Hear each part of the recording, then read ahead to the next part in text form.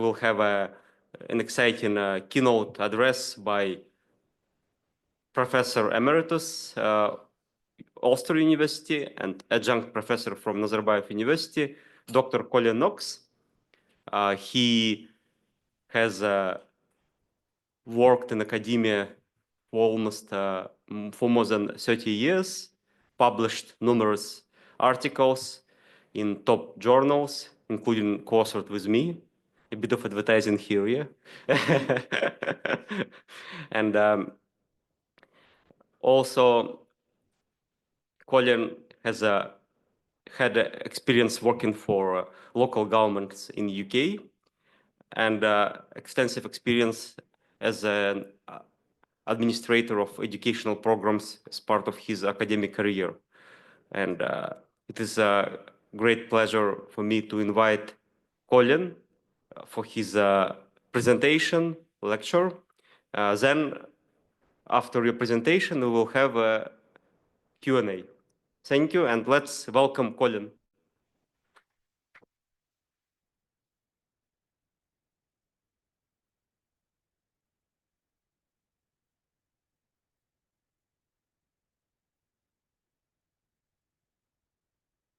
Okay, good morning, and thank you very much for turning up at this early hour to listen to the opening address of the academic part of the conference. And first of all, thank you to Dr.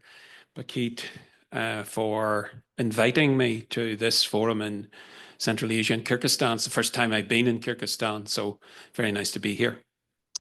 So, one of the things that I want to make clear just before I start is I'm not going to be talking about the technical aspects of digitization because I'm not a technical person, but I do want to talk about the governance arrangements that surround the digitization process. So the purpose of my presentation is to look at digital transformation. What does it mean? What does it involve? What are some of the design principles associated with digital transformation?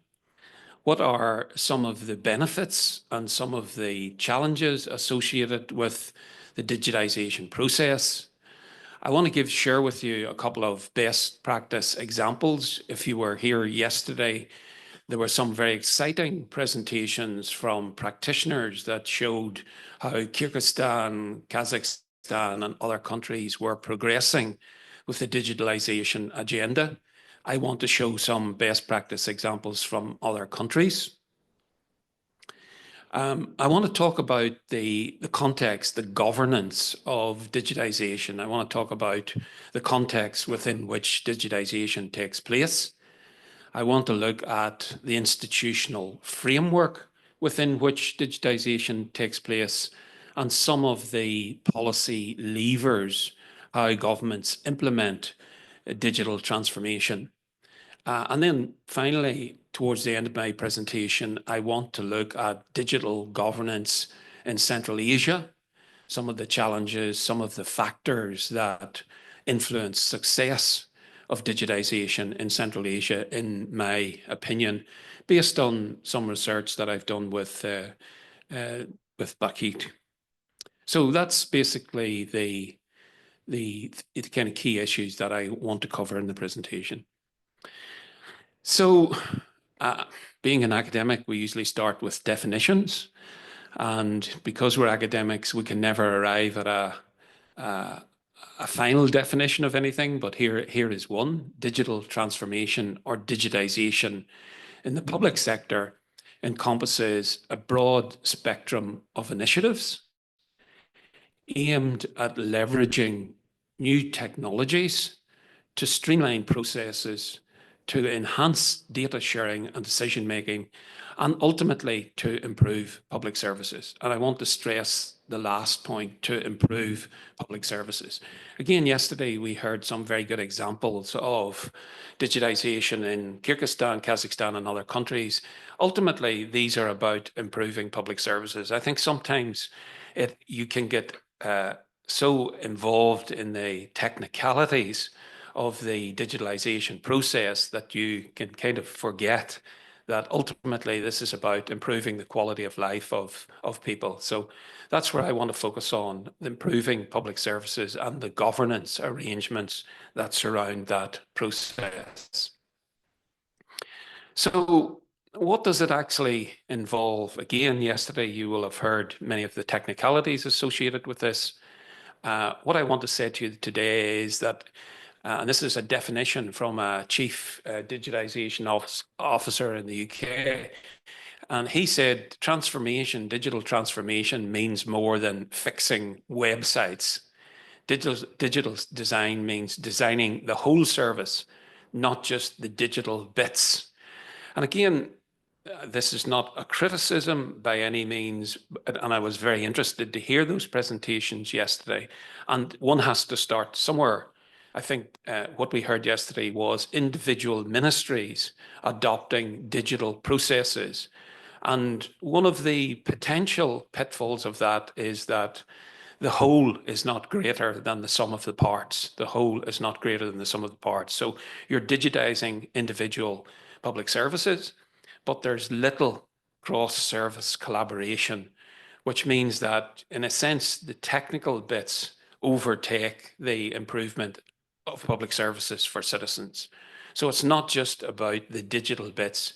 If you're designing a service, you need to think about the organization that runs it. So this is like a whole of government approach, to use a bit of public management rhetoric.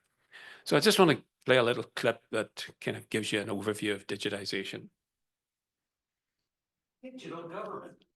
Now, what exactly does this mean? We see digital government as one that is digital to the core and serves with heart. From the way we are run to the way we think about plans and processes, we're constantly embracing new and better ways to plan, operate, and serve our citizens and businesses in a better way.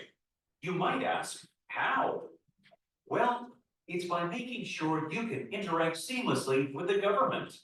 From accessing your digital identity to applying for a flat and paying taxes, we have digitized many physical processes and built digital services around your needs, while not forgetting the human in digital. After all, tech should always serve us, not the other way around. So we are freed up to focus on things that matter most. Citizens too can get involved in our digital government. After all, it's not just about apps, digital infrastructure, or integrated systems. It's also about the community, the relationships, and the connections we build. Digitalization isn't an end goal in itself, but a wheel that is always in motion. How we enhance our lives can be a complex code, and technology means nothing if we don't apply it for the public good. We are here to serve with heart. No matter where you are or who you are, you can be empowered by your ideas and our infrastructure. Fashion your dreams out of new tools and thrive in this smart city we call home.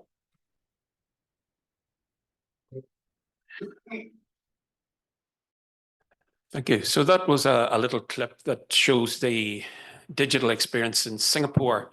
And I thought it was an interesting little clip because it pulls out two important points that I wanted to make, and that is about the interoperability of digitization. We heard yesterday, for instance, one of the speakers was saying how many people have used the health app in Kyrgyzstan, and to what extent that was integrated into the whole digitization process. So I think it's about this collaborative process across government. It's about connecting those digital bits. And the second point that I think that clip makes very well is the need to involve citizens in the process. Digitization is about improving public services. Those who know best about the receipt of public services are citizens. So that, I think, is a key message that I want to convey to you. So what are some of the good design principles associated with the digitization process? And I'm taking some of this from the OECD that have invested quite a lot of time in talking about how to design and deliver good digitization processes. The OECD suggests that we should build accessible, ethical, and equitable public services that prioritize user needs rather than government needs. Again, the point here is that this should not be a top-down process. It should be delivered with impact at scale and with pace. So the digital transformation process should not be staccato, should not be done in a kind of haphazard as and when we decide to do it for particular public services. The process should be accountable and transparent in the design and delivery of public services to reinforce and strengthen public trust. And one of the things I'm going to be saying shortly is that where you have an absence of public trust in government, the digitization process is potentially flawed. If people do not trust government, then they're unlikely to trust the whole digitization process. And I'll go into that in a little bit of detail later. So what are some of the key benefits? Some of the benefits I think were fairly obvious if you listened to the presentations yesterday, but just to set them out in a little bit more detail. Obviously, digitization improves accessibility for citizens. It can save a lot of time and be very efficient. It enhances efficiency and productivity. We heard examples yesterday where the volume of paperwork was reduced radically. And in post-Soviet countries, bureaucracy was very prominent. So reducing bureaucracy, enhancing efficiency, I think is a key benefit for countries like yourselves. It increases transparency and accountability if done properly. It can lead to data-driven decision-making, so evidence-based policy-making as a result of digital processes. And we heard yesterday, again, some examples where ministries were using this data to inform how they delivered public services. It enhances citizens' engagement where government seeks to do that, and in some cases they don't. It reduces environmental impact. It leads to innovation and technical advancements. It can improve the economy of a country. Country can become more competitive as a result. And particularly for large countries, and I'm thinking of Kazakhstan here, geographically very large, it can improve inter-regional cooperation and enhanced access to information. Because Kazakhstan is so geographically disparate, getting messages from the center to the regions, even inter-regional cooperation, is often a difficult task. So what are some of the challenges and risks associated with digitization? Well, one of them is ensuring digital inclusion, that particularly across the urban-rural divide, not just that, but people who are less technically literate. We need to ensure that it rolls out to everyone, not just those who are technically competent. There's also a potential for resistance to change. People don't like change. This new technology, this whole of government digital transformation can create pressures on officials. They may resist a change. And that can be true not only of public employees, but the public, particularly perhaps older members of our society. Fostering trust in new systems. Will people trust these digital opportunities to interact with government? Creation of robust, reliable digital infrastructure and accessible platforms.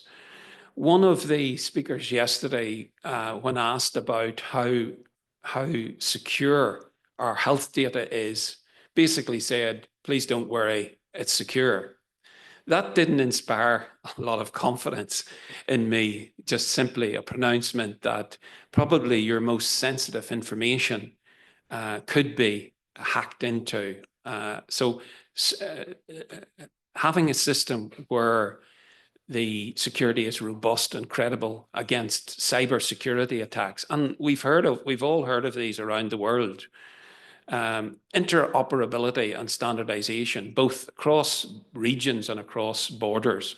So if countries develop their own technology, it may limit them in terms of data sharing across regions and other governments.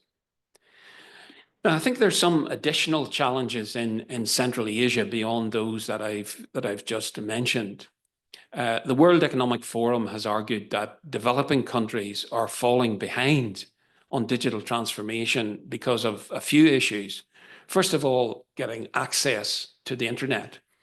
You can't assume when you're rolling out digital transformation that all citizens have access to the internet. And I'm going to show you some statistics in Central Asia about that. Education attainment, particularly amongst young people in STEM subjects, science, technology, engineering, and maths. We heard yesterday again where there's a great need for people who have these technical skills. And one of the World Economic Forum observations was that developing countries are not producing enough of those people to support digital transformation. Or when they do, there is a brain drain to other countries. They can get better salaries, better conditions, and so on. And finally, the additional challenge for somewhere like Central Asia is the policy context within which digital transformation takes place. And I'll return to that point in a moment. So I just want to share very quickly with you a few examples beyond those that we heard yesterday, which were mainly focused on Central Asia. So Norway is a country that is seen to be very successful in terms of digitalization of its welfare services, but more generally, it's held up as a leader in terms of other European countries, how they're performing on digital transformation. And that success has been put down to three things. First of all, broadband availability. So people have access. 100% of the population has access to broadband. People have become very digitally competent and therefore feel quite able to use these digital services, and overall accessibility of online services. So government essentially interact with citizens only through the digital mechanism. Now, research on Norway has found that many countries in Europe have these advantages. They have good broadband availability, they have good digital competency, and they have good access to online services. But what differentiates Norway, as an example, is that Norwegians have a high level of trust in their government. They have a high level of trust in their government. So they trust government with the data that is included in these apps and these services that are provided. And again, I will return to that a little bit later. So the general rule is that public agencies in Norway communicate with citizens only in a digital form through a digital mailbox to receive letters from the public sector. And here's just a couple of examples. For instance, citizens use a digital IT number. They access all services in Norway. I pick out one or two here that are very prominent in health services. Like you can arrange appointments, you can access your health records, you can access prescriptions. Again, I was interested yesterday that one of the speakers said, well, government here can't share all of your health records because there's some confidential information. And I was kind of struggling to think what would be confidential about your health record that government would want to hold back. Welfare services such as seeking financial support for subsistence, all of these things are easily accessible to Norwegians. They have employment services all online. You can get a tax card if you want to work in Norway. And interestingly, and several other countries have adopted this model, they have digital access to what they call life situations.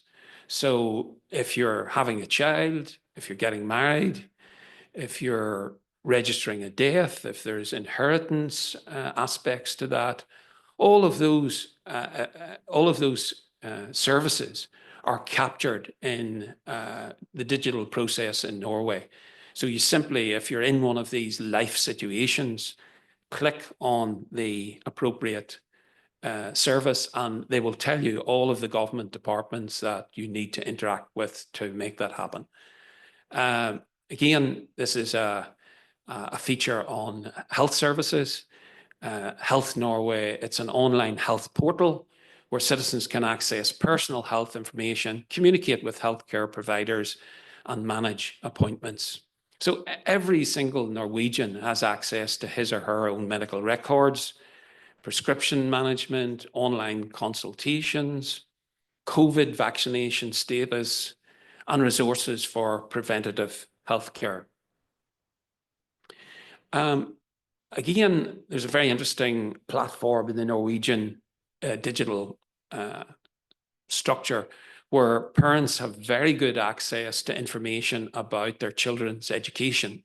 So the Norway school system incorporates digital platforms for communication between teachers, students, and parents.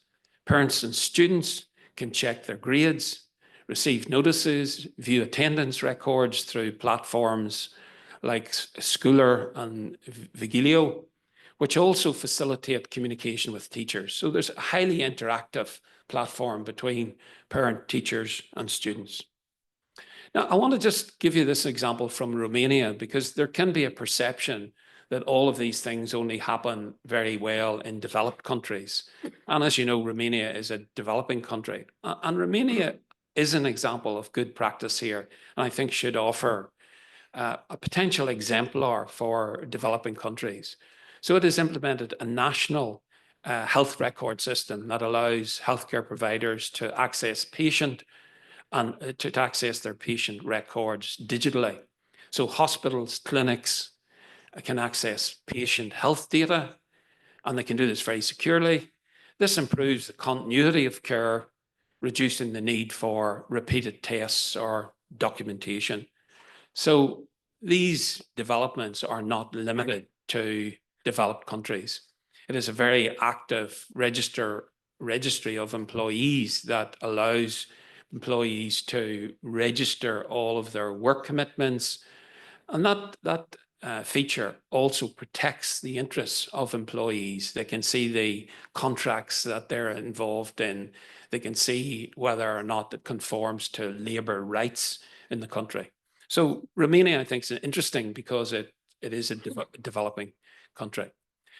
So the last example I want to share with you, just in terms of digitization in practice, is Estonia, that claims to be the most advanced digital government in the world. Estonia claimed to be the most advanced digital government in the world. And I want to show you a little clip that demonstrates how Estonia has been advising the government of the United States on digitization.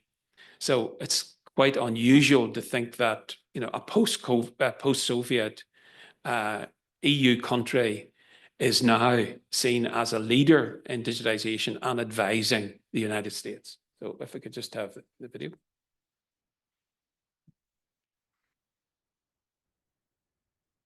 Estonia has the most advanced digital government in the world. Banking, prescriptions, even voting. In Estonia, they're all managed through a single online system called e-Estonia. And other countries are taking note. This system has been in operation since 2001. It's a convenience for the citizens, and people love it, obviously. Estonians been filing taxes and voting online for years, little fanfare. But when, say, a global pandemic hits, those capabilities are actually crucial. Especially after COVID, all those functions break down. Whereas for us, everything keeps just humming along, and there's no break in anything.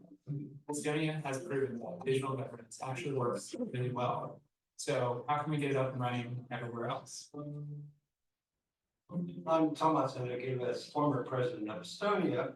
As president, Ilves oversaw the rollout of e-Estonia. Nowadays, he lives in California and consults on cybersecurity and digital governance. I'm smack in the middle of Silicon Valley. In a 12-mile radius, I have the headquarters for Tesla, Apple, Facebook, Google. Yet, if I want to do anything with the government, it's a mess. I mean, I would have to go to a government office, DMV, stand in line there, take along a photocopy of my electricity bill.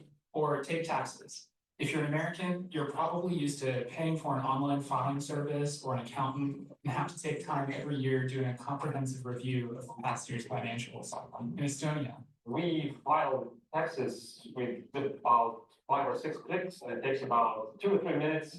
and it's free. So here's how e-Estonia works. Each of us has a digital ID. It's based on one single number, it's a public number.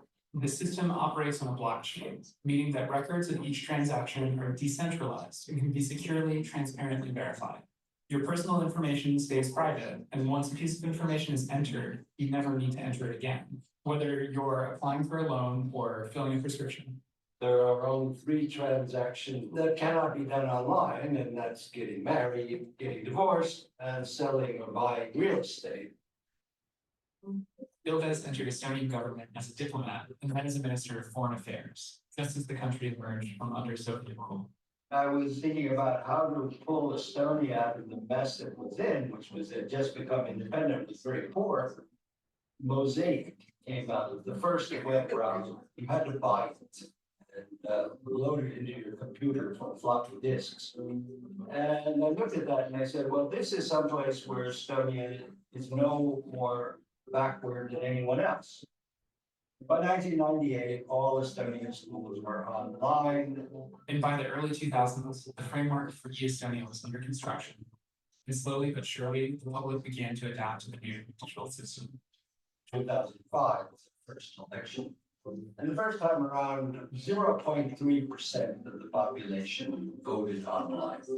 Last May, for the European Parliament, we had 46% of the population voting online. Especially in the US, the idea of the government collecting and being responsible for your most personal and private data might sound a little alarming. But in the e-Estonia system, every citizen is able to see a detailed log of any time their data is accessed by a government agency.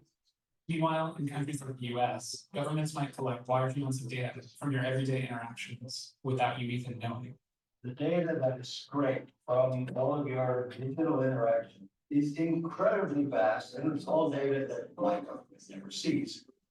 So if you want to be dystopian and worry about Big Brother, don't worry about the government doing it directly, worry about the government doing it indirectly. People say, you're a small country, you can do that, we're a big country. But there is no impediment to digitizing governments in larger countries other than server size. Because the design is basically the same. But you have to be willing to take the risks of doing this. And for online governance to be widely adopted, people have to believe in it. I've been asked, especially since COVID, shouldn't we do e-voting? But it takes a long time to create the trust necessary to have people vote online. It works in my country because we use exactly the same tools that we use to take money out of the bank, to register your kid for school. Since the trillions of transactions that citizens have made over the past 20 years have not been hacked, you trust your vote. I think it's a virtuous circle. Estonia has shown us that a more modern system of governance is possible. The question is, are we ready to do it? Hey, thanks for watching this video. If you like. Okay, thank you very much. So, I mean, I think the key kind of lesson coming out of that little clip is that citizens have to trust the process. They have to trust their government to deliver digitization in a secure and robust way. And what it also shows, I think, is here is a very small country in the world that is sharing good practice with the United States. So digitization is possible. I think the Romanian example, the Estonian example, illustrate that very well. So digitalization governance is about, according to the OECD again, it's about becoming a digitally mature government that requires good governance as the foundation on which enablers such as the digital signature, digital identity, procurement strategies, as well as accurate and interoperable data registries and public services that meet the needs of users can be built upon. So these are fundamental building blocks, if you like, for good digital governance. Just as I move towards the final part of my presentation, I want to focus a little bit on the context, which I think is important when one looks at Central Asia. So the context for design and delivery of services, the way in which services are designed and delivered, is informed by the history of delivering services in a country, the political support for the agenda, and the role of legacy technology, amongst other factors. Old technology, how is it integrated into the digital process? So again, just drawing on the framework, the governance framework by the OECD, they talk about 3 critical factors that are important for the rollout of digitization. They talk about contextual factors, political, administrative, socioeconomic, technological, policy, and geographical context. They talk about institutional models. What is the framework within which the rollout of digitalization takes place? Does it have support from the leadership of a country? What are the specific roles and responsibilities associated with that process? How is it coordinated? And so on. And finally, they talk about policy levers to make sure that the digital process is rolled out properly. What strategy is there for digitalization? What are the tools? What's the financial management mechanisms to make it happen? And so on. Excuse me. And here's where I want to revert to looking at digitalization within the context of Central Asia. And for me, there's some data that allows us to look at the potential for the rollout of digital transformation in Central Asia. And I just pull out these 3 points because there's data available on them. The first one is the share of the population with access to the internet.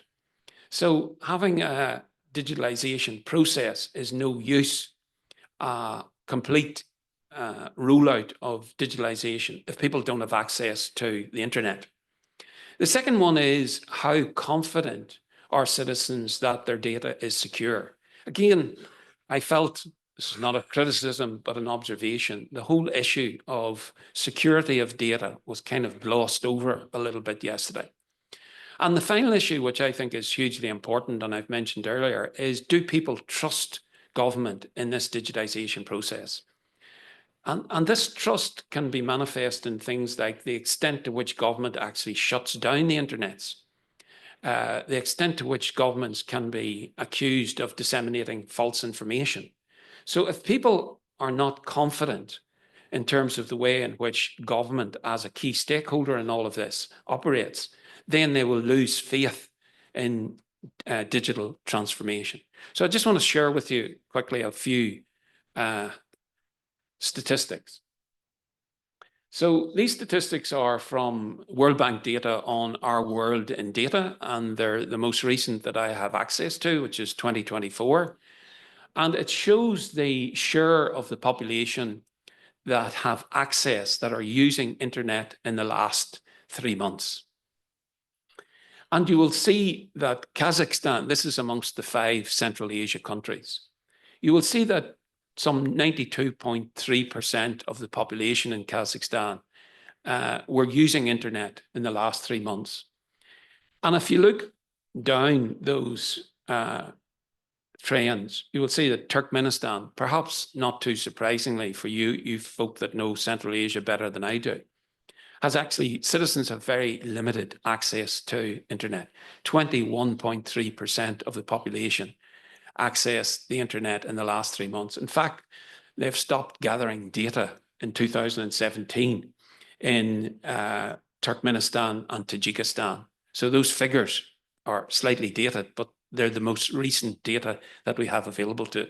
So one can talk in grand terms about digital transformation, but if you have very limited access to the internet, that is going to be a major obstacle to the rollout of digital transformation.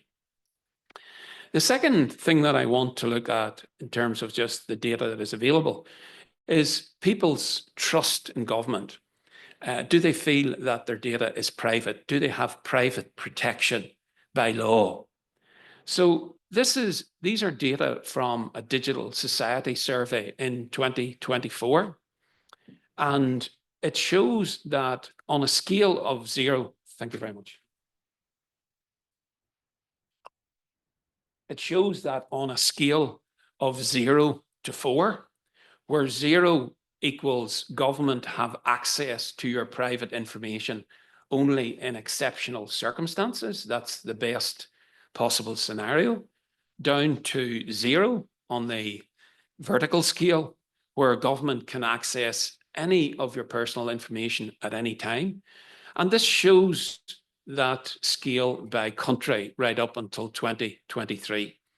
So Kyrgyzstan actually performs very well in this sense, that government access information only, personal information only in limited circumstances. So there's protection by law in Kyrgyzstan for government, in a sense, abusing that personal information. And some of the poorer performers, the green bar is Tajikistan, that you will see government there can abuse access to your personal information. Again, this is about trust in government. If you do not trust government, then you're unlikely to buy into digital transformation. So privacy by law is another facet of it. The potential of government to shut down the internet in practice is also a factor that influences people's trust in government in digital transformation. So again, this is the same survey, 0 to 4. So on the scale of 4, at 4, government almost never shuts down the internet in practice. The higher up the scale you go, the better the performance of government. So you will see there again, Kyrgyzstan performs relatively well compared to other Central Asia countries. So Kyrgyzstan almost never shuts their internet down in practice, according to these data. Whereas one looks at, perhaps not too surprisingly, Turkmenistan, where government often shuts down access to internet in practice. Again, this is a feature of people's trust in government. And finally, not to bamboozle you with too many statistics, the final statistics I wanted to share with you is, again, from the Digital Society Survey of 2024, on a scale of 0 to 4, where at 4, the government almost never disseminates false information to citizens. All of the Central Asian countries don't do so well in this, the highest being 2.09. But you will see there again that Kyrgyzstan performs relatively well in this context. And actually, Turkmenistan, again, not too surprisingly, features badly. So these are trends in terms of government's potential ability or actual ability here to disseminate false information. So again, I think these are features of the governance framework within which digitalization takes place. So you may be aware of this yearly survey that takes place by a body called Freedom on the Net. It's an annual survey designed to measure each country's level of internet and digital media freedom, as well as access and openness of other digital means like mobile phones and text messaging. So it's a well-recognized international source of evidence on freedom on the internet. So the survey itself captures 3 components. It captures obstacles to access. Are there infrastructural problems with access? Are there political barriers with access? Is there limitation on the content of material that appears on websites? Is there technical filtering? Is there blocking of websites? And finally, is there a violation of users' rights? Are there restrictions on freedom of expression, surveillance, and privacy?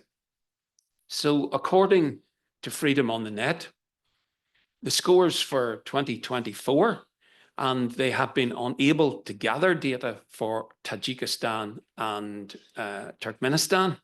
So for the three countries, the second column on the left shows their score out of 100. So 100 means that a country has great freedom on the net, and 0 means that it has very little freedom on the net. Again, Kyrgyzstan scores quite well.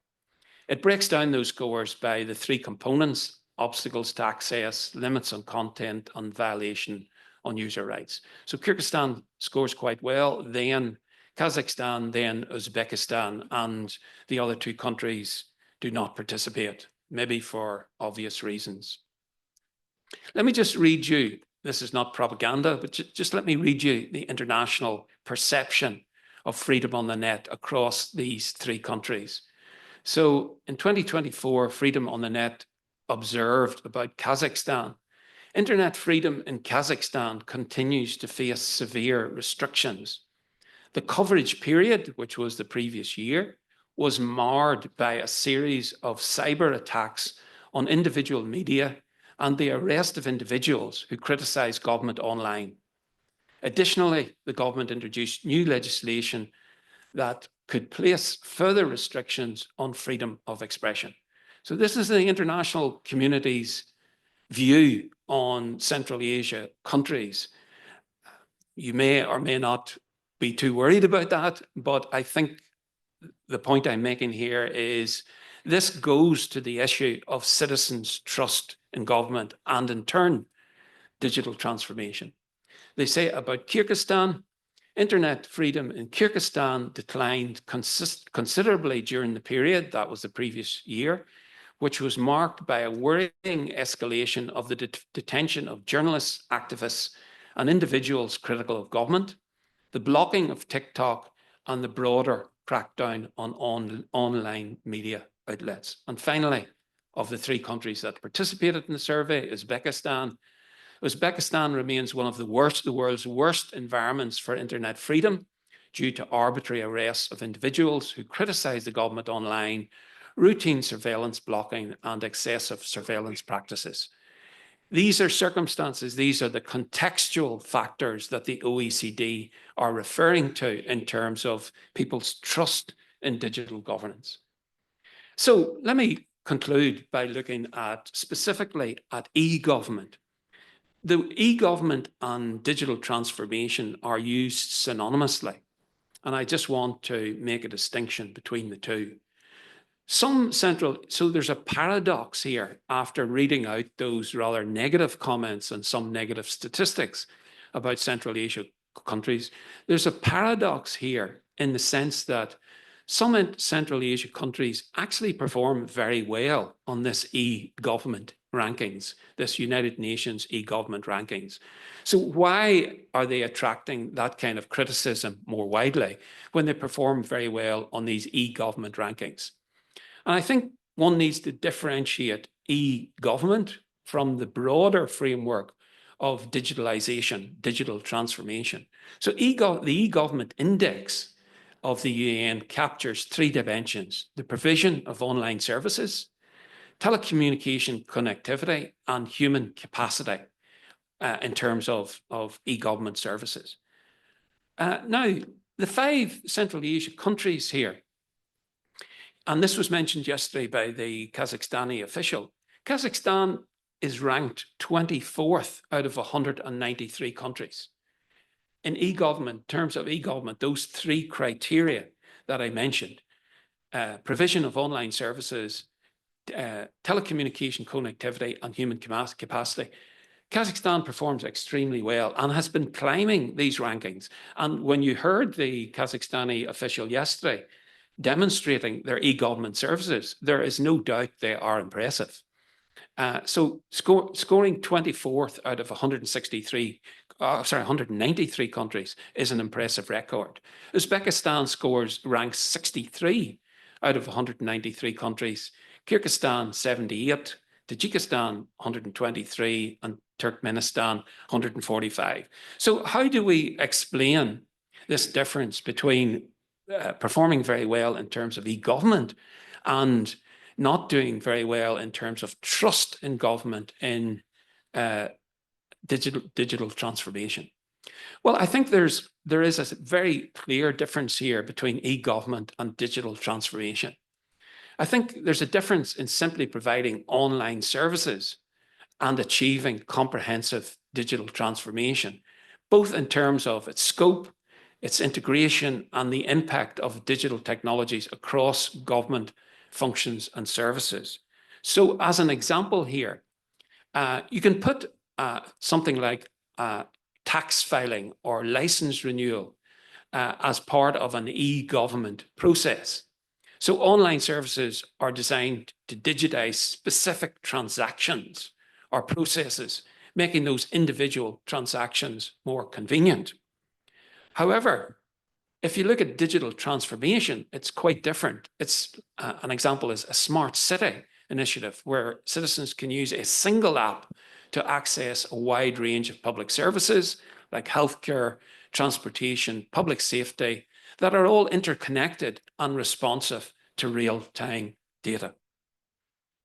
So in essence, online services are about digitizing individual services for convenience, whereas digital transformation is about rethinking how a government operates, aiming to create a cohesive, data-driven and responsive system across all functions. So I think that is an important distinction. So just to move to conclude fairly quickly, what are the factors that influence digitization in Central Asia from my perspective? I think centralized authority, which is a feature of Central Asia countries, can actually be a benefit in the sense that it can speed up implementation. If you were doing this in a so-called democratic country, you would have lots of layers of approval to get through. I was amazed when I first came to Kazakhstan at the rollout of one-stop shops. President Nazarbayev at that stage said, we want one-stop shops. Within 18 months, there were loads of one-stop shops in Kazakhstan. And that was one of the key benefits of centralized authority. So it can speed up the process of implementation, but not for the purposes of surveillance and control, but rather for access, innovation, and empowerment. A key feature in successful digitization is that you get public buy-in, that citizens, you don't get citizens' resistance, and they will resist digitalization if they see it as a tool of oppression, that it's kind of big brother is watching you type of thing. Investment in digital infrastructure is a key to success, along with skilled personnel. And someone mentioned yesterday this potential for brain drain of skilled personnel. A big issue for Central Asian countries, I think, is this digital divide. They need to tackle the urban-rural divide in terms of digital literacy. This is an important point, I think, in terms of Central Asian countries' willingness to be open to technology countries. So many Central Asian countries see data as their sovereign right to hold that. So in-country data sovereignty will restrict partnerships with global tech firms that rely on open internet access. This will limit foreign investment in technology. Big tech firms will not come to countries where there is a restriction on data. It will limit investment in software and expertise. And having a regulatory framework that allows for investment from large tech companies is critical to digital transformation. In other words, you've probably heard of this ease of doing business index is critical to attracting investment. And finally, robust cybersecurity that protects not only state data, but citizens' access to data from cyber attacks, both within the country and from foreign sources. So to conclude, I'm sorry, this was rather longer than anticipated. So to conclude, digital transformation in Central Asia, in my opinion, involves a balance between advancing technologies and maintaining centralized control. Where centralization can speed up implementation, there are concerns over surveillance, control, and citizen support for digital transformation. In other words, this whole issue of trust in government is critical to digital transformation. Thank you very much. Thank you very much for this inspiring keynote address. A bit gloomy, but with ending with a good optimism, yeah, for Central Asia. And we are open for questions. Of yes. Yeah, just a second.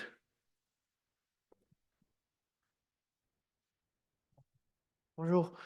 Thank you for a wonderful presentation. I do have a question though, regarding this assessment of e-governance and digital transformation in Central Asia that you've been trying to differentiate.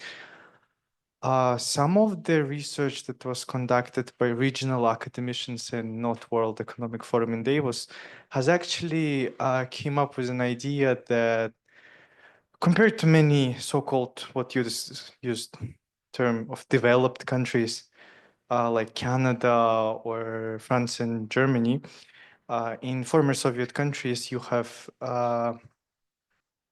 higher level of access to government services and integrated services compared to these countries, which some people have explained through what is called social advancement, that is built actually through education, that in 60s and 70s, people have been indoctrinated with the idea that advancement happens through science, and this trust and belief in science is a contributor to what you call a trust to government to pursue certain changes. And the question would be, how do you explain the argument given to this, that actually, if you compare, you don't have to be what you describe a well-developed country to have social advancements? Merci. Yep, okay. Yeah, it's a very good question. I think one of the things that the research demonstrates in developing countries is that they have done this in an incremental way, which is in some senses contrary to what the OECD is saying. You should do this at pace, you should develop. But they have bitten off little segments of public services. I mean, Kazakhstan's a case in point. I know that best in Central Asia countries, where they started with these one-stop shops, these one window services. And because they saw the benefits to citizens from those, they progressed further into digital transformation. And you saw yesterday how successful they were at doing that. I think one of the things about education advancement, particularly in Kazakhstan, is that we have seen universities now in Kazakhstan starting to embrace STEM subjects, science, technology, engineering, and maths. And the university that I was at, Nazarbayev University, is a case in point. It's a STEM university. So you see those technical competencies developed in a way in which perhaps in some other countries where they don't have the resource base, that education advancement is not happening at the same speed. So I think you're right, there does need to be kind of technical competence education advancement before, or at least running alongside digitization to make both those processes work. Yes, actually, I have a question. As a moderator, I will ask it. So in terms of, I wanted to discuss Kazakhstan, not because I'm from Kazakhstan, but actually because Kazakhstan is considered as a leader in terms of digital transformation in Central Asia, and as we saw from e-government index.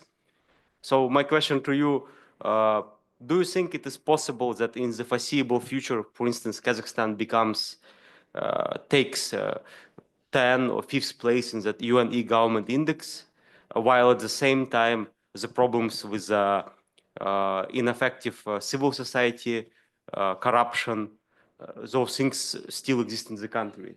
And how would you reconcile these trends that seems to be especially striking in Kazakhstan? Yeah. Yeah, I mean, it's a puzzle. And I should say moderators are not allowed to ask difficult questions, but it is a puzzle that you see this advancement in individual services, yet that whole of government approach is hampered by those wider systemic problems around corruption, government closing down internet services and so on. So I think probably countries like Kazakhstan will peak in terms of e-services, e-government services, but whether they get that cross-country collaboration, whether they get that, what the OECD describes as operationalization, interoperable ability, where they can transfer information across borders, boundaries, regions, I think still remains to be seen. And that's the puzzle in that kind of paradox, if you like, that they do well on the e-government index, but there are severe, significant limitations in terms of a whole of government approach. Thank you, Colin. And I think that serves to the point. For instance, I'm a citizen of Kazakhstan. I use Kazakh government apps for public services. But we also have open government forums. We can criticize our bills, but I don't do that because of possibility of not very high level of trust to government, and considering that there could be repercussions for any possible criticism of government. Yeah. So that probably limits the ability of that system to be functional as a proper digital transformation system. Yeah.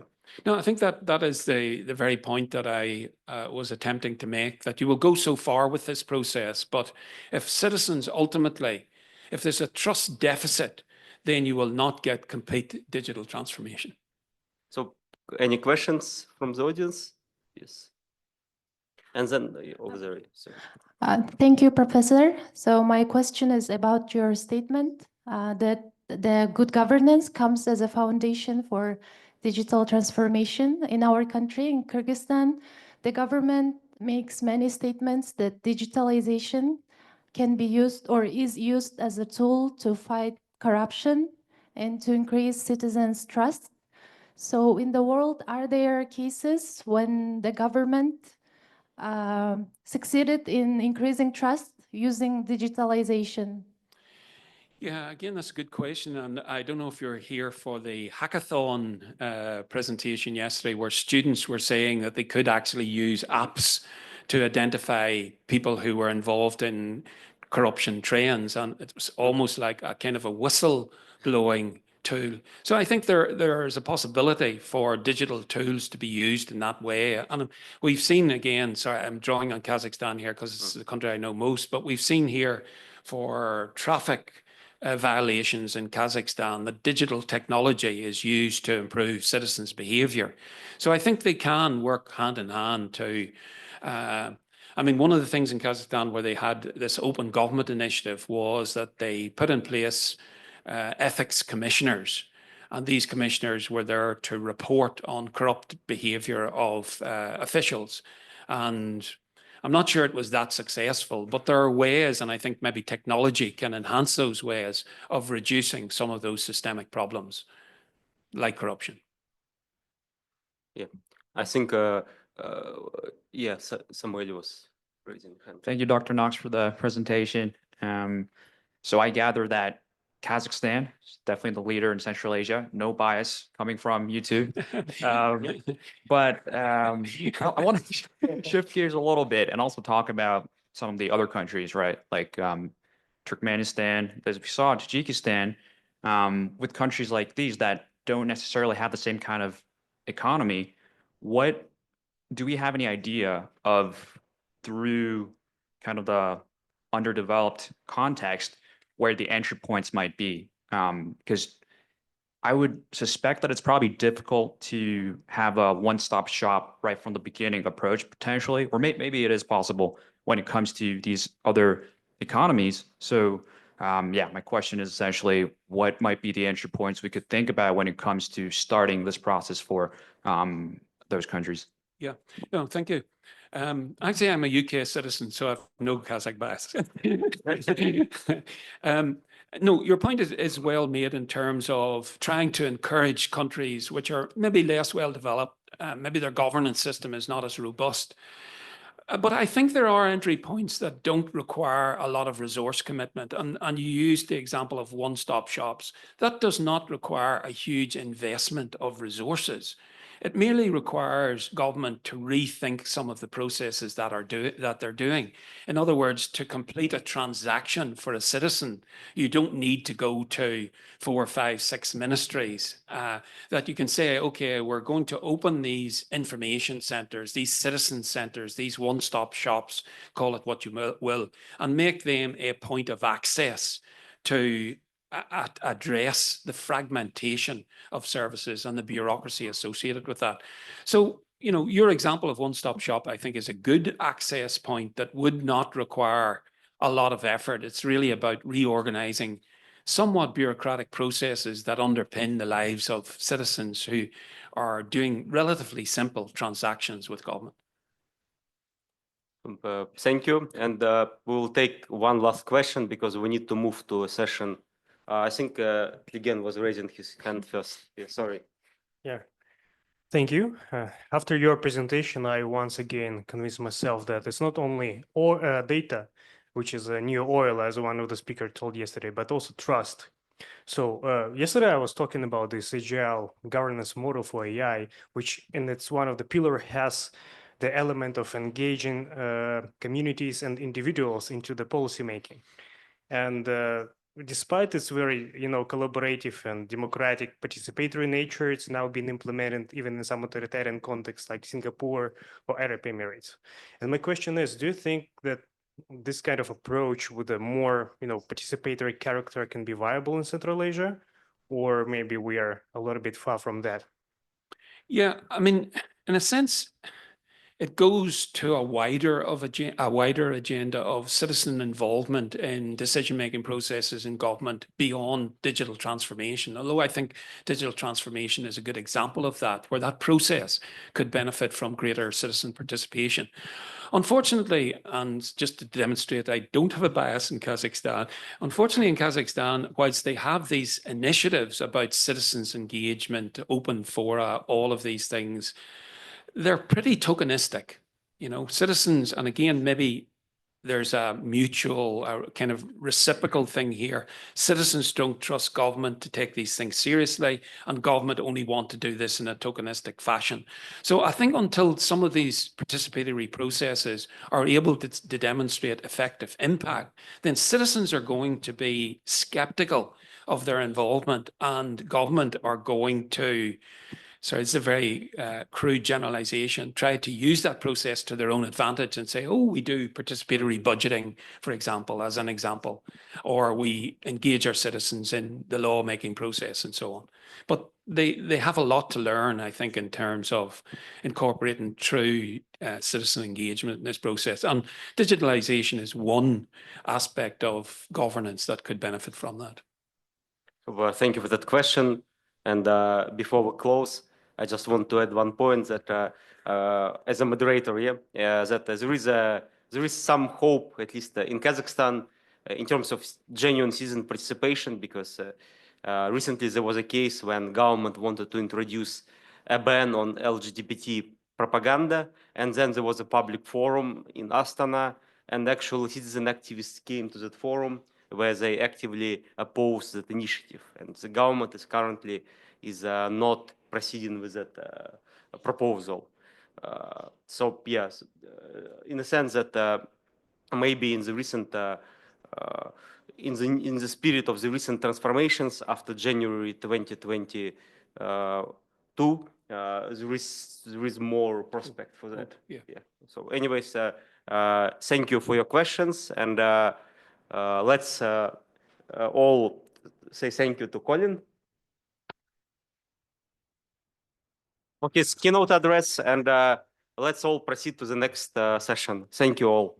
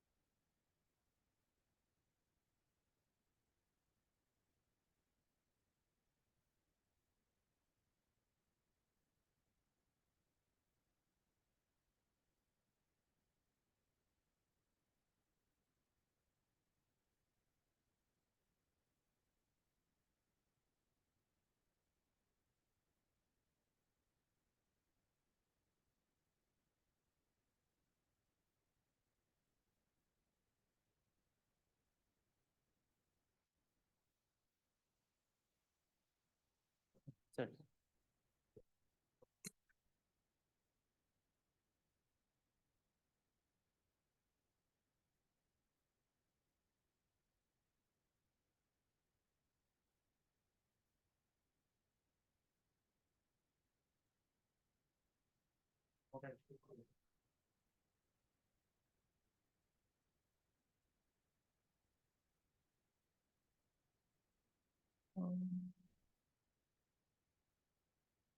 Hello, everyone. A very warm welcome to our first session this morning, well, after the plenary. My name is Noor Siddiqui. I am from the Nazarbayev University in Kazakhstan. Welcome to this session on digitalization in Central Asia, new technologies from government to education and business. Actually, I'm very pleased to see that we have a very few exciting kind of presentations lined up. These topics cover digital Silk Road, cybersecurity, blockchain, and many more. But I believe we have 3 papers confirmed. Some of the presenters, they can't make it today this morning. So in a way, this is good because we'll have more time to discuss. So I would like to begin with our first paper, which is being presented by Ms. Zalina from the Institute of Public Policy and Administration, University of Central Asia. And her topic is Digital Silk Road, e-governance between China, Kyrgyzstan, and Kazakhstan. So, Ms. Zalina, you will have, I would say, 15 minutes so that we can have a fruitful discussion at the end. So, you may proceed.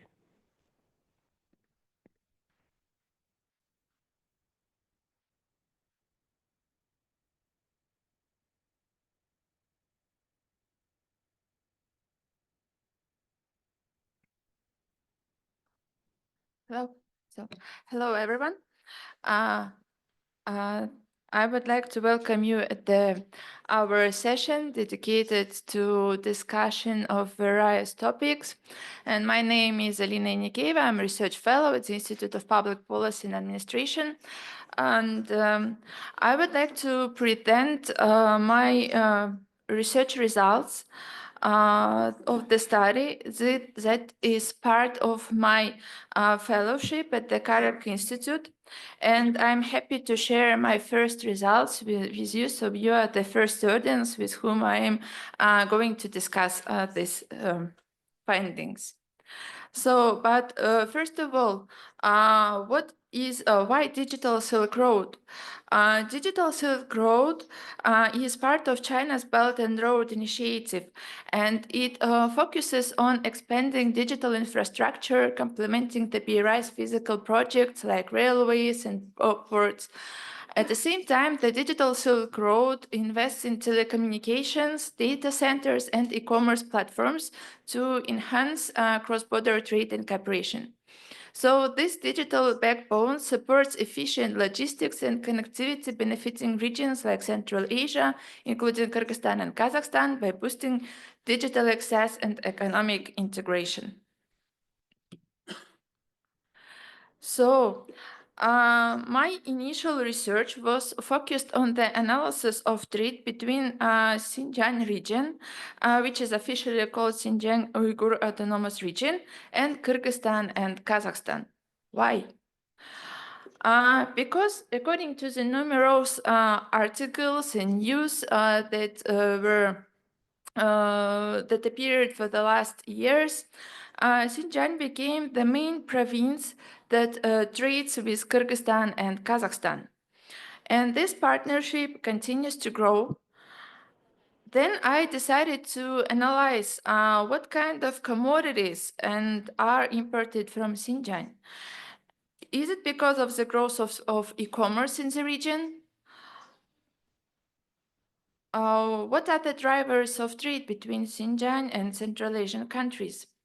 The data that I will present next are based on desk research and in-depth interviews with different stakeholders, such as business people trading with China, state authorities, representatives of associations, and other experts. So my research still continues. So, but the received data helped to make some brief conclusions and brief brief ideas already now. So, but before proceeding to the discussion of research results, I would like to mention that data on e-commerce are extremely scarce. So, few sources of information, especially international one, they publish data on data on digital trade, and they differ from each other. As of China and Kazakhstan, only they publish some national statistics on e-commerce, while Kyrgyzstan's National Statistic Committee started developing the methodology of calculating of e-commerce indicators only now. So what is e-commerce? According to the United Nations Conference on Trade and Development, e-commerce is defined as the sale or purchase of goods or services conducted over computer networks by methods specifically designed for placing or receiving orders. Shortly, it means that the payment and delivery of goods or services may occur offline, but the order itself must be conducted electronically to qualify as e-commerce. At the same time, social media platforms can significantly influence e-commerce. For example, sellers may not operate in a formal store or with integrated order forms or as a marketplace, but I am sure that you know a lot of online pages, online shops in Instagram that promote the commodities, clothes, or shoes, or any other stuff. And for consumption, and you might be ordered something from those online shops in Instagram or Facebook or WhatsApp and other platforms. And despite this is really very widespread, this type of informal consumer to consumer e-commerce often falls outside of conventional e-commerce definitions, and consequently it's not included in the statistical measurements. And another point that I wanted to underline is that e-commerce sales consist of sales by local online shops to domestic and foreign buyers, but not foreign purchases by domestic buyers. It means that if order was done in Kyrgyzstan from the Kyrgyz marketplace, for example, it would be possible to calculate and to figure out this type of transaction.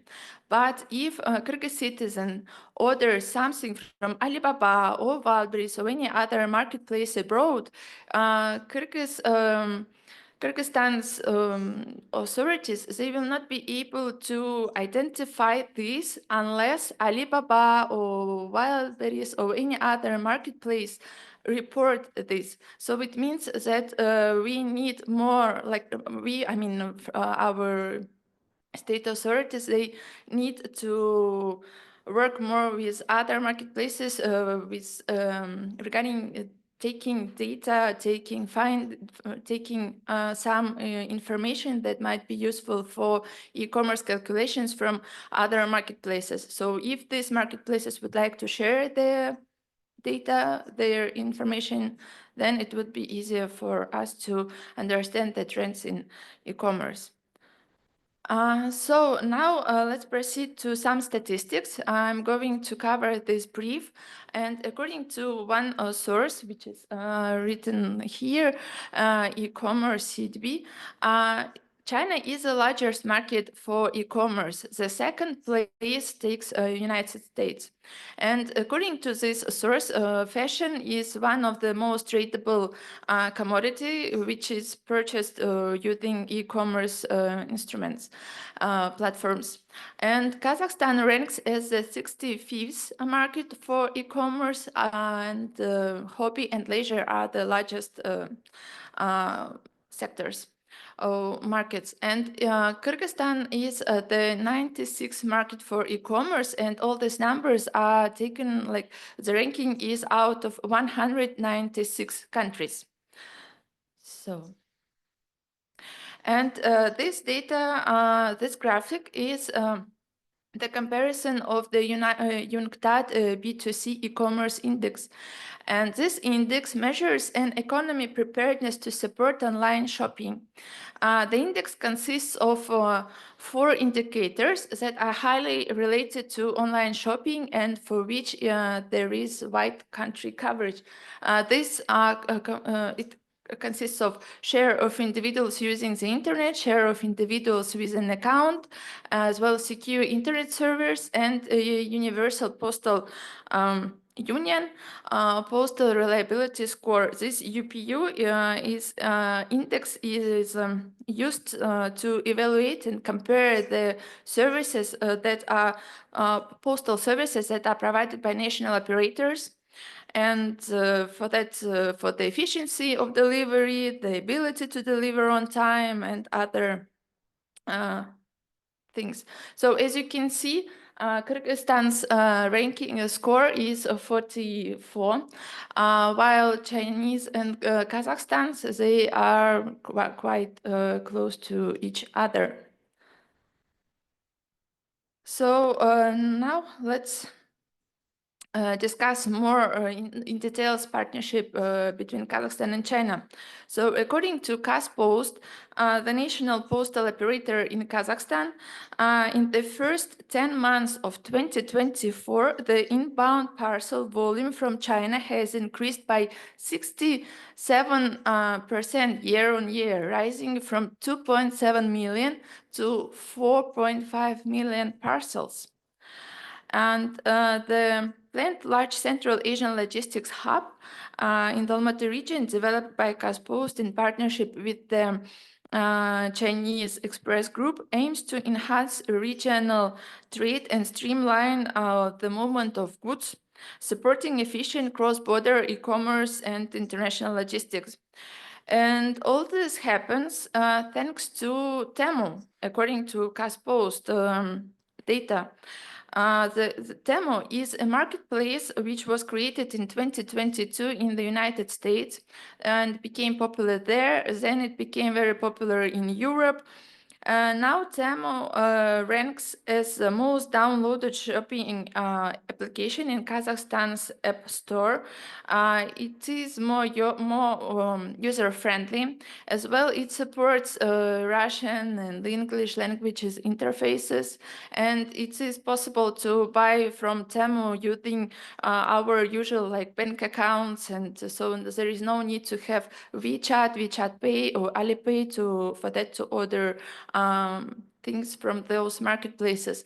While AliExpress and Taobao, Tmall, 1688, they were the famous marketplaces in Kazakhstan.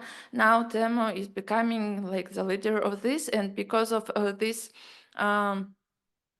convenient conditions, and because it's really very difficult to buy from AliExpress and Taobao without WeChat payment. So WeChat, this is as maybe many of you know, the like the not it's a very big mobile platform that has Messenger, it has Marketplace, and it's like as well WeChat Pay is the instrument for that to pay anything. So without WeChat, it is really very difficult to be in China as well. And did you know that Kaspi entered the Chinese market recently? So now with the Kaspi mobile application, one can make purchases in China at retail and service points. It means so that, for example, if you have this Kaspi application and you're in China and you will see this Alipay Plus logo, it means that you can pay using Kaspi mobile application. No need to do WeChat and any kind of bindings. And so what about Kyrgyzstan? AliExpress and Kyrgyz Post, Kyrgyzstan's national operator, are collaborating to reduce delivery times for international orders, but this market segment still remains small. And e-commerce in its conventional form is limited in Kyrgyzstan now. So I will explain you why. For example, many Kyrgyz citizens struggle with buying something from Taobao, from Alibaba because of these WeChat difficulties. Because for that to install this WeChat, you have to you need to have someone who already has WeChat, and that person should provide some QR identification confirmation. And for that to do this, you need to find that person. And usually these people who have WeChat, they sometimes ask for money for that to prove that you are eligible to have this application. And that's why many customers in Kyrgyzstan started using cargo companies' services to facilitate orders from international platforms. For example, they come to this cargo office, they show the commodity, for example, which they want to order, show this, then they pay the amount of money to the local representative, like to using mBank or Optima or any other instruments. And then cargo companies, they place order on e-commerce platform on behalf of customer. And this service usually costs something around $4 per kilogram. And when the item is arrived to Kyrgyzstan, customers are notified about this one, and then customer visits the cargo office to collect their items. So this is a rhetorical question.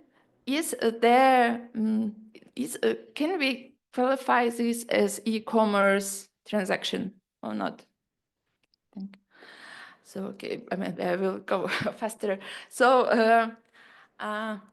another findings that that were gathered during my data collection, coming back to the question, to the discussion of trade with Urumqi and with Xinjiang. So, as many authorities noted that there are no factories based in Urumqi, and all goods, including fabric, come from other provinces to Urumqi, and then they are transloaded and go to Kashgar, and I will show the map and the whole road later. And the representative of factories imitate the presence of manufacturers in Urumqi, for example. And as well, there are often multiple intermediaries involved into this business, as many as, for example, from 5 to 7, resulting in up to 7 points of contacts. It means, so for example, if you buy fabric at the Medina Bazaar, and before this arrival, there were 5 or 7 markups. So the factories that produced it and sold initially, it was then repurchased 7 times. So additionally, 7 markups were done during this delivery of the item to the bazaar in Kyrgyzstan. As well, many local businesses, they hire specific individuals to check the quality of the commodities before they ship. And payments that are also made through intermediaries, and business people from Kyrgyzstan pay locally, usually in yuan or in US dollars, and Kyrgyz soms, they are not accepted. And so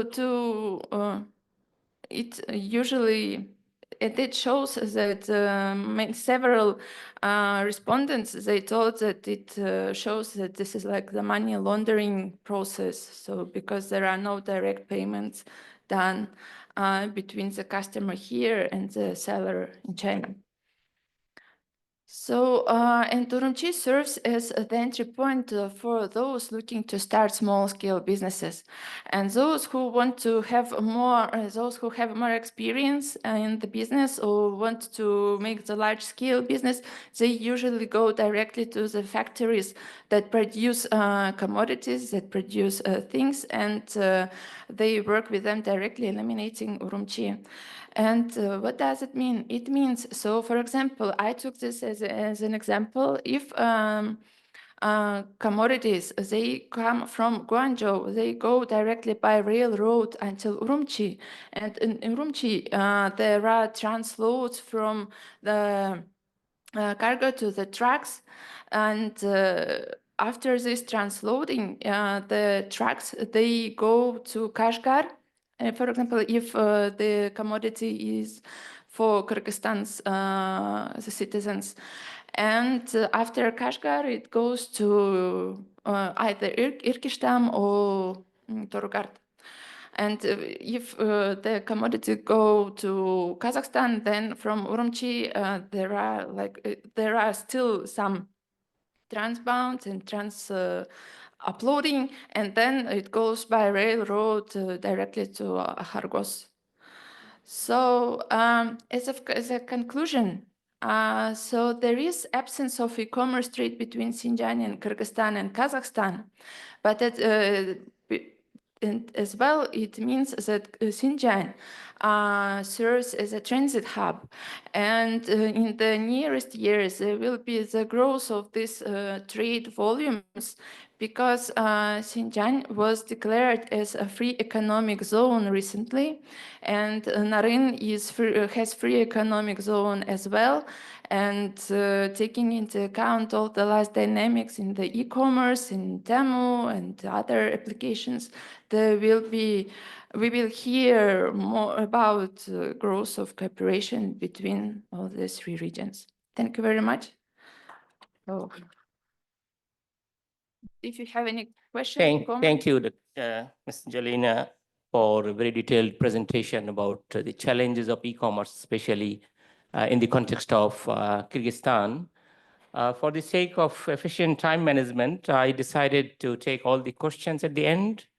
We'll let the three speakers present their papers first. Is that okay with? Yeah, okay. So we will have the question and Q&A session at the end. So may I now invite our second speaker, Professor Ikboljon from Maqsut Nazarbayev University in Kazakhstan.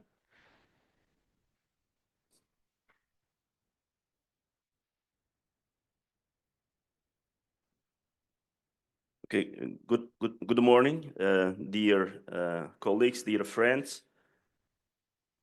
First of all, let me start by expressing my appreciations and my thanks to organizers, to University of Central Asia and their distinguished partners for organizing such an important event.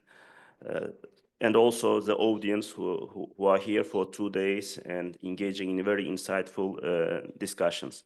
So I want to start with a caveat, with a warning that I'm not a cyber security expert. I teach international relations and diplomacy at Maqsut Narikbayev University in Astana. However, last year I had an experience as a coach of my university's team, and we attended Cyber 912 strategy challenge, which is all about addressing non-technical consequences of cyber crisis, which was held in Paris. So based on that experience, I became aware that there is increasing intersection and mutual relevance between international relations and cyber security issues.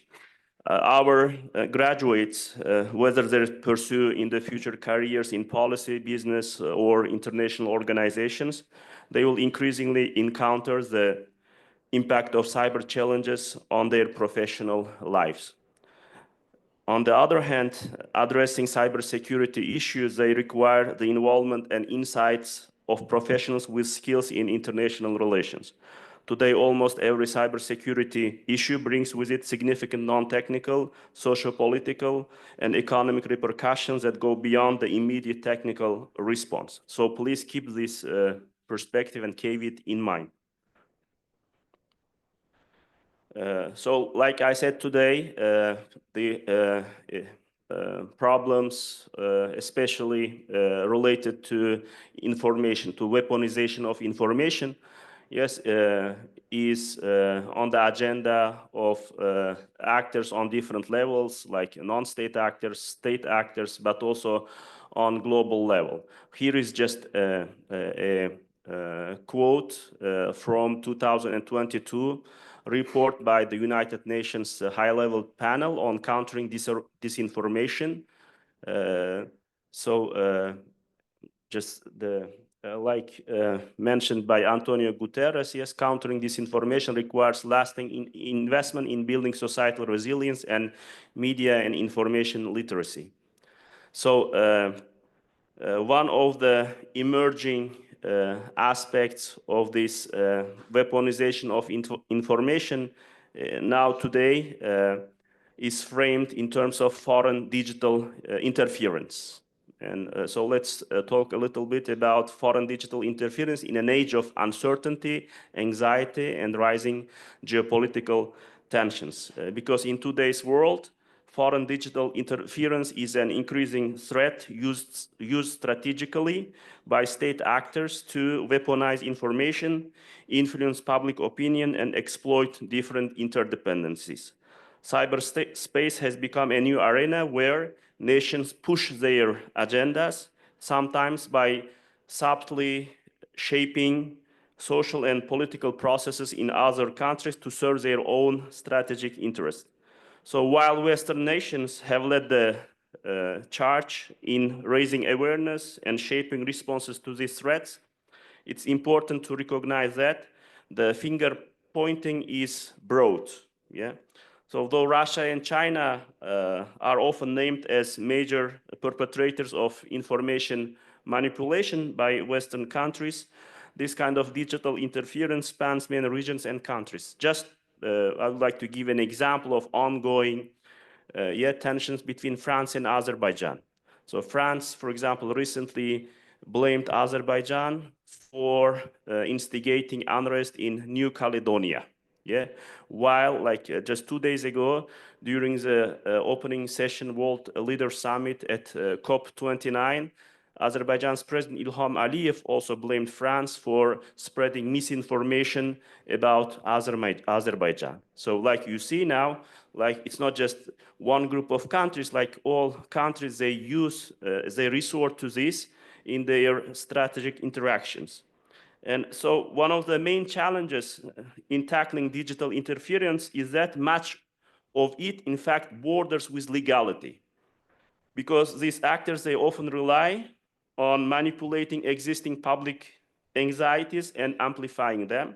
So to understand the nuanced nature of these threats, and let's consider two definitions from leading organizations. The European Union External Action Service, since recently they publish annual report on cyber threats, which they frame as a report on foreign information manipulation and interference.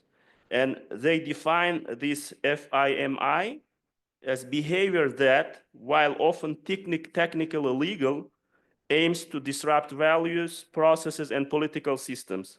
Such activities are typically manipulative, deliberate, and coordinated, so involving state and non-state actors, including proxies within or outside the targeted territory.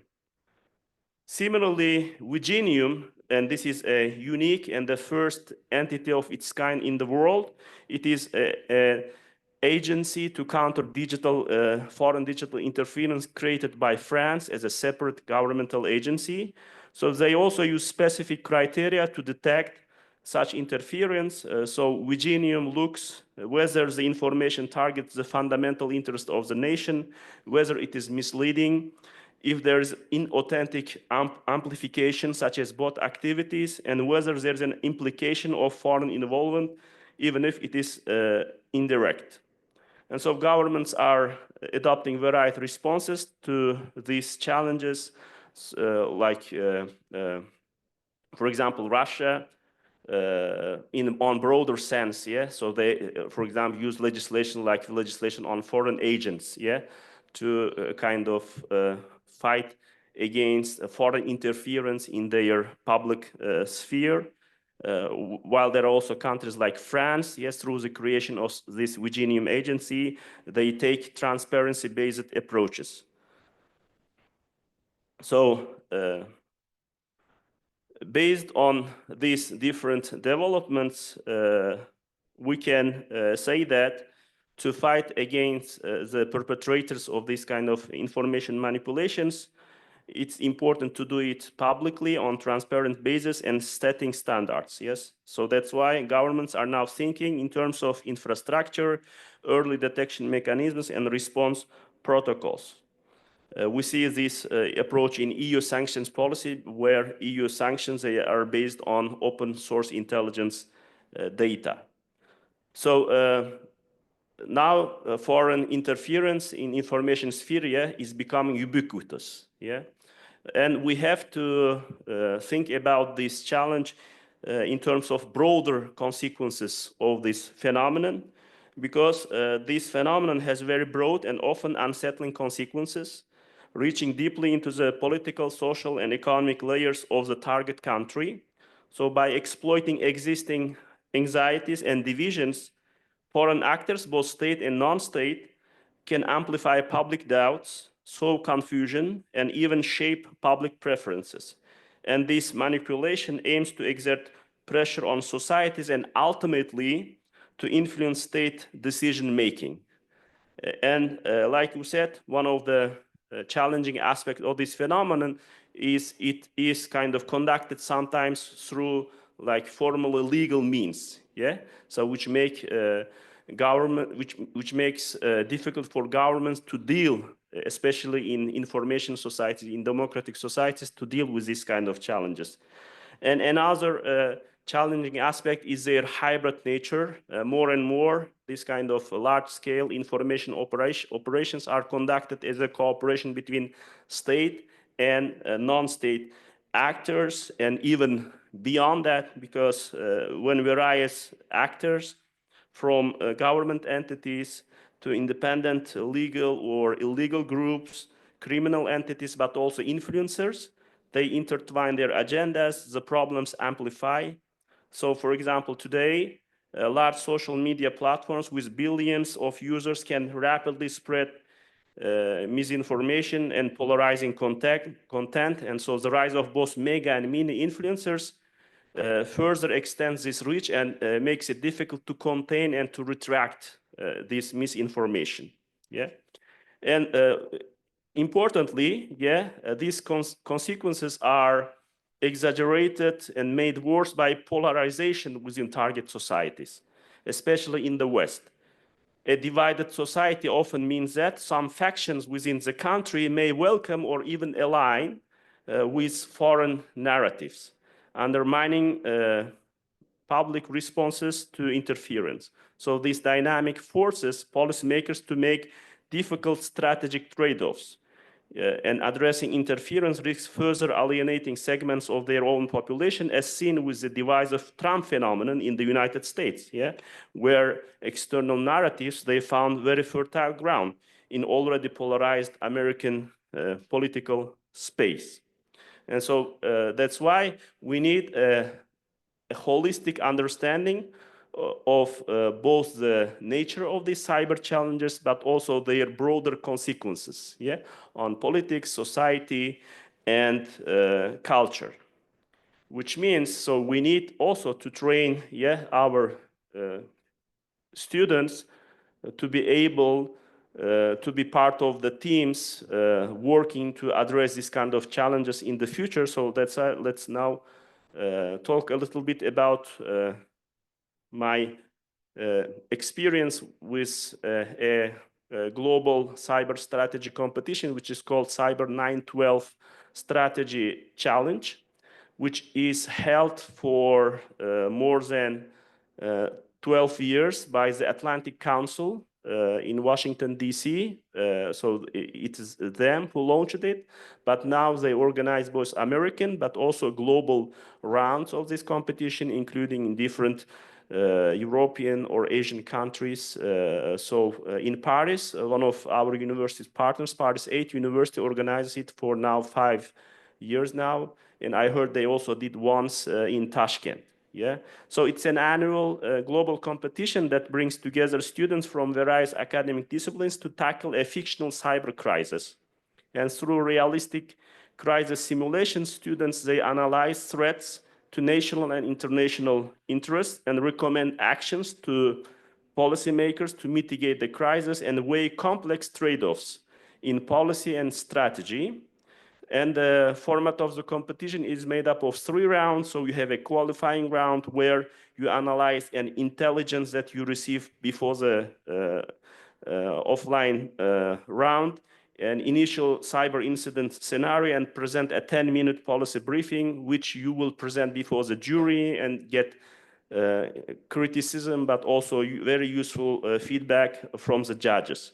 And then advancing teams, they move to semi-final rounds, where they receive the continuation of the scenario, and they have very short time because you receive the continuation of scenario if you are selected to semifinals at 8 p.m. in the evening, and you have to submit your updated document and response by 8 a.m. in the morning, which means you have to stay awake all night and work with your students, which we did. And then those 3 teams in Paris, it was who go to final round. They receive the final intelligence on the scenario right half an hour before presenting, so they have a quick time to quickly update their analysis and also update their policy recommendations. Yeah.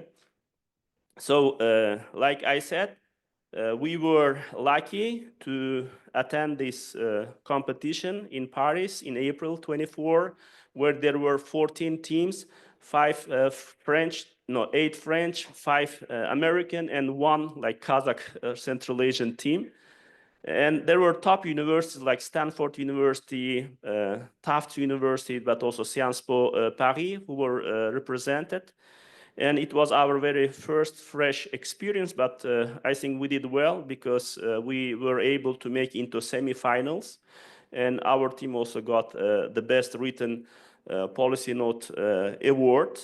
So during that competition, we spent 3 intense days immersed in the scenario.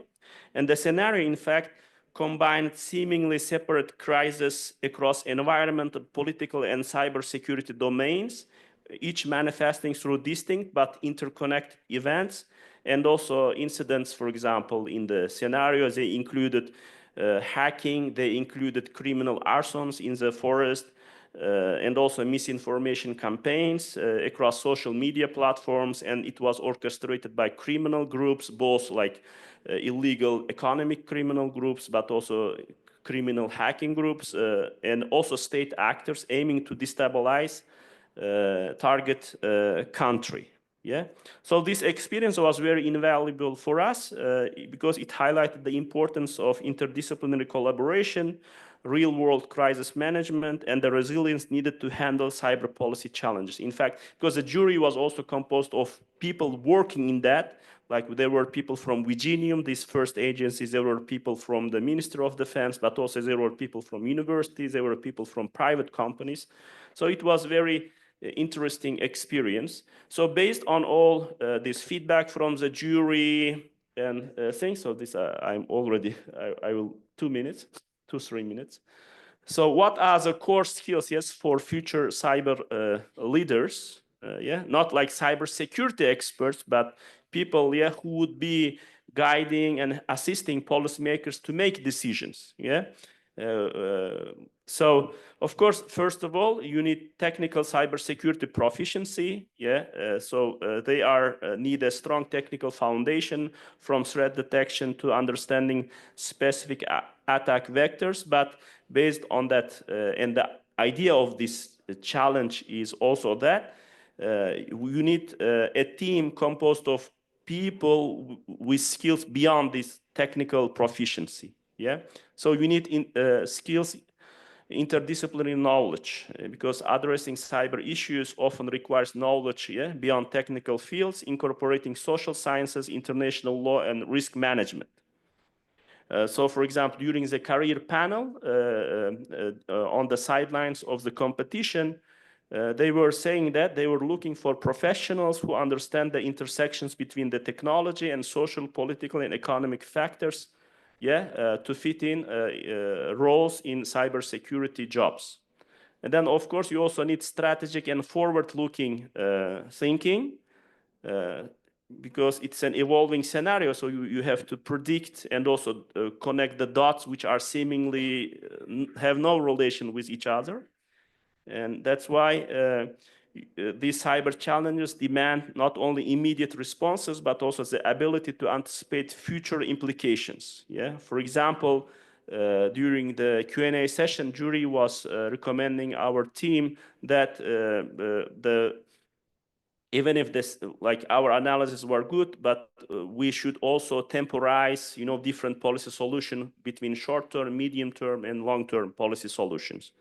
And also you need situational awareness and risk assessment, because effective cyber strategy, it is built on recognizing and assessing risk within the context of a crisis.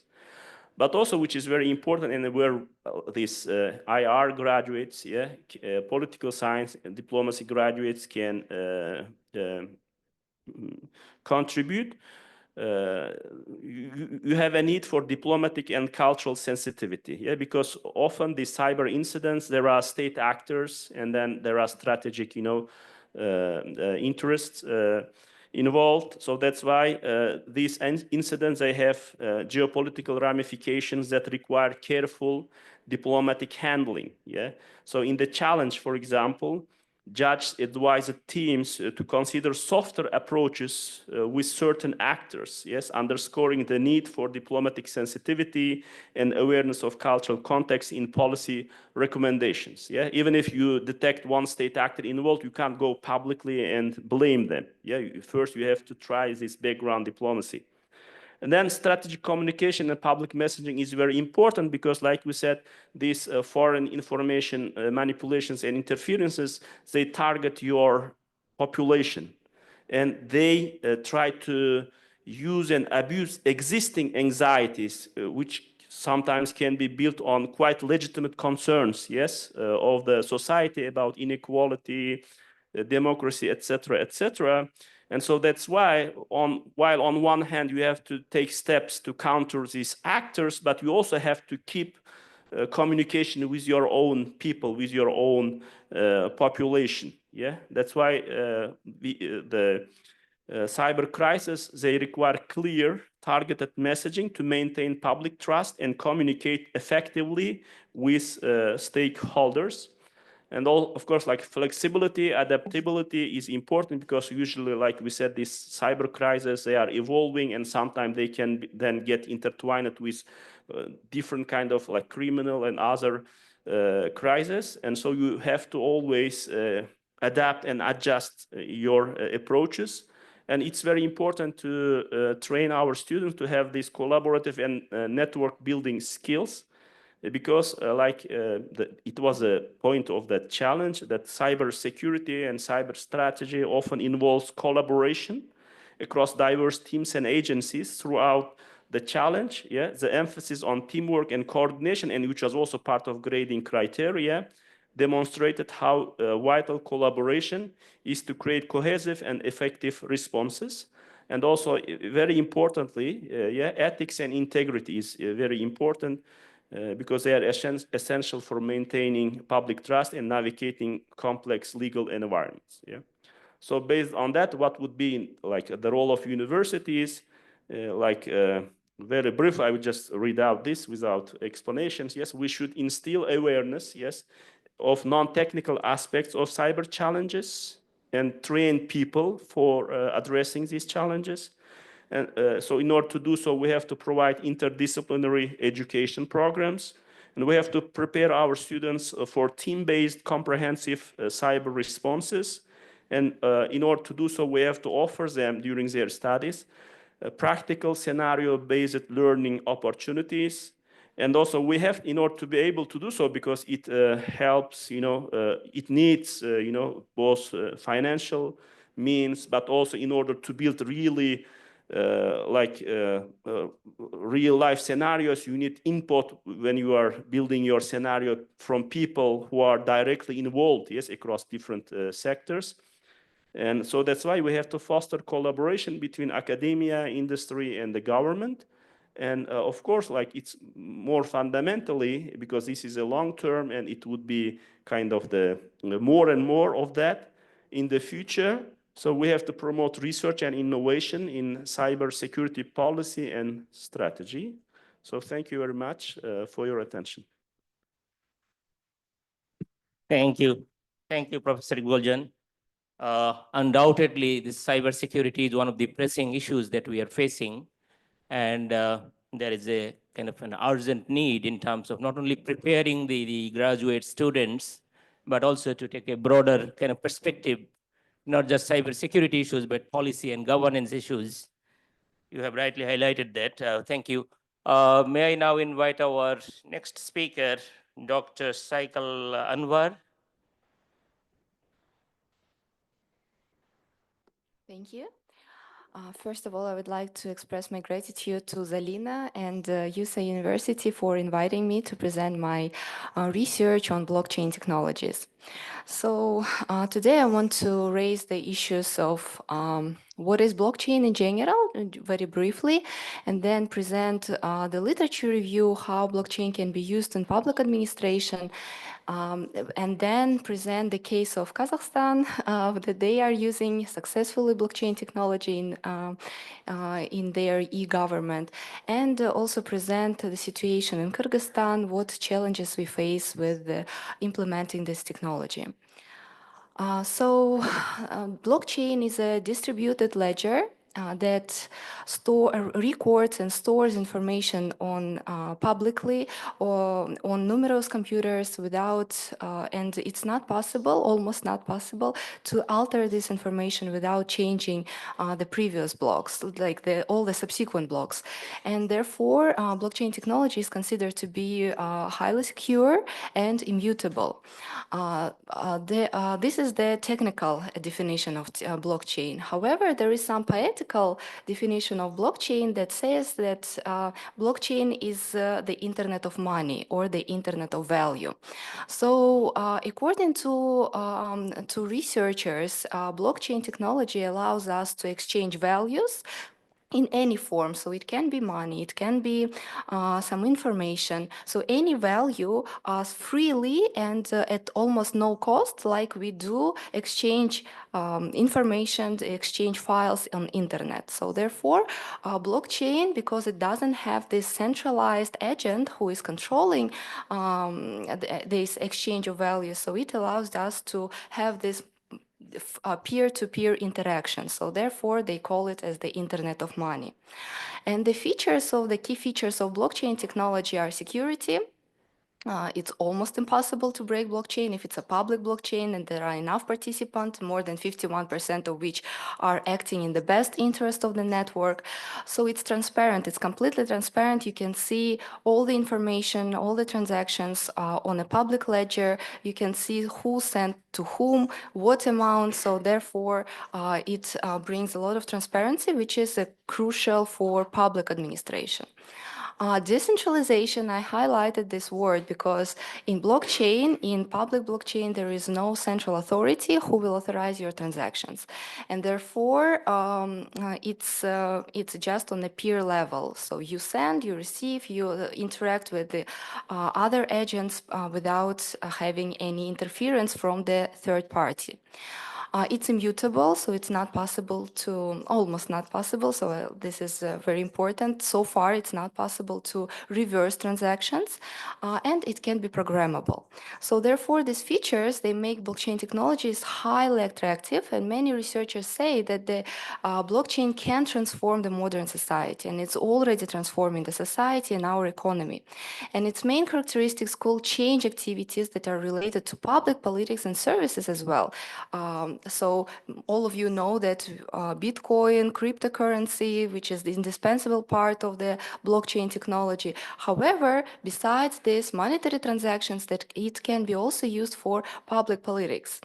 And this is extremely important for the developing economies where institutions, rules, laws, and regulations are not effective or are not they are not followed, or they cannot be instigated.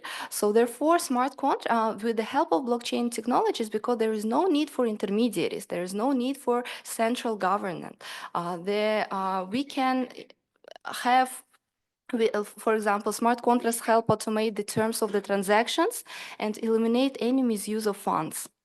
Digital transactions registers, they ensure transparent use of funds and reduces corruptions and fraudulent transactions. Also, blockchain technology can if you have access to internet and you have a mobile phone, you already have access to banking services. Like, you don't even need to access to banking services. You can transfer fund, you can receive fund using the crypto money.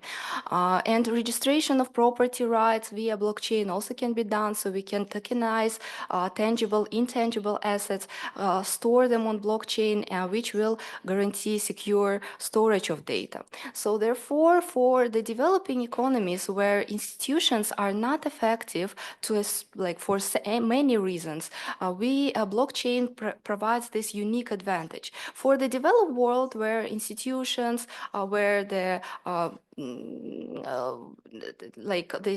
institutions, like all the three branches of the power, they are effective, so we can blockchain is an addition. But for our countries like us, which are developing, blockchain may be a great advantage, may bring great advantage. So in particularly, how to use blockchain for public administration, that's on a certain degree a philosophical question, because blockchain in its pure form, in its initial form that was designed, it's decentralized. And therefore the questions arise: should we what to govern? And how to govern is fundamental. Those questions are fundamentals when we think about adopting blockchain technologies in the public sector. So who will be authorized to make changes in the system? So to what degree the system needs to be centralized or decentralized? Who will be the participants in the system?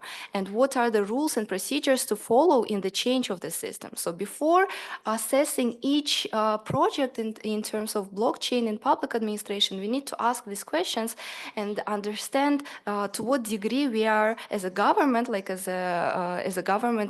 are ready to distribute the power among several agents. So, and therefore, just want to give you this model that was proposed by researchers by the paper Tan et al. In 21. So, for the successful governance of blockchain governance, all three levels must be met. So, we need to understand to what extent the macro level, to what extent the regulation is in place, so on a macro level, to what extent organizational level is prepared to implement blockchain technologies, and on micro level, do we have people, do we have the personnel, the key personnel that will implement those technologies. And for just to show you how this is performed in Kazakhstan and how all these three levels are met, I wanted to present you a case study. You know that for 2 days we discussed a lot about Kazakhstan, how they succeeded in e-governance. So how it started in 2018-22, the digital Kazakhstan policy was adopted. However, at that time, blockchain was not considered to be a strategic direction. Yet, public service digitalization required use of all new technologies, and which was where blockchain was part of it. And in 2020, in Kazakhstan, they adopted law on digital technologies, and two associations were created.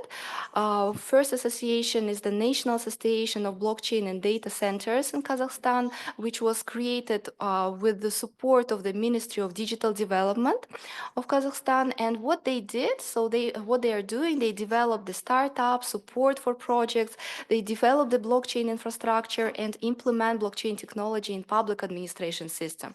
So this organization was closely tied with this Ministry of Digital Development and other ministries, and it was closely working with all the ministries to successfully implement the public blockchain in public administration. Another agency is more it's less associated with the government. It was formed by blockchain developers, the Association of Developers and Users of Blockchain Technology, Blockchain KZ.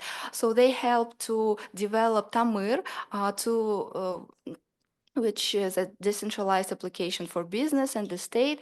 And they also do a lot of training courses, which are entitled like blockchain mining in cryptocurrencies. And they had trained individuals on the developers on blockchain. They also trained the general public how to use blockchain, how to deal with cryptocurrencies, and etc. So just for you to show, this is the model that is proposed by Ahmedbek and Spacek. So this is very similar to what I have shown before. So for the successful e-government projects, there needs to be mutual collaboration on all levels. So on a macro level, so as we saw, Kazakhstan has adopted a law on digital technologies. On organizational level, there were created two organizations, one of which was closely tied with the ministries. And on a micro level, they were training the personnel, they were hiring people who are qualified, who are and can organize these smart contracts, they can install the blockchain. And this allowed them to create the e-government projects such as VAT blockchain, track financial flows of VAT and ensure the transparency for VAT refunds. So this mechanism reduced the VAT refund period from 55 to 15 working days for the exporters. So this is a pilot blockchain project. Another project which was implemented by the National Bank of Kazakhstan is the Invest Online. So registering transactions with securities and confirming ownership rights on blockchain that will guarantee you your data to be stored safely. And Government for Citizens, which we'll describe in detail, they provide services for registering a pledge agreement for individuals that was implemented together with the private bank, with the Ministry of Justice and State Register. So why real estate registration? Why they started with it? You know that there are at least 200 criminal cases are initiated annually because of forgeries of official documents and data of state bodies, which create a lot of damage to the state. So therefore, and you know that even here, we also have some corruption cases in Gosregister and other where there is a paper documentation. So this project was created in cooperation with the Ministry of Justice, State Corporation Government for Citizens, and the private bank called Forte Bank. The main goal of this project was to transfer the state registration of bank collateral to an electronic format with the use of blockchain technology. And to visualize this, so how the process was done, applicant was submitting an application to the Forte Bank. Forte Bank was checking whether the pledge, the immovable property that they want to pledge for getting some loan, whether it's clean, let's say, and they were checking it with the state corporation's information system. If everything is fine, bank was issuing a smart contract that was signed by the applicant, and this smart contract then was sent to the state registration corporation's information system. They were checking all the legal provisions, they were doing the legal analysis, and if everything was correct, they sent they sent registration to, like they registered it at the database of the Ministry of Justice, and this notification was given to, like, was sent to applicant by SMS. So what the result of this process was that the time to register collateral was reduced from 3 working days to 1 working day. Another advantage is that there was eliminated corruption because everything was done electronically, and the smart contract ensured that there was no so there was only bilateral agreement and no other parties could join. So the result of this pilot project is that it took, first of all, 1.5 years from the beginning to the initiation. The deadline for registration of a pledge reduced from 3 to 1 working day. There was complete elimination of paper documentation flow, reduced financial cost for citizens, personal contact with civil servants is minimized, and as well as corruption is minimized. And the reliability and safety of the data is ensured thanks to mutability feature of blockchain technology. So that was the case of Kazakhstan that used this model on a macro level. So they had the law, organizational level, and on a micro level. So now let's see what is happening in Kyrgyzstan. Blockchain, before 2022, there was no legal provision for blockchain. In tax code 2022, the first mention of virtual assets was introduced, and law on virtual asset was firstly introduced in 2022 on the 21st of January. And this law introduced concepts of such as blockchain, virtual assets, mining, smart contracts, and etc. So they also, this law introduced the mining tariffs, which should not be more than 1.3 of electricity bill. The ICO notion was introduced also. The license was to operate a crypto exchange was also mentioned. So the goal of this law was to create favorable conditions for the development of the virtual assets in Kyrgyzstan.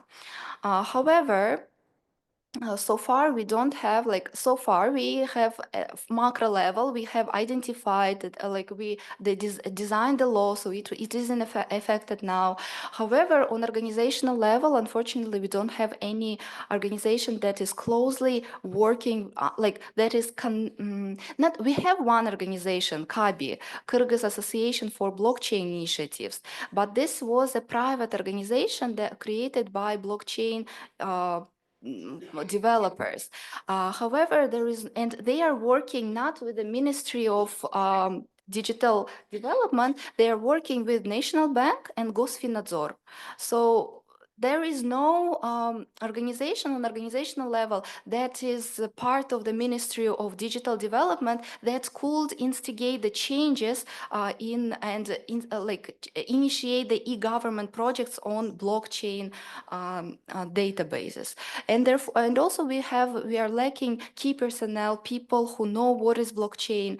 I have conducted surveys among general population, and it's very poor. People are, like in Kyrgyzstan, common people, they don't know what is blockchain, they don't know what is cryptocurrency. I also conducted a survey among IT students, in software engineering students in many universities in Kyrgyzstan, and also it was poor. Like, they know what is blockchain, but they don't know how to build blockchain. So that's another thing that we are still lacking. And so therefore we have these problems. Still, our legal framework is imperfect. There is a limited technical expertise. The current infrastructure is also it can be improved. Lack of awareness among general population, competition from neighboring countries. And what I believe, it's also the absence of meso or organizational level in supporting the blockchain infrastructure.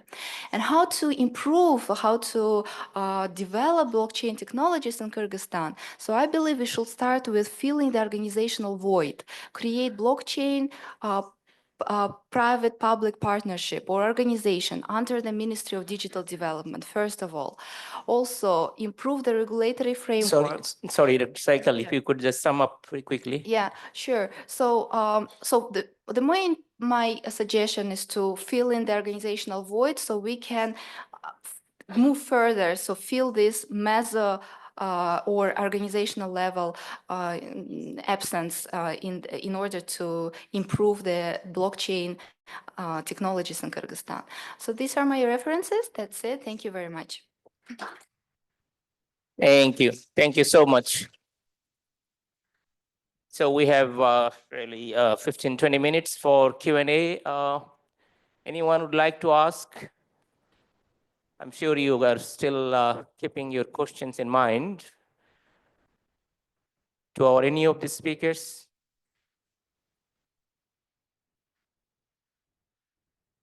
Anyone? Yes, please.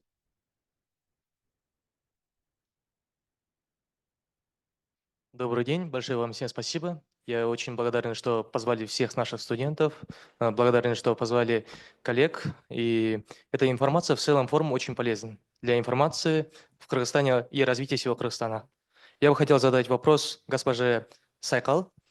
Как мы знаем, блокчейн – это децентрализованная схема, ее взломать довольно легко. Большинство атак, 50%, они могут, например, выйти из строя или же взламываться различными лицами. И какие, вот, например, методы включает для защиты блокчейн, если даже мы будем ее использовать на государственном уровне? Благодарю за вопрос. Да, для того, чтобы блокчейн-система не была взломана, нужно 51% пользователей, чтобы следовали протоколу. Но это для публичных блокчейнов. Также есть блокчейны на основе Proof of Stake and Proof of Authority. То есть транзакции будут верифицироваться не любыми пользователями, да, то есть включая там хакеры и потенциальные угрозы, которые могут принести, а это может быть Proof of Stake, то есть или Proof of Authority, если это государственный проект, то есть проверенным лицам, ну, авторизованным лицам, чтобы они могли контролировать и записывать эти технологии. То есть это намного выше уровень безопасности, чем хранение на серверах. Их тоже можно взломать. Но если вы будете эту информацию дублировать на нескольких серверах и саму технологию защищать вот этого, то есть верификация будет проходить на уровне Proof of Stake, например, как делается в эфире, или же Proof of Authority, что еще больше увеличивает сохранность данных, то тогда вы можете безопасно пользоваться этой технологией. Большое спасибо. Thank you.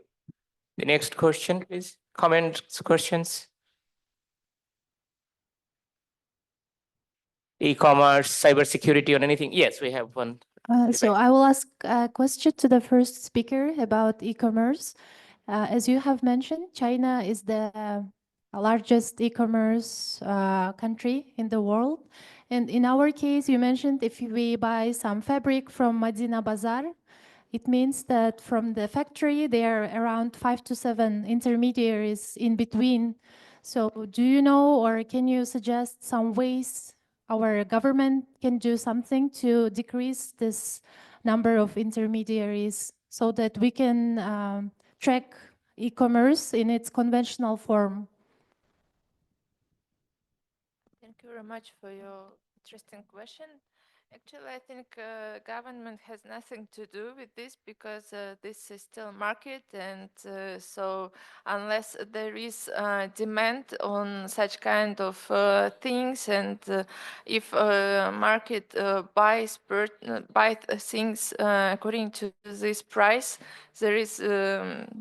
So if there is still a demand and there will be supply, so I think this is more related to the structure of the market that factories in China, they usually produce and they prefer to sell things in higher amounts, and they do not want to deal with retail market, and they prefer to purchase this for one client, and usually those factories that are small one, they buy things from Chinese big producer and then sell like in retail. Then they sell in smaller and smaller and smaller accounts. So it's really like there are many interesting intermediaries,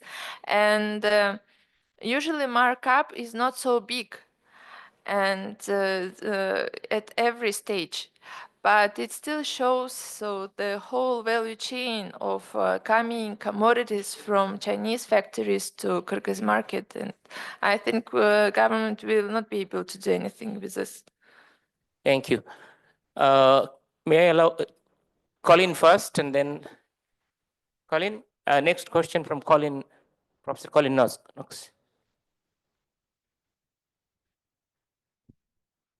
This question is to Ikboljon. So it was thank you very much for all three presentations. They were very interesting. Specifically in terms of international relations students, you mentioned that looking at the issue of cybersecurity demanded a certain skill set. Would you be recommending that there were curriculum changes in international relations courses to allow those skills to be developed, or are those skills integral to the kinds of things that you do currently? Thank you. Thank you for your engaging question.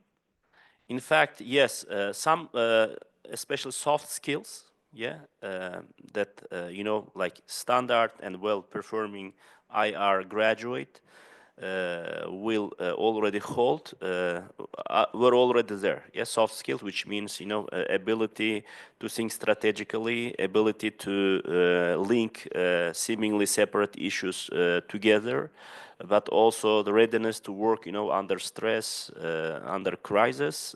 This is very important, and I think many good IR programs already kind of instill these skills, yes. But of course, we need to broaden their skills, yes. This to have a good understanding of cyber issues and the challenges that they pose on their profession, yeah, and on societies.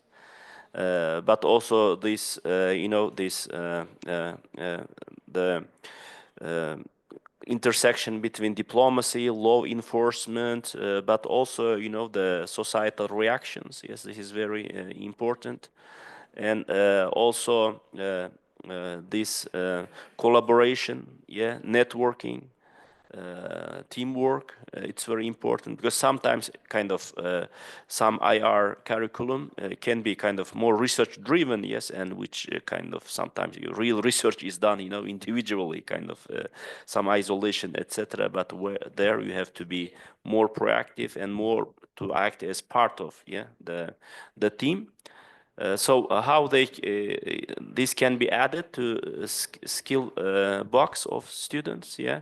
Of course, like kind of by you know, enriching the curriculum, and usually kind of most modern universities, yes, they update their curriculums when they kind of get feedback from students, but also when they do accreditations, etc. For example, at our university, our IR is the youngest program, but we did kind of good changes like 2-3 times, because we had to do like British accreditation and German, etc. But also we receive a lot of feedback, because we are within the School of Economics, so kind of we had to do some changes. But also we without, you know, changing the standard IR curriculum per se, today, you know, you can encourage students to fulfill minor programs, yeah. And for example, at our university, we do a lot of minor programs. So we have minor in data science, data analytics. We have like minor in law, in strategic management, etc. Yeah. So you have to also combine, yeah, different approaches. Thank you.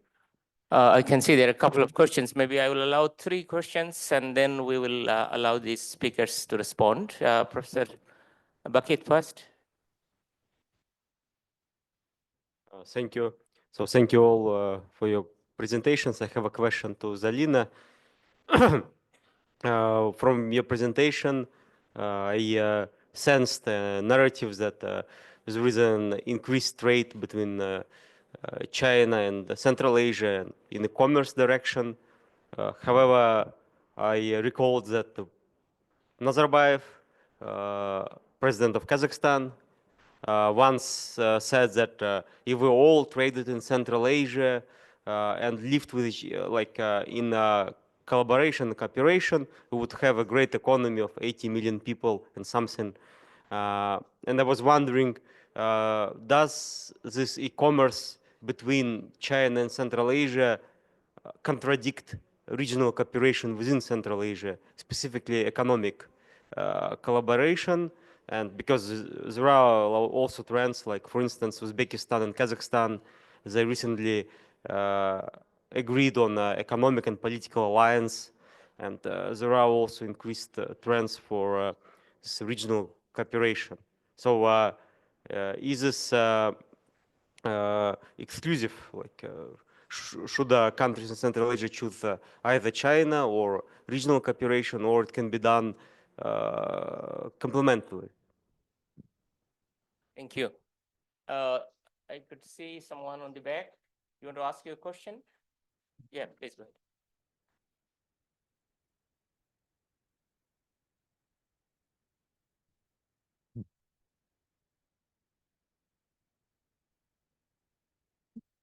Здравствуйте. Спасибо за ваше выступление. Хотела бы обратиться с вопросом к мисс Залине, да, по вопросу торговли, да, электронной торговли. У нас получается, я вот вижу, что у нас на территории Кыргызстана развиваются именно российские маркетплейсы, да, открываются на местах. Хотя вроде, казалось бы, наш рынок такой маленький, то есть это за собой ведет вытечка определенных ресурсов, да, финансовых, которых у нас, в принципе, тоже ограниченная.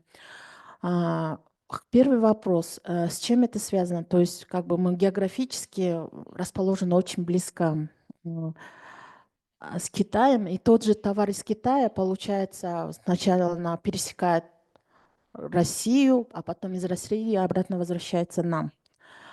И второй вопрос, а возможно ли, да, на государственном уровне, в принципе, тот же склад на Урумчи, в принципе, создать у нас, да, на территории Кыргызстана? Тем более у нас есть проекты в будущем, да, где рассматривается именно вот этот трансфер, да, в виде железнодорожной дороги, да, которую уже вроде подписали, да, насколько я знаю. И как бы я думаю, в принципе, инвесторов тоже будет достаточно, если этот проект будет задуманный, где будет уже напрямую, то есть не через посредников внутри Кыргызстана, а напрямую с заводчиками, да. И как бы у нас есть, в принципе, платформа, откуда там раньше распространялась все товары по Центральной Азии, также в Россию. Как можно вот именно на цифровизацию перенести? Благодарю. Thank you. One more last. Мой вопрос не только к сегодняшним спикерам, может быть, не столько к сегодняшним спикерам, а ко вчерашним и к будущим спикерам, и вообще к тем, кто захочет поделиться этими мыслями. Есть непопулярный в русскоязычной нашей среде вопрос важный о роли модернизации для инклюзивной экономики или для экстрактивной экономики. И на Западе это известная тема, к нам она только просачивается. И теперь тогда на следующем эпохальном повороте Digitalisation или Digitization, сегодня новый термин услышал, спасибо доктору Knox. Он сокращенный, кажется, о том же самом, много гораздо короче. Так вот, Digitization или Digitalization – это инструмент для инклюзивной экономики или инструмент для экстрактивной экономики? Я предполагаю, что некоторые спикеры очень дипломатичны и осторожны, а может быть, надо найти подходы для более конкретных объяснений этих тем для нас, друг друга и особенно для молодых. Спасибо. Всем, кто захочет высказываться об этом более конкретно. Thank you. I think that's a very difficult question. I hope our respondents will answer. At least one of them will come back to this one. Professor Zalina, you can. Я, наверное, отвечу сразу вопрос на, которые два вопроса были насчет российских маркетплейсов. Да, географически мы находимся с Китаем, но по факту Кыргызстану легче торговать с российскими, ну, вообще сотрудничать с российскими маркетплейсами, потому что мы находимся в ЕАЭС, у нас отсутствует, у нас общая таможня, и поэтому у нас очень многие процедуры были изначально все, ну, то есть Кыргызстан является членом Евразийского союза с 2015 года, и уже с тех самых пор очень много всего было сделано для того, чтобы отсутствовали какие-то видимые барьеры. То есть у нас должно быть 4 свободы: свобода перемещения, свобода товаров, свобода финансов, свобода человеческого капитала и свобода передвижения услуг. И поэтому, в общем-то, мы видим то, что у нас очень большой сейчас бум идет роста, ну вот с российскими маркетплейсами, как они приходят к нам, так и мы приходим к ним. Это понятно по геополитическим причинам, почему как бы сейчас очень большой спрос и на кыргызские товары в России, и у нас среди предпринимателей такой бум выхода на эти маркетплейсы. Насчет складов в Урумчи, в любом случае там будут эти склады, потому что у нас, как я показывала, транспортная дорога идет, ну, допустим, Гуанчжоу, это вот как бы я образно это взяла, идет по железной дороге до Урумчи, там идет уже после этого растаможка, перемещение вообще, ну, то есть на грузовики, и уже эти грузовики везут из Урумчи до Кашгара, после чего идет опять, возможно, ну, вот какой-то транспортировка, и уже на другие грузовики. И эти грузовики доезжают до Торугарта. После Торугарта, возможно, идет еще одна растаможка, и потом уже после этого идет товары после Торугарта вот в сторону Бишкека, или там наоборот здесь Кашгара до Иркиштама, и вот так вот доходят товары. То есть склады вообще планируются, кстати, в Нарыне тоже построить, об этом тоже говорят, особенно в последнее время. То есть, я думаю, мы увидим новости о том, что будет, ну, то есть о том, чтобы построить склады на территории Кыргызстана, они есть, но в любом случае Урумчи будет играть каким-то таким вот хабом для ну, в общем, для того, чтобы перегрузить товары, которые пришли железнодорожным путем на грузовики. Вот. Что касается вопроса, so the question regarding the contradiction to regional cooperation, a really good question, and it's interesting just to discuss this and to maybe to have any things, but I think that it doesn't contradict to each other, because regional cooperation of Central Asian countries, this is what should be done and what we see for the last years, especially taking into account all these things that are happening since 2022 in the region. And regarding China, I think that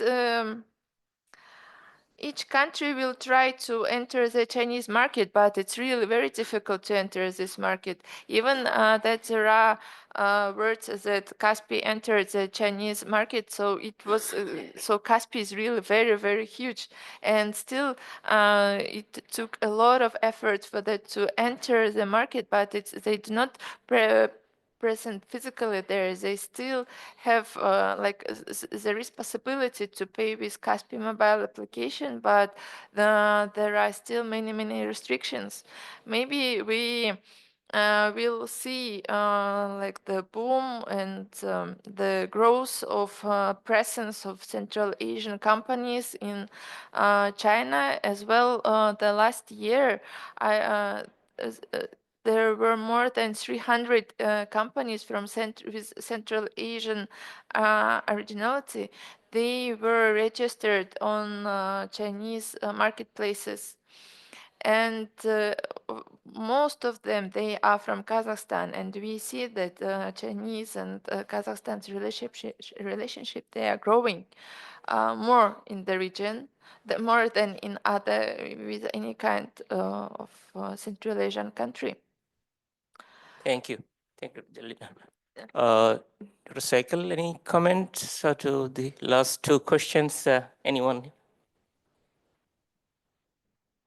My comment, this is a very good question and a contradictory one, because to one extent digitalization, давайте на русском, да, был вопрос, модернизация и диджитализация, насколько это инклюзивно или нет.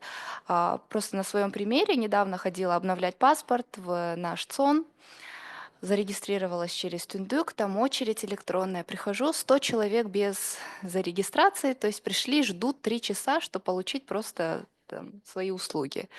Да, и удивительно у нас же, сколько вот Тундук существует, но тем не менее народ как бы идет и физически ждет в очередях, и как бы вот это мне было интересно. С одной стороны. С другой стороны, цифровизация, она как раз-таки для людей с ограниченными возможностями, это расширяет их, то есть вот эта и мобильность, она позволяет цифровизация решить многие проблемы. То есть людям уже не обязательно тоже физически присутствовать. Вот вчера вышла новость, теперь мы можем паспорта обновлять просто через Тундук. То есть людям, которые не могут физически прийти в ЦОН, намного легче стало получить новый паспорт.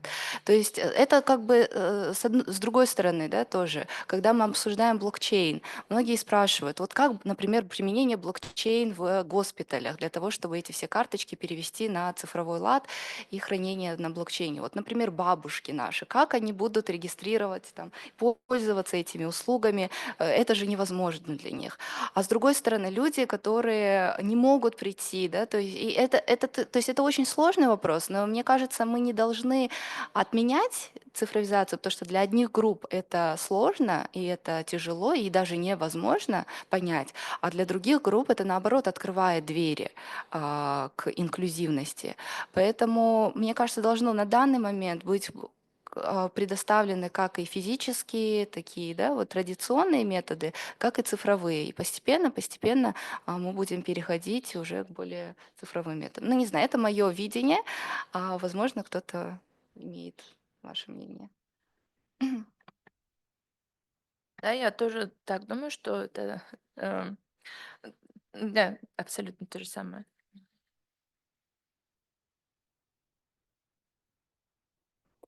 Thank you so much. I believe we are running a bit late. Unless there are any other pressing, burning questions, I would like to close this session. Thank you for your engaging and very insightful comments and questions. And let's give a big round of applause to our three speakers.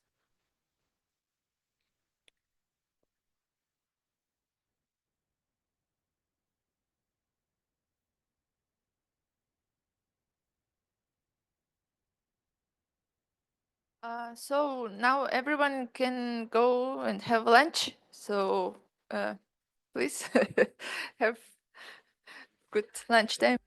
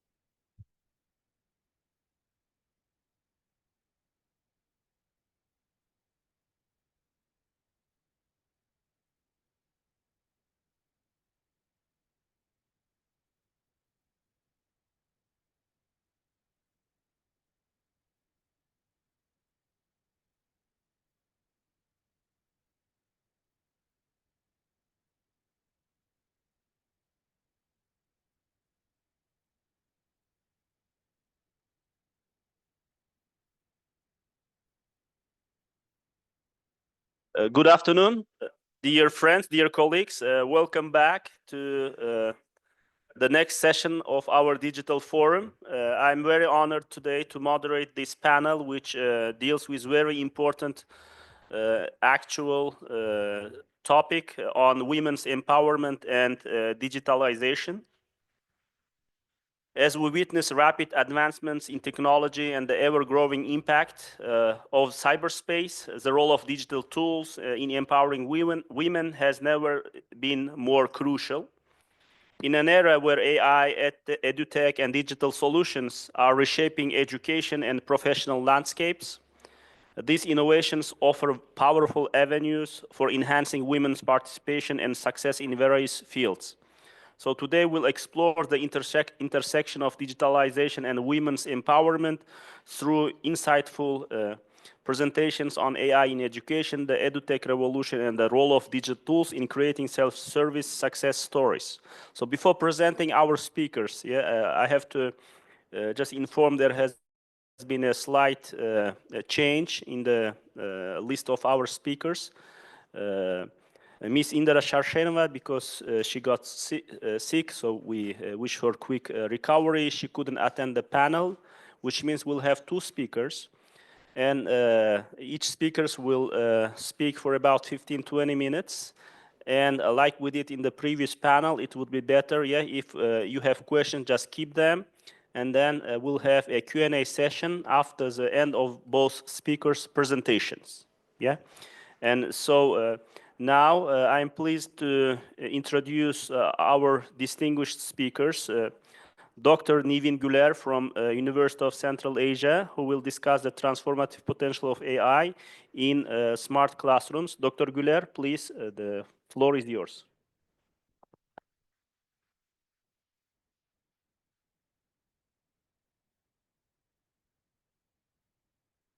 Good afternoon, everyone. Thank you for coming.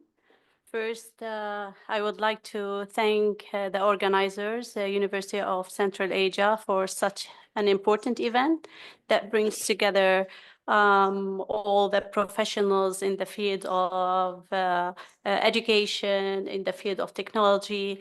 And thank you for inviting us. And also, I would like to thank our speakers who previously really provided very nice topics about blockchain and about e-commerce and digitalization.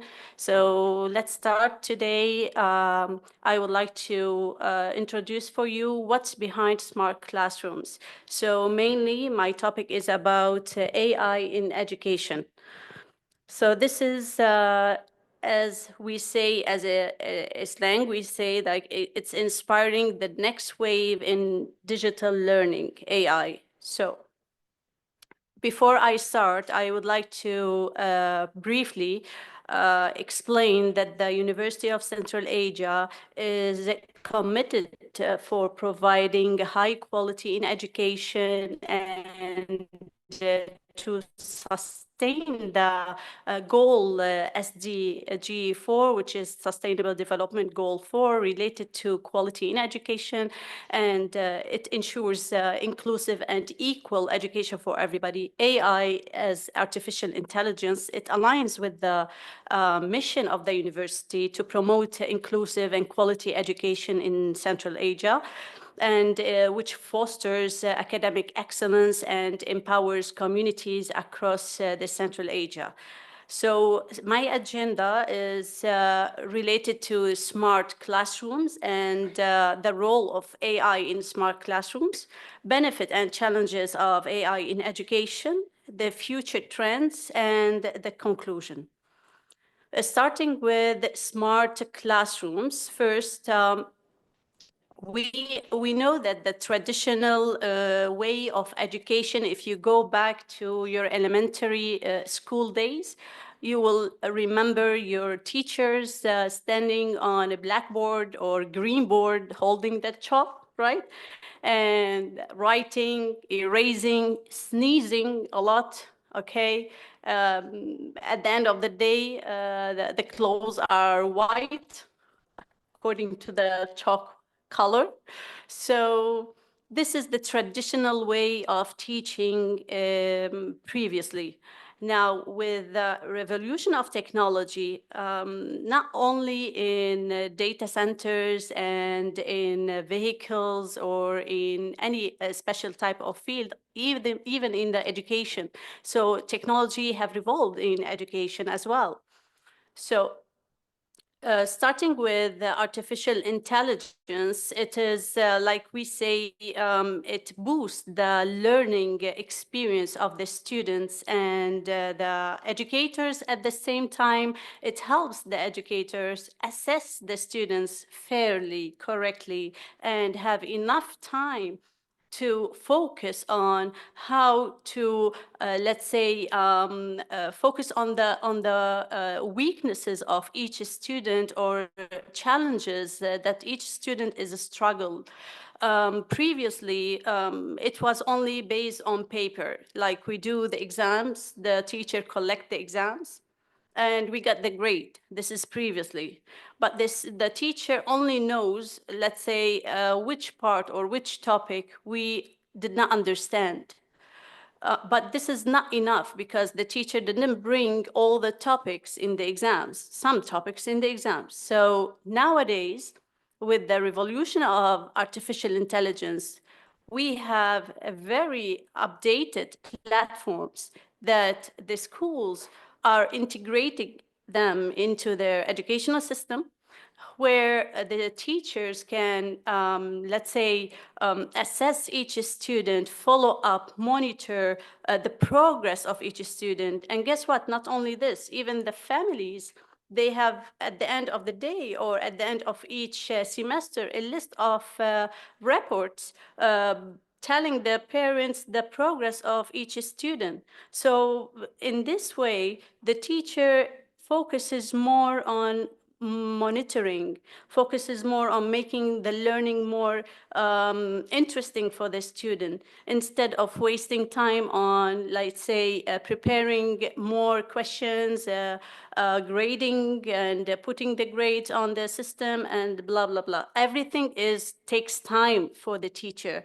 So from this side, we can say that AI is a tool to boost the experience, both for the teachers, for the administration, and for the students at the same time. So we all know the 4 C's, which is related to modern teaching. Actually, these 4 C's also, they are found in the traditional teaching, which are the collaboration, that help the student to collaborate with the teacher, collaborate with the students around, with the community, and to be more creative, and to have more skills in communication and critical thinking, which is very important. Now, with integrating AI into these 4 topics, these 4 important fundamental topics for education, let's say the SDG 4 focuses on these 4 aspects. So when we integrate AI into these aspects, let's say we have the Socratic Google. I'm just giving you as an example. We have a lot of examples. For example, for critical thinking, we have Socratic by Google. I'm gonna show you a small video for each one, so you can be more familiar if you don't know it. And regarding the creativity, we have the Google Deep Dream for digital artwork. Also, we have the EduPage, or we have the Edmondo, and we have the, of course, everybody knows, the Duolingo and the Grammarly. We have the Turnitin, we have many, many more. So this, by integrating AI into these 4 C's, this will boost the experience of the teacher and the student at the same time, making them more creative, making them having more ability to communicate, because we are building our new generation. So you as a generation, for example, you will be the leader for the future. So from now, we are integrating or building the fundamental of technology in you. But unfortunately, there are some let's say, challenges related to revolution of technology. For example, ChatGPT. We all know about ChatGPT. Unfortunately, I see a lot of students, they 100% depend on ChatGPT.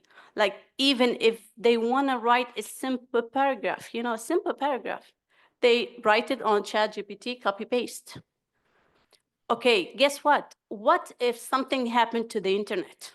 What if the internet went down? And we as educator, we are forced to go back to the traditional learning or way of teaching. So what will happen for these types of students? That they are addicted to ChatGPT or other platforms. This is really harsh. So from the educator side now, that's what I want to say. AI does not like delete the role of a human being. No. AI is a tool for a human being to boost the experience. We as educator, we know how to monitor the students. We know on which track to put the students. ChatGPT is a good tool to improve maybe the way how you write. He gives you the perfect way of English. Like, it's as if you are, like, the first language is English for you, you know? It's perfect. But come along and let's hear your speech. It's a disaster. So this is the thing. We have to be really careful about integrating AI into the way of teaching and into the way of giving the information. Now, as you can see here, this is, let's say, a different type of difference between traditional and the modern way of teaching. As you see, there is the teacher writing on the board with a chalk, and the students, let's say, they are copying, just copying. Most of the times, I still remember, one of my finger is bigger than the other finger because I used to copy a lot after the teacher, you know? It was hell for us to copy. And the time, like, let's say the teacher is giving us 1 hour, let's say for the science or the math, 45%, if not more, we are copying after the teacher. So this is a waste of time. And when you are copying something, you cannot analyze what you are writing on the spot. So you cannot analyze what the teacher is telling you or what is the information. And the teacher, she has a curriculum, she has to finish it on time, that's it.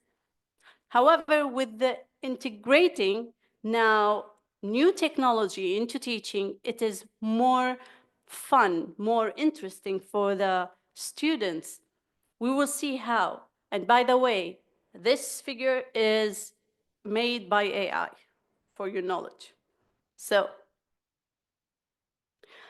the way that I want to say is the classroom that we want to have our kids and you also to learn in is a smart classroom, right? So a smart classroom is not related to a smart teacher or a smart student. Guess what? It's related to the hardware and the software integrated inside this classroom to make it smart. So this is the challenge now. Do you think in Kyrgyzstan we have a smart classroom in any of our schools or even universities? See, technology is where and we are where. This is the gap. So I feel really sorry for our kids, our new generation, like they are not living this experience of having the knowledge at ease, loving to learn from the teacher, not only copy and paste and memorizing. This is the thing. So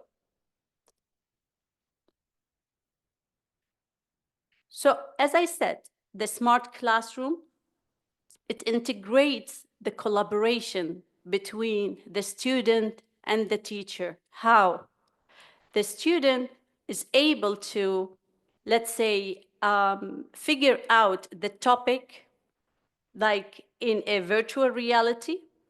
We will see how, as if let's say the human body is in front of him, and he is like just putting the main parts into this human body. Here's the brain, here's the lungs, here's for kids. Guess what? This is for the first and second year grade elementary schools. They are teaching this for students. So this is more fun than like just try to write on a piece of paper. How do we write the lung? It might end up like a rabbit, I don't know. So it's something else, you know? When we integrate AI into teaching, this is more fun, more interesting, and everybody would love to come to school, okay? Because 90% of students, especially during the morning, they hate to wake up and go to school. So, but guess what? When you have fun at school and you have the learning material, just like as if you are playing, everybody would love to go to school. Okay. So, as I said before, we have something called adaptive learning platform. We have something called virtual tours. We have something called natural language processing. These are the fundamentals of AI. AI into teaching. One of the examples, let's say, for adaptive platform is the Dreambox, which is a software. It's a platform, it's a software just for mathematics and for reading.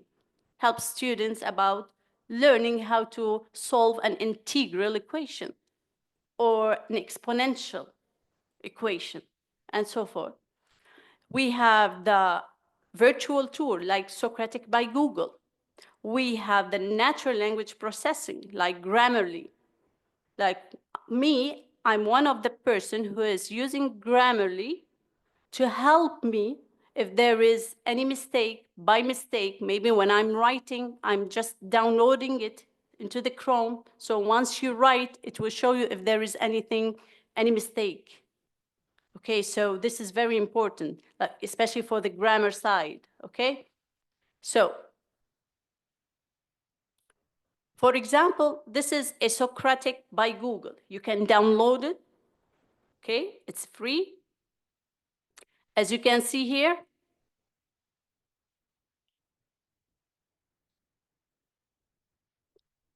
it's not playing.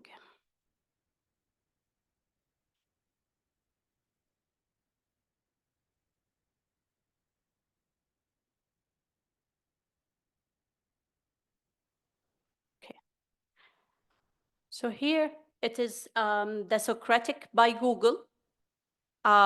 This is the way, this is, for example, it's a platform. You can download it into your mobile and you can write whatever question you want. For example, here, I don't know why it's not working. It should work. Okay. Huh. For example, here as this equation, I want to solve this equation. With ChatGPT, it will give you directly the answer. With this platform, it would tell you, try to solve it. It will tell you where is the mistake. And if you cannot find it, it will try to find the best way in how to give you the right answer. So even if you ask, for example, any question in literature, in science, in any question, okay, in any, it will tell you the answer in a way that analyze your thinking, not just like ChatGPT directly, it will give you the answer.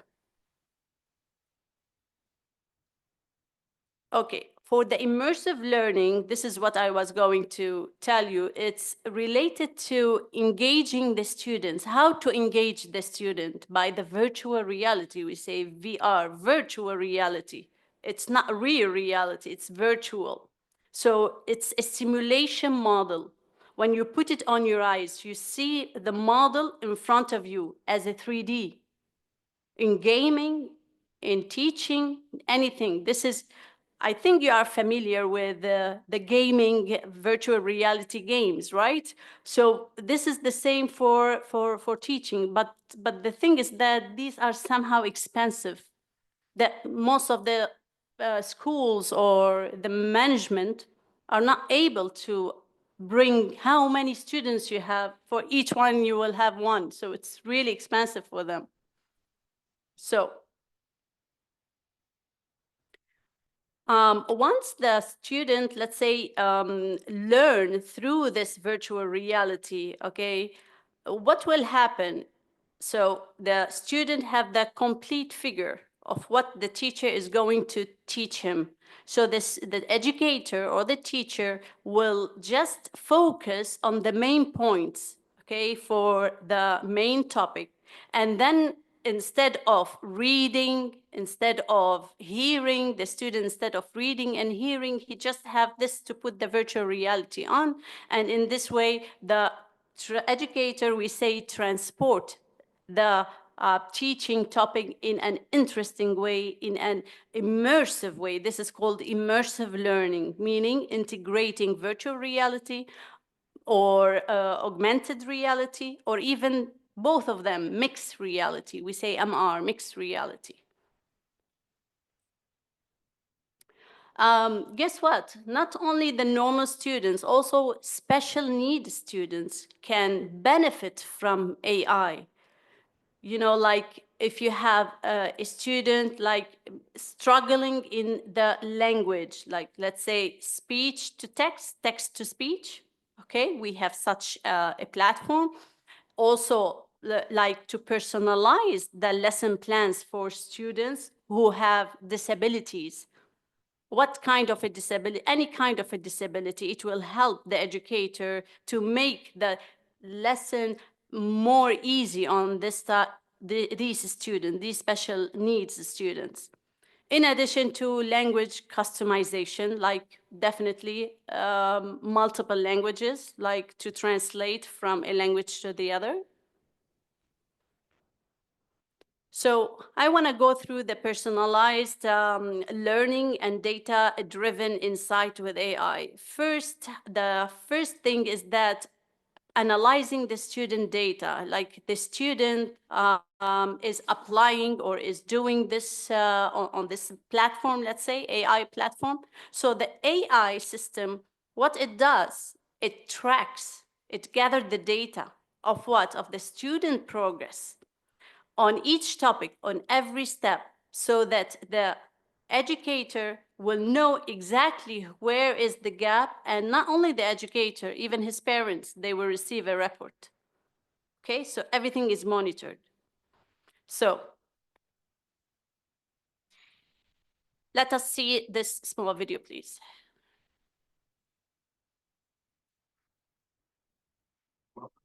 Future of education, where artificial intelligence is reshaping the learning landscape.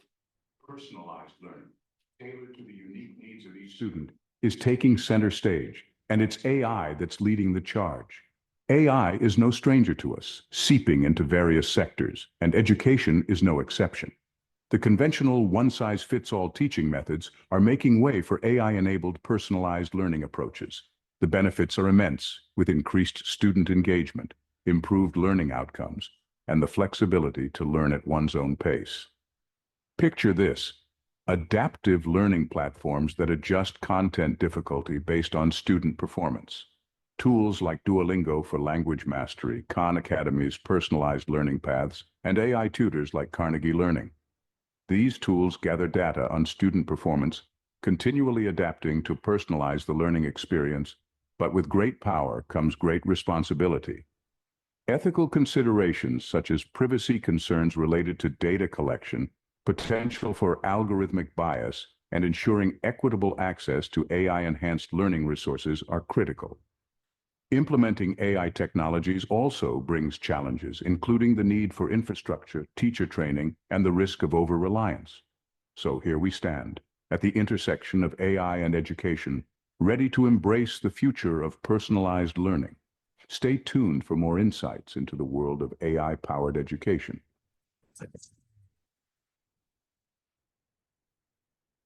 So this is from the personalized way that AI provide for the educators, for the students, in order to make the lessons and the learning experience more funnier and more interesting. Now, the thing is that now the data-driven insight, there is a lot of challenges in integrating AI. Is as in the video, as you heard, there is the privacy, okay? Because each student has a list of reports, everything from day one he comes to school. So the privacy is one of the challenging factors that tackles integrating AI into the schools, in addition to, of course, the infrastructure. So this is what we have already mentioned. Now, schools that adopted immersive learning, guess what? We have the Dayton Primary School in England. They are teaching their primary school students about virtual reality. They can go to anywhere on the world using the virtual reality. The same thing, we have another school. I just want to move fast, which is the Berlin-Brandenburg International School in Germany. Also, they integrate virtual reality to study the human body in the biology course. So we have different benefits, from improved engagement in classroom to the efficiency for educators. The last video, which is just 1 minute. Will only be virtual. One day, this lecture hall will be made of code. And though they're virtual students, what they'll learn together is real. A surgeon will be able to practice as many times as needed in the metaverse before laying her hands on a real patient. These students need debate in ancient Rome. The metaverse may be virtual, but the impact will be real. So as I said, this is, well, I will end up here. I will not go further so that I will give more time for my colleague. The thing is that as a wrap up, the challenges related to AI is the infrastructure, the management, even the government to integrate such, let's say, technology into the schools, not only private schools, even the schools for the government. So as a final, the last thing, the thing is that we are going through emotional AI. We will see in a very near future something called emotional AI, which will mimic the emotion of the human being. And who knows who else will come out. So thank you for listening. Thank you for coming. And this is the end of my presentation. Thank you. Thank you very much, Dr. Güler, for highlighting multifaceted impact, unfolding impact of AI on education. There is a lot for us to do, to learn how to live with AI and how to make best and right use of it in classrooms. Now we have our colleague, Aliya Beshinaliyeva, who will be speaking about EduTech revolution. Please, floor is yours. Thank you. It was an amazing speech, Dr. Güler. It was very interesting. Thank you. Good afternoon, ladies and gentlemen. I am Aliya Beshinaliyeva, and I'm going to talk about the digitalization in education. Probably some of you are thinking, what is this little girl is doing over there? So a little bit about myself. I have graduated my bachelor's degree at Kyrgyzstan Technical University in telematics. Telematics, it's automation, telecommunication, and programming. Then I did my master's degree in South Korea at the University INA in electrical and computer engineering. Currently, I am pursuing my PhD degree there at the same school and in the same major, electrical and computer engineering. I have done several research works there, and consequently, I have published at top journals. My research mostly focused on wireless communication, IoT, Internet of Things, optimization, machine learning, and different types of artificial intelligence. from this year, from September, I have been working at Salumbekov University at College of IT and Business. So here I have developed my own courses, such as you can see, the machine learning, introduction to AI, and introduction to computer science. And I am teaching those courses myself. Since today it is the academic conference, I decided to talk about briefly about my latest research work. The goal is to gather more data from IoT devices. What is the IoT devices? Internet of Things. Internet of Things, they are sensors. It can be sensors for humidity, for earthquake, it can be for speed, or etc. For example, we are talking a lot about smart houses, smart cities. What is the main the device, main component of the smart houses? Of course, it is sensors. Using the, for example, movement or temperature of light, we can control them remotely, even without using any remoter. For example, in the morning at 7 a.m., our curtains, they are opening by themselves. For example, at 8 a.m., the coffee is being prepared by itself. It means there are a lot of millions of IoT devices, Internet of Things. So my research work is using those kind of Internet of Things devices and using UAV. What is the UAV? UAV is unmanned aerial vehicles. It's kind of drones, or it's a little bit different from drones. It's kind of airplane without a pilot inside. You know the Tesla cars, which can move by itself. So UAV, it's kind of plane without a pilot inside. So in my research, I use UAVs to gather the data from the sensors and collect and operate them furtherly, or send to the server or base station, or etc. So particularly in this figure, I have considered legitimate UAVs. Legitimate is like good UAVs, we can say. They will collect the necessary data, but also they are bad UAVs, malicious UAVs. It can be eavesdroppers.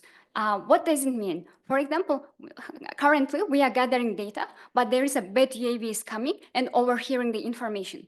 The information can be private. Information can be governmental issues. So it's not, it's quite kind of bad issue if our data can be lost. So in this case, I used, in this figure, you can see the LSU, it's legitimate serving UAVs, legitimate jamming UAVs, and there are also malicious UAVs. So what I am doing, using the machine learning techniques, AI, I am trying to find the best optimum position, optimum location for the UAV, where it can gather more data while protecting its data, like avoiding from the malicious UAVs, but at the same time, it can gather more data. It's what I am doing. And then when I came to Kyrgyzstan this year, I had one question. Which part of the current education system causing trouble the most? And I think many students, they may agree with me. So I'm gonna raise several problems and their solutions. The first one is problem number one is difficulty with accessing school and university-related documents. What does it mean? For example, a student wanna get some certificate of study, or certificate about leave of absence, or certificate about payment. We need to go by ourselves to school director or to rector to get the sign. So it's very uncomfortable issue for students, actually, because I wanted to get my certificate of transcript. You know transcript, what's the transcript? About our grades. So I wanted to apply to one program. So I had to get my transcript, and I had to go to the university, which I graduated 5 years ago, and I stayed on the line for 2 hours. And finally, I just applied, and then I had to come to next day to get my certificate. And after that, I thought, why it's like happening, how we can solve this problem. First is long waiting time. Second one is the paperwork. And third one is the need to visit the institution in person, even though we are not in that city, even though we have graduated already. So what can be the solution? For example, in my Korean university, we have the portal, university portal, where we can download or print our all necessary documents by ourselves. It's 27 hours and you can download anywhere, anytime. Just you need to have access to the internet. So what I propose, we need to think about upgrading the university portals, if they have, with the e-sign. Actually, at the 9 a.m. today, it was also discussed about the electrical signature. So if we have electrical signature of our rectors or directors, we can easily download the documents that we need. And it's no need to go by ourselves in person. These photos, they are real photos of my university. I signed from my account and I can choose, for example, tuition payment or certificate, the recipient of confirmation certificates of admission and etc. I think it could simplify the student's life much more. Then problem number 2, it's the traditional attendance method.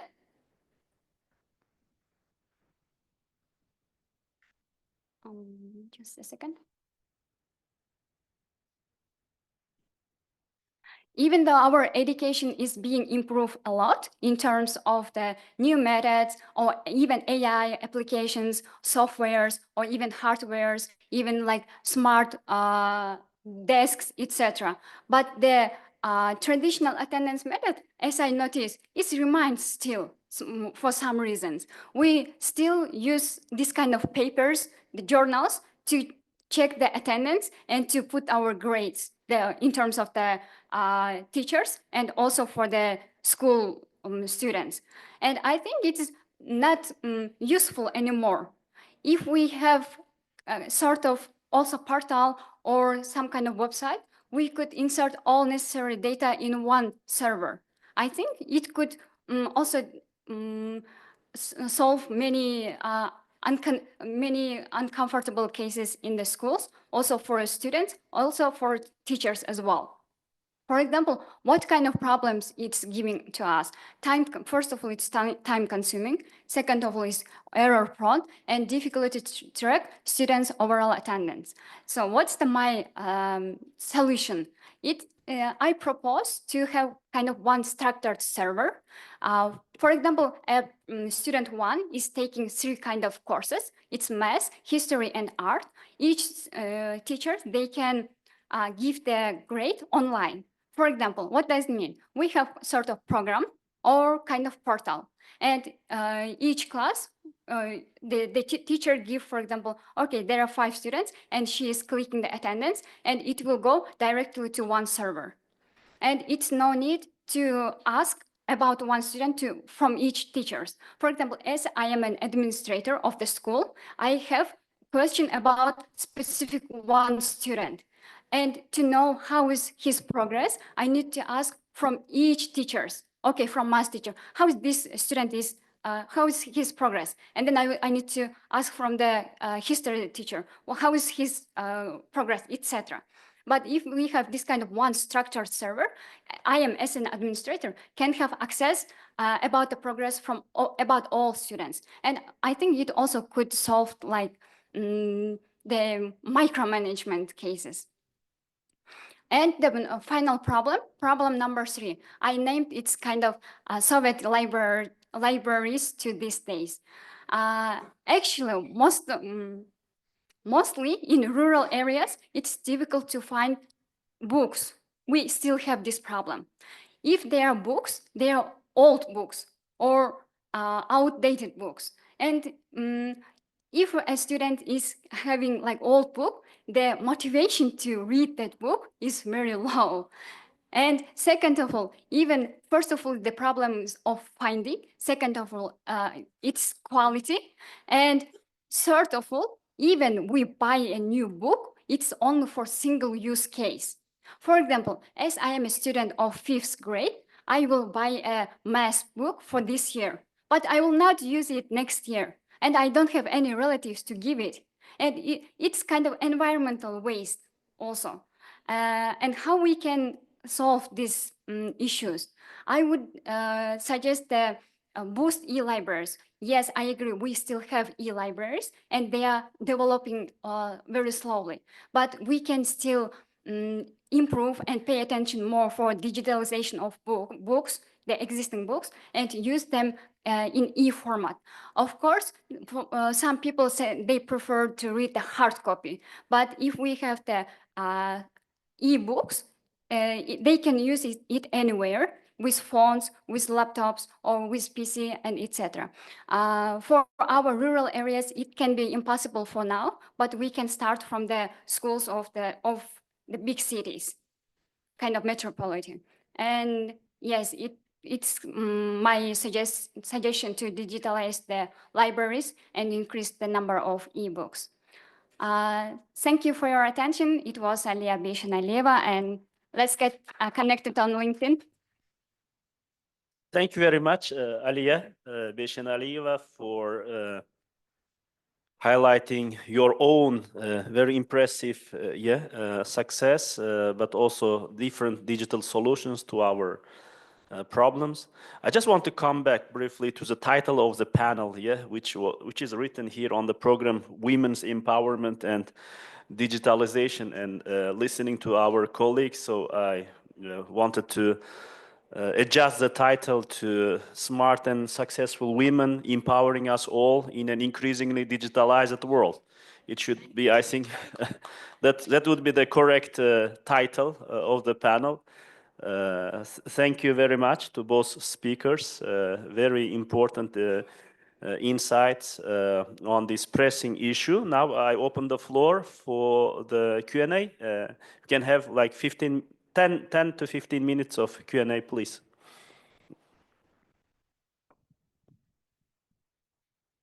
Hi, hello everyone.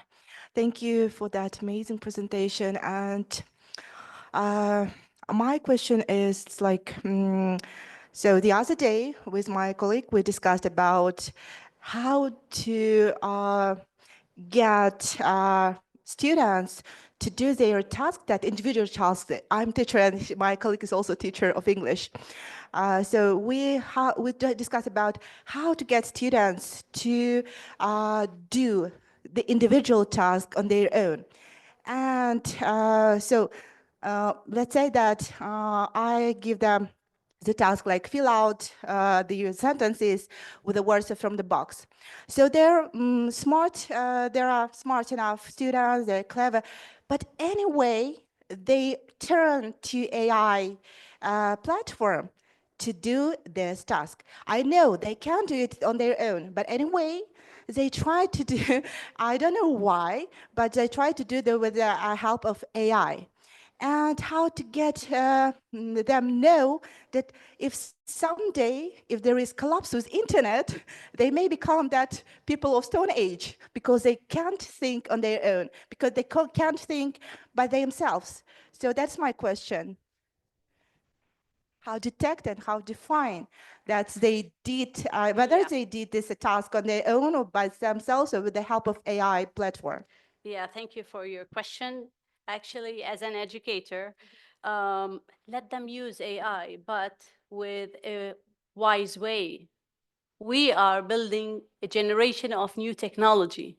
You cannot delete AI from their life. You cannot. If you delete it from the school, they have their own phones. If not their own phone, their mother's phone, their father's phone, which is the case with me. So this is the thing. You cannot delete AI. But as an educator, you are trying to make lessons more interesting for them. By the way, the kids learn by playing.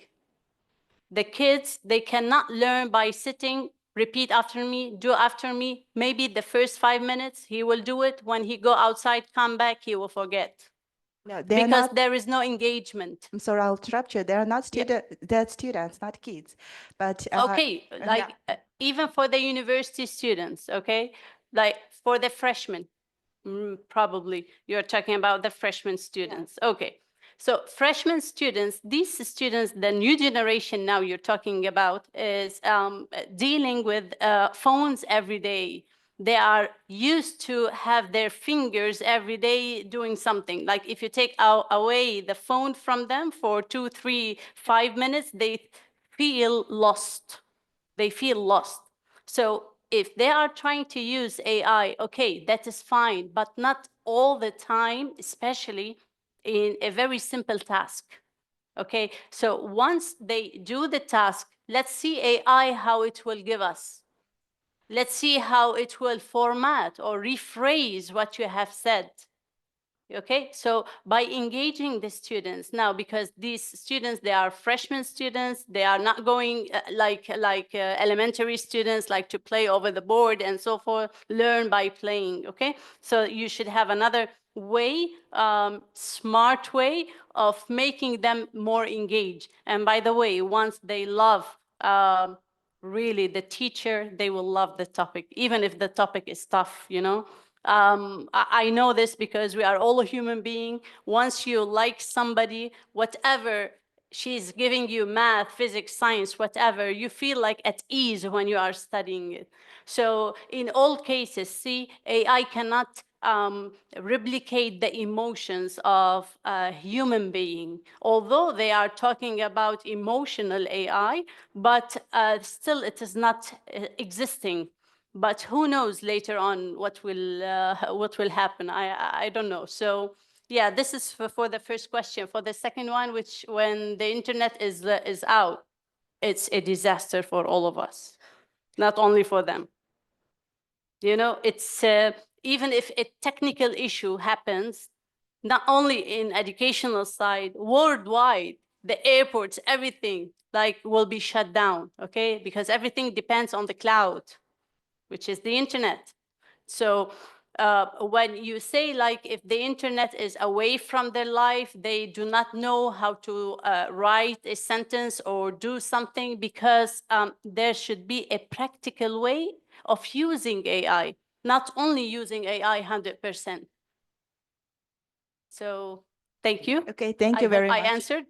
Thank Yes. you. Thank you very much. Can I also add just a couple of reflections? Like, I mean, it's not only students. I think many of us are more and more using ChatGPT in the form of, because it's like Google. You know, today I see ChatGPT as a Google, so you can't tell students not to use Google. Yeah, but we have to use it in an ethical way. And so, for example, recently our school adopted an ethics code to which I contributed. So we added clause saying that AI is there to serve as a supportive tool to enhance, not to replace human judgment and decision making in research processes. Yeah, so we should also pay attention to maintain our voice. It's very important, because what is even when we use it in correct way, there is this danger that AI can make us lose our authentic voice. Yeah, so we have to pay attention. But otherwise, I think we should embrace more and more. I have a daughter who is 11 years old, so I show her and taught her. Now she prepares for Olympiads for everything with ChatGPT. So it's a way. May I add a little bit? Yeah. There are actually also AI detectors and many applications.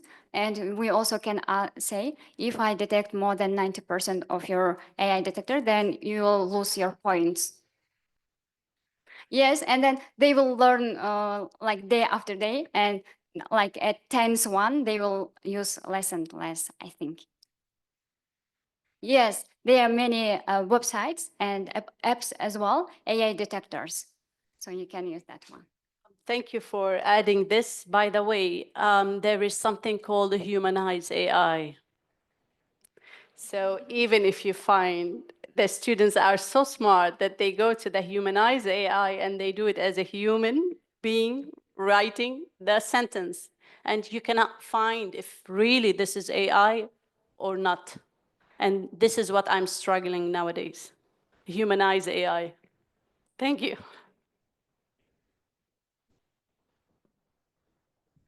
Спасибо, очень хорошая презентация. Я был очень рад.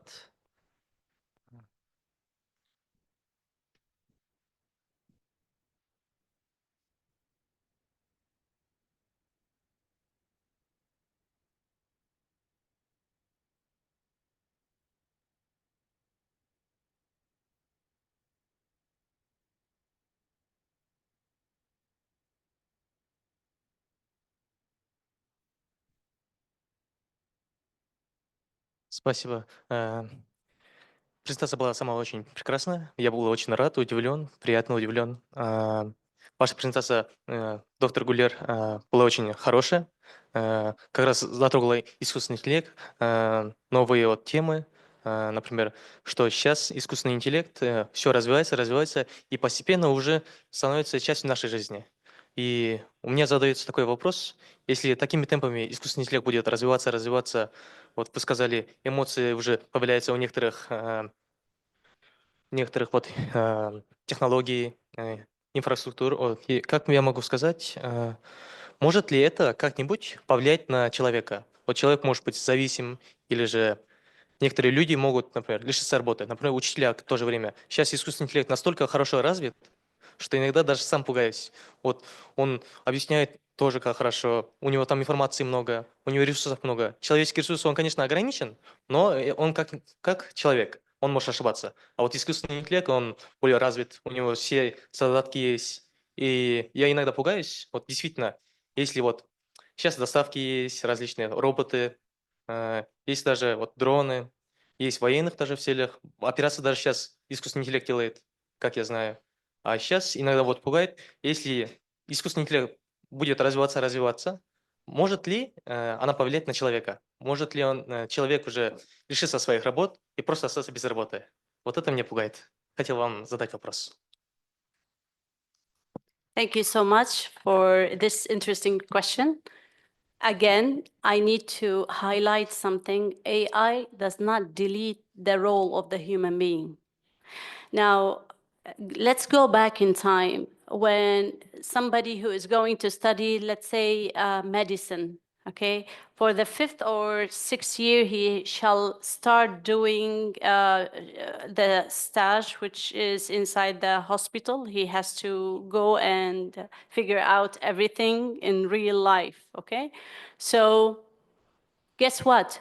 Using this metaverse that I showed you, he is able to just do it inside the class with the educator. Open the heart, checking the arteries, checking the lungs, checking everything before going to real life. This is an advantage. So let's look at AI from the positive side. Let's not worry and be very scared that AI will delete us, we will not have any jobs. No, don't worry. Who is developing AI? Us, right? Okay, so AI to some extent, okay, has its own role that will help educator to make the life of the student easier and also for their own life also. Like, guess what? The professor who is teaching the heart surgery, how much work, effort he will spend just to make the image in front of the students clear. And guess what? While using this metaverse, how much easy way he can do it and they can interact with each other. And you know, so AI helps. It's not a barrier. You should not feel scared that it will delete the role of the human being at all. AI is just a tool that we need to use it in an ethical way. We need to use it in a wise way.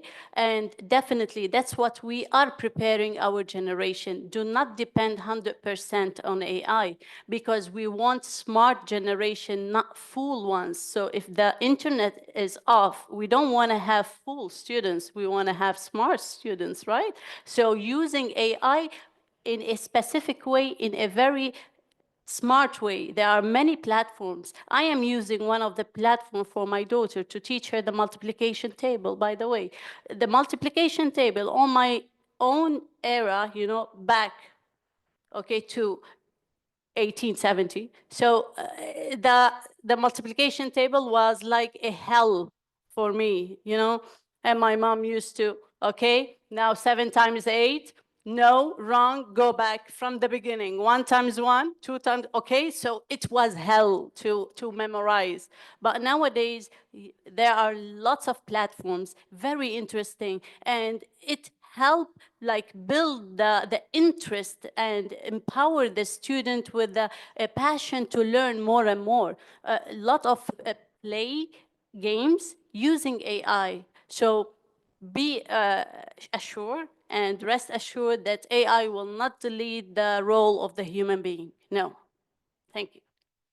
Спасибо. Можно я добавлю? На самом деле, как по мне, как тоже специалист по искусственному интеллекту, мне тоже задают такой вопрос. Я всегда говорю, что знание искусственного интеллекта и IT становится не как профессия, а как обязательное знание, как английский, например. Раньше, если мы английский изучали как профессию, как преподавателя, да, а сейчас это как необходимый навык. И искусственный интеллект тоже становится таким, IT именно.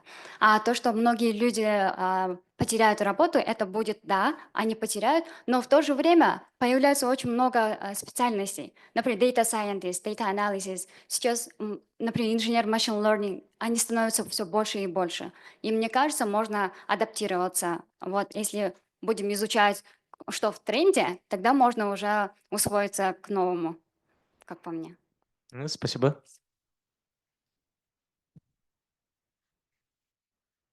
Здравствуйте, у меня к вам вопросик. Когда планируется ближайшее внедрение искусственного интеллекта в школы Кыргызстана? И также второй вопрос есть. Какие ближайшие профессии именно заменит искусственный интеллект? То есть кто останется в ближайшее время без работы? Вот, спасибо большое.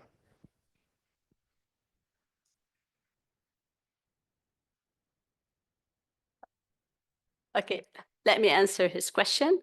First, implementing AI in any country has challenges, as I stated before, the infrastructure, the ability for the government to adapt to such a change. It's a new era of technology, and it's expensive.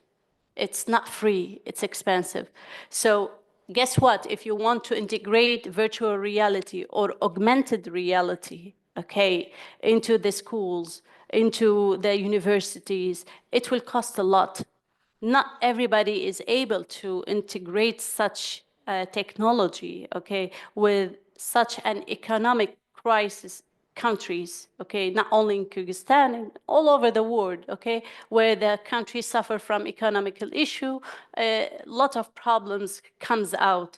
And the government, when they agree on something, it's a miracle that all of them agree on something. And how can you inform them and tell them, please agree on integrating virtual reality, augmented reality, AI into the schools? They will come up with a list of issues that will stay ahead for another 10 years and 20 years. We know the way of most of the governments. So this is from one side.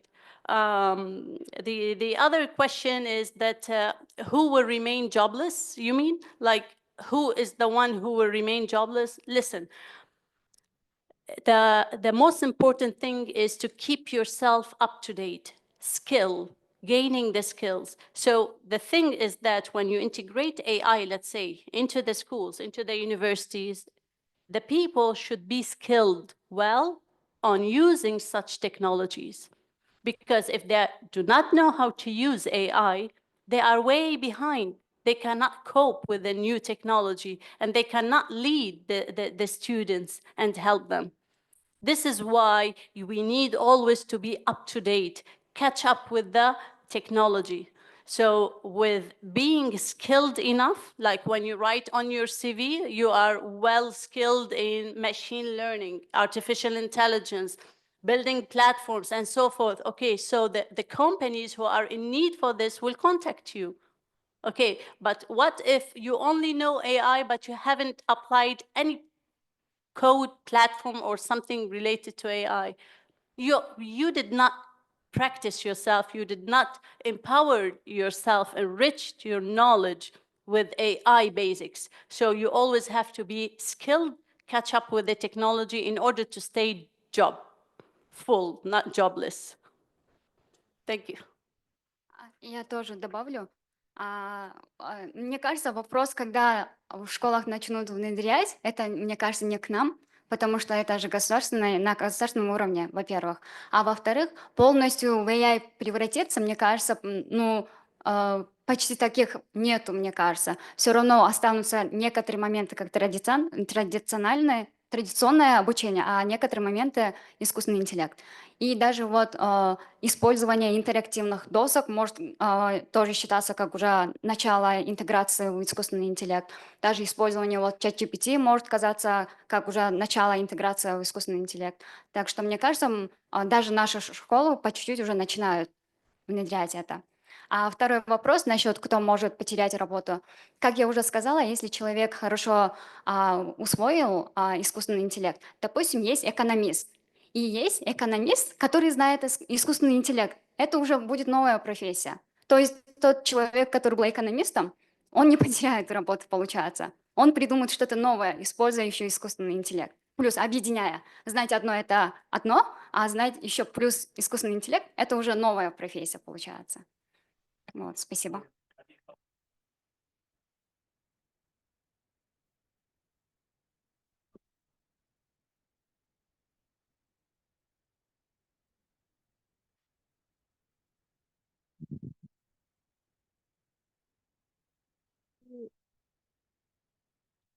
Hello everyone. Hi. I'm thankful for coming here because the theme for me is so interesting because the theme is about our and my future. My question is about AI. You see, yes. Now AI is so expensive for all of us. And I think it's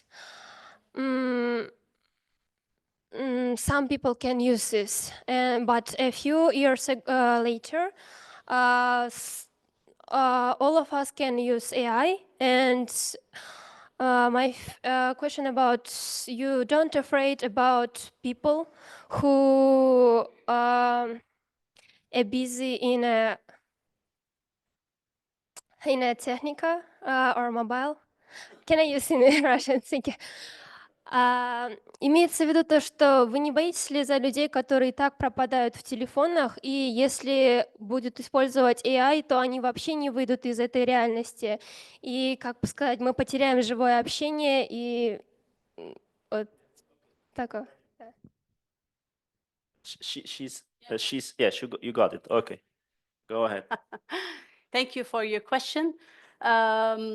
Actually, this is the thing now.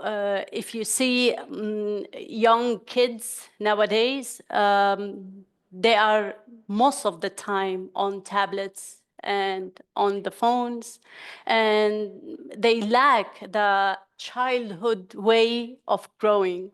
Like during our times, we don't have the phone or AI or such platforms.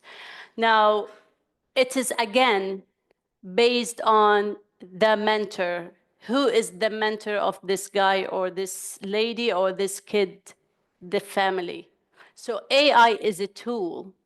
It's just a tool. If you leave it forever between the hands of the kids, definitely they will not say, no, take it, we don't want it anymore. No, because AI is evolving, right? And new programs, new platforms are coming up, new interesting games are coming up. So they will never say we are bored. So it is again upon the mentor side from in the universities, from the educators, in the schools, from the teachers. It is based on the mentor side. So here is the key. Like, I have AI, I need to know how to use it in a wise way, in an ethical way, in order not to lose this, what you are saying, or in order not to come to this point that I am afraid nobody is talking with anybody, only over a chat using the phones, or they are not communicating. See, when I told you about the 4 C's, one of the C's is the communication. So if you lack the way or the wisdom of using AI for the communication, you will end up with psycho kid. He doesn't know how to deal with his friends, only over the tablet, only over the... This is really a disaster. So it is based on the the family side, on the teacher side, educator side, to have the wisdom, to have the knowledge of knowing the side effect of too much AI in the life of the kid. Thank you. Just yeah, to your question also, like you are right, yeah, there's also this dangerous aspect of AI. I don't know if you have read in the news. Now in the United States, there is one court case, yes, a mother filed a case against an AI service offering company because this AI company was offering personalized chatbots.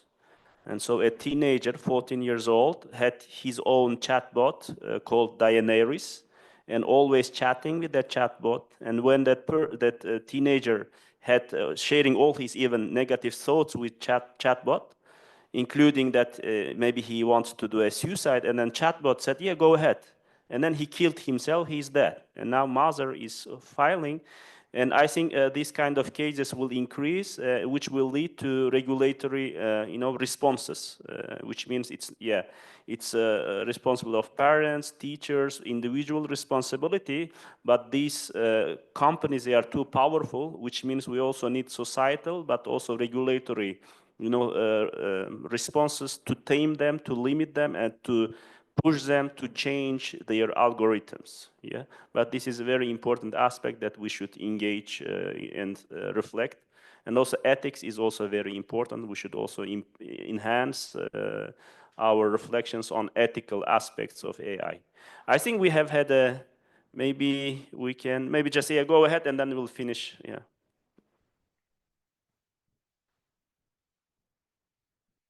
Good afternoon. Thank you all for your presentations. Actually, it's not a question, just small remark to the last question. May I will follow in Russian. К вашему последнему вопросу о том, не боимся ли мы за тех людей, которые пропадают в телефоне. Понимаете, есть такое понятие, как дееспособность и ответственность за свои действия и бездействия. Вы, как взрослые люди, сами делаете выбор. Хотите вы общаться через телефон, общаться непонятно с кем, кто сидит за экраном, либо вы хотите живьем пойти по парку пройтись, да, подышать свежим воздухом. А если мы возвращаемся к детям, то это однозначно ответственность взрослых. Потому что есть родители, есть опекун. Дети до 18 лет, там, до 16 в некоторых случаях там, считаются недееспособными, неспособными принимать решения, нести за них ответственность. Для этого есть взрослые. Вы все уже взрослые, у вас у всех есть паспорта, и вы должны понимать свою ответственность и за свою жизнь, и за тех, кто рядом с вами. И не надо молчать, и не надо проходить мимо, когда вы видите какие-то проблемы. То же самое касается игромании, да? Все начинается с малого, а потом дофамин маленькие дозы уже не принимает, надо больше, как снежный ком, это все нарастает. Поэтому в первую очередь я вас призываю быть сознательными и брать ответственность на себя в первую очередь, не искать виноватых или кого-то нужных вокруг, а потом уже двигаться по жизни дальше. Спасибо большое. Great. Thank you very much. So I think we have had a very successful panel from which we already, exit empowered because we have learned about very useful, programs and applications which empower us truly. So that's why I would like to thank our panelists for their very important and useful contributions. Let's make a round of applause. And thanks to all the audience and organizers. Now let's go for the coffee break. Yeah. Or the next panel.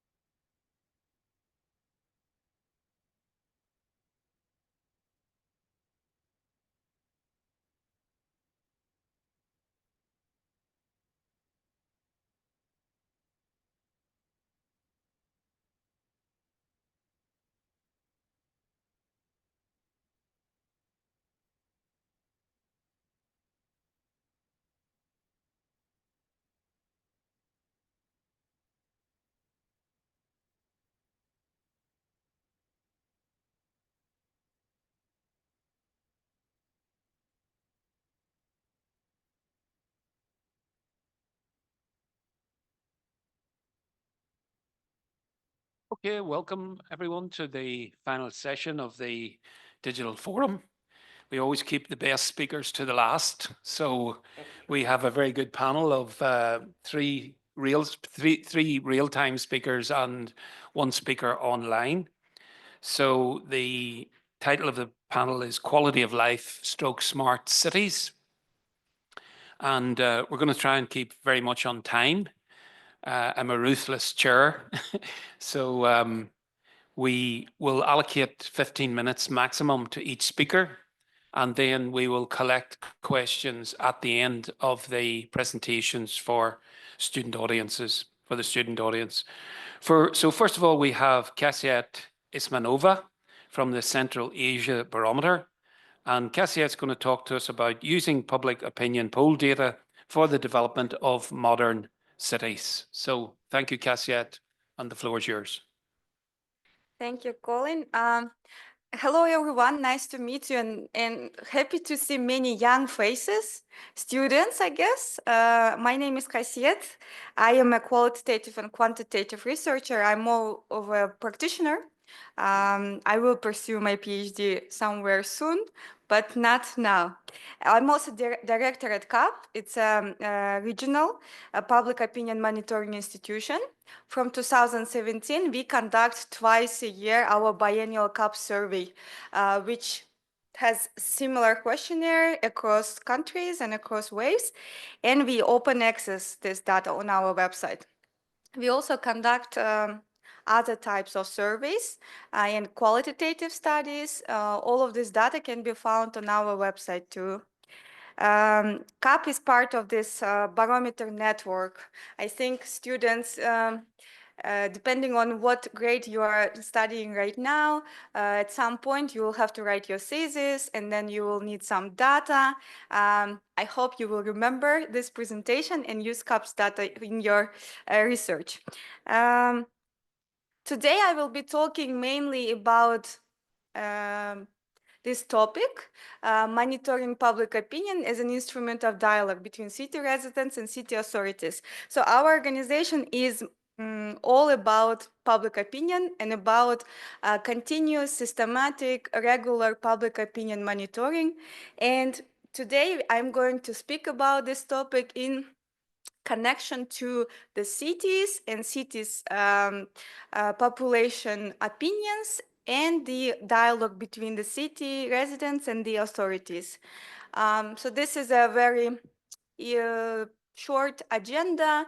First, I will talk a little bit about the advantages of having this systematic, regular public opinion monitoring in the city as a means to foster dialogue between the city residents and authorities.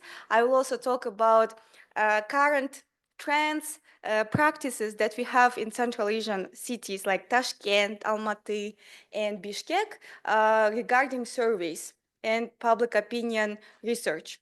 And third of all, I will be demonstrating CAP's new tool that we are very proud of. All other barometers in the world had it long time ago. We just launched it this year. It's called ODA Dashboard, and I will be showcasing it.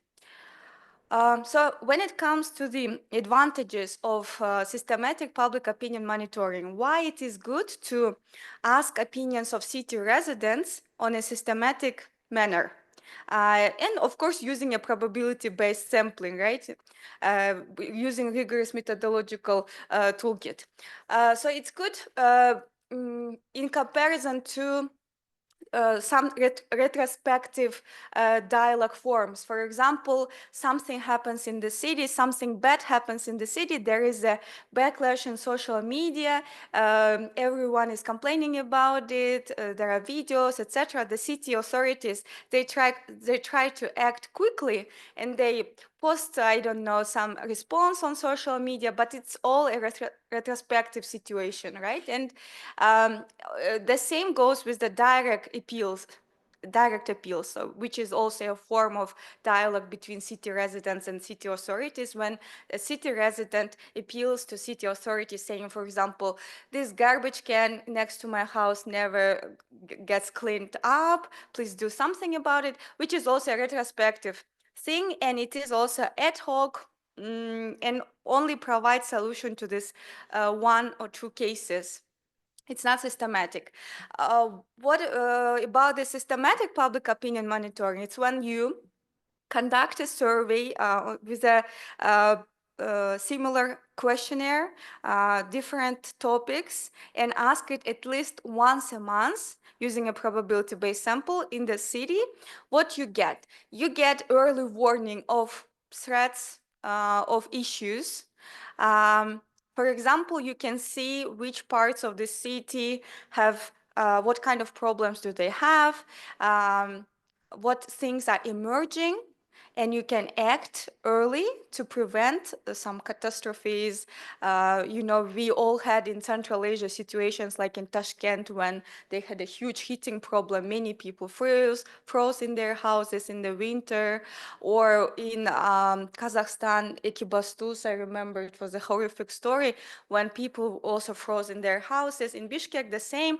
So if we will have this monitoring system, we would be able to have this early warning system, which will help us to design better programs. Right now, the city programs, many of them, they have aid from the governmental budget, and also they have some donor aid, but they are all designed by people who guess about certain things. Maybe their programs also designed based on data, but it is also limited because we also need to take the views of the city residents into account. And and it can be the case for any issues, including security, city inequality. So certain parts of the city are well off, certain parts of the city are not that well off, for example, Bishkek suburbs. And we know, like, during the revolutions, the upheavals that we had, there were like many issues of looting, magadore, what we call. So all these things, they can be monitored and we can act early. And also it can be as a control mechanism and the performance indicator of city programs, and also the performance of the city mayor. Because we don't elect the city mayor, it makes these things more complicated, but still it can tell a lot about the performance of the city leadership. What we have right now in the region's cities, in Tashkent, in Almaty, in Bishkek, in Astana, we have a very low number of surveys on dialogue issues in the cities. So, of course, this is a speculation. It's not based on solid research. It's based on our observation and our practice. What we see that in the cities, in Tashkent, in Almaty, in Bishkek, Astana, there are many surveys that are conducted on not sensitive issues. For example, survey on waste management in Tashkent, or public health. Or for example, in Bishkek, we have this Urbanize app, but it is not that popular. It captures infrastructure problems. And things related to heating. Sometimes these topics, they can get sensitive, but they don't tackle dialogue issues. Dialogue issues meaning asking the city residents if they have any specific complaints about the city leadership actions or programs. So we don't have this in our region. Also, we don't have a continuity and trend monitoring. Once we had a project in Bishkek, CAP conducted for Friedrich Ebert Foundation. I will talk about the results later. It is called Kalıskala.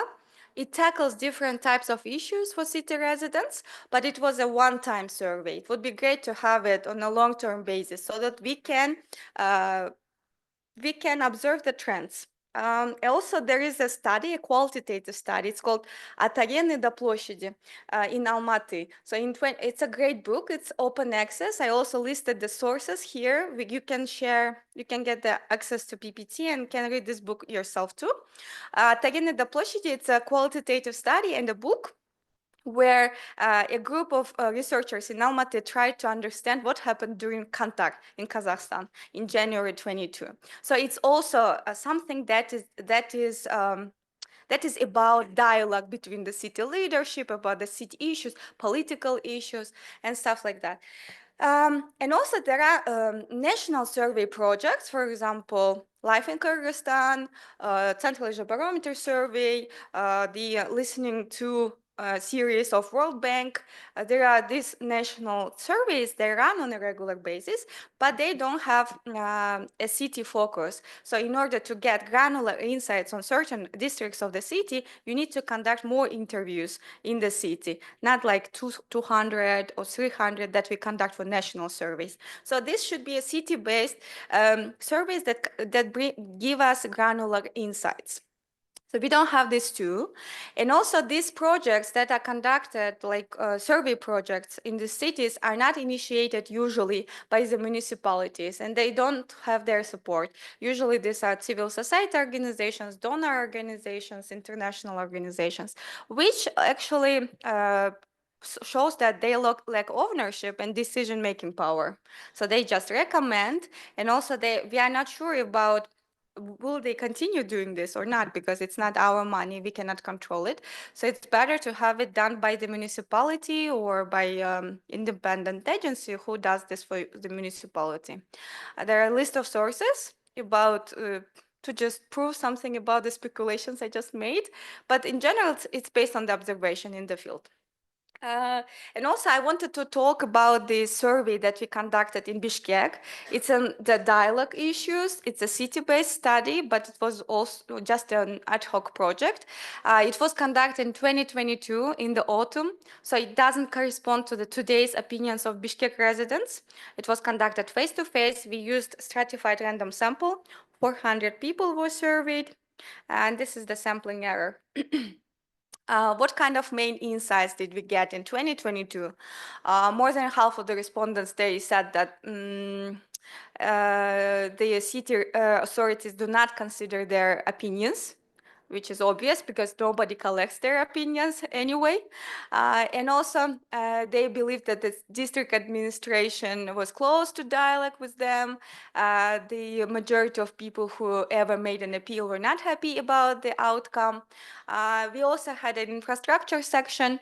We asked about the proximity to different types of things for the respondents' house, and we understood that in suburban area, suburbs of Bishkek, the green areas were was the most acute issue. And yes, we also had other questions. For example, we asked, would you like to pay an additional tax to make sure that we have better conditions for pedestrians in the city? We asked this because it's also a good way. In the city, in Bishkek, for example, we have different new policies coming in place, and the municipality doesn't know what would be the public's reaction to it. So using the surveys, the municipality can test their assumptions and then can do their new policies in a more gentle way, come up with new communication strategies for this. Also, the housing problem was also the case. We asked about it. I think I can share it later in the PPT. We also had environmental insights. We asked about the air quality, about waste management. People were mostly concerned about these two things. And the last thing I wanted to talk about that I promised to you is CAP's ODA dashboard. It is available on our website. If you Google now Central Asia Barometer, you will come to our website. And on our website, there is this dashboard where you can find public opinion on Central Asia from 2017 till 2023. Conducted twice a year. Every country of Central Asia is there, and there are different topics related to politics, economy, access to basic things, and many things like migration. It's a very basic survey which captures different topics. We ask a question on a different topic. So might be of help to many researchers, which is already used. Using this dashboard, you don't need to have any SPSS or STATA skills. So you don't need any additional training. You can just go to this dashboard, press certain buttons, and you will be able to extract the data. For example, this one, you can get a single country view. For example, you can look what was, but I don't see here, for example. Okay, this was the question about main media sources. So you can get this data based on a single country, and also you can get a cross-country view. For example, Kazakhstan, Kyrgyzstan, Tajikistan, Uzbekistan, Turkmenistan, and you can compare countries between each other because we have a similar methodology, and we also conduct a survey at the same time. And also we have this time series view where you can explore the trends, what's happening about the main source of news in the countries. Here you can, for example, observe how we see the sharp decrease or granular decrease of certain types of media sources. Please go to our website and check it on your own. It's very fun and easy, and you can play with different data and use it for your research. And you can also see the data using different breakdowns. For example, you can see the data in the breakdown of the region or city. Thus, you can get the data for example, Bishkek city or Almaty city or Astana. And at last, I also added the website and the audio tool link. Would be happy to answer your questions. Thank you. Thank you very much, Kasyat, and thank you for adhering to the time. It was very good. And I can vouch for the quality of this data because I've used this data quite regularly, so it's good quality. I've not seen the dashboard, which is a great addition to the data, so thank you, Kasyat. So we'll hold questions till the end of the session, and then we'll take a composite question session. So thank you. So our next speaker is the organizer of this conference, the main person in the room, Dr. Bakhytzhan Kurmanov, who's a research fellow at the University of Central Asia. And his topic for today is hybrid democratic innovations in Central Asia, ? The experience of digital citizen participation in budgeting in Uzbekistan and Kazakhstan. Thank you, Bakhyt, over to you. Thank you, Colin. So before I start, please raise your hand if you ever considered any project in your neighborhoods that you wanted to improve. Yes? So I see at least one hand. Or if you've seen any problems in your street or area that you wanted to fix, or in your school. Yes? And hospital. So anyways, just to make this academic presentation more relevant, because it delves into the area of participatory budgeting in Central Asia. There have been several experiments, and most notably in Uzbekistan and Kazakhstan. And since we're here at Digital Forum, these experiments have been based on this availability of ICT tools and promotion of e-participation. So initially, if we look at the practices of participatory budgeting, it first was introduced in Brazil in the 1990s and became a critical tool for citizen empowerment, especially for low-income and marginalized groups.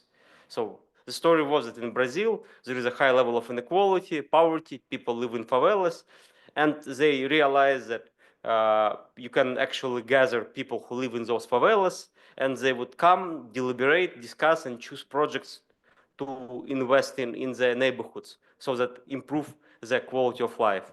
And since that, Brazilian, so to speak, participatory budgeting experience has been implemented across different settings.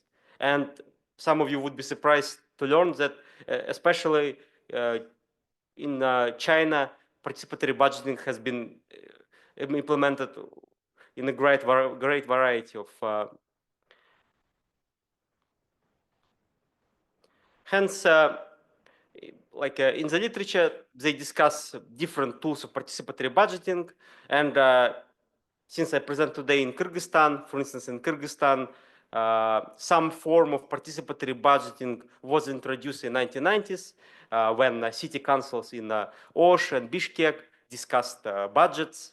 However, that was not a direct, deliberate form of participatory budgeting. Why? because citizens were invited to come to those councils where they would just discuss, but they wouldn't propose projects of their own then to be selected by them. So there is a difference. It was more indirect way. Here we talk more about this Porta Alegre model of direct citizen participation in participatory budgeting. And we also need to discuss here a theme of digital citizen empowerment. And what does it mean? So empowerment, it is an interactive process between an individual and the state where citizens develop their skills, abilities, and experiences to bring change. And Colin Knox, during his keynote speech, I think underlined it pretty well. So that empowerment, it's not about citizens being offered a lot of online services, but it's actually about citizens who have skills, agency, and freedom to have good interactions with government. And that is about, this is a proper empowerment. And digital citizen empowerment conceives in the potential of ICT to facilitate information dissemination to help the marginalized voice their opinion. So the idea again that this digital citizen empowerment is not supposed to be elitist. Yeah? So if we introduce like e-participation tools, it should not just serve to the interest of hipsters in Almaty who drink coffee, who come from upper reaches, from upper middle income class, or interests of people who live in this golden center of Bishkek. Yeah? But actually it's about to the wider groups of citizens. Yeah? Hence, and also, like, since we talk about Central Asia, we should also discuss that we do not talk here about proper democratic regimes, and there are some hybrid regimes, some authoritarian regimes, and we cannot talk about deliberative democracy in Central Asia, even though some scholars at state universities like to write about the triumph of deliberative democracy in Kazakhstan and somewhere else, but I think we should be pretty honest in this presentation and talk about deliberative authoritarianism as a concept. So let me, yeah, I think I am spending more time than is needed, so I will try to move faster. So in this specific research, I try to utilize the concept of hybrid democratic innovation. So the idea is that you can have deliberation with the use of ICT, and it is based on this deliberative plebiscitary format that combine token of typically smaller groups of people in the deliberative settings with voting of typically broader involved publics. Because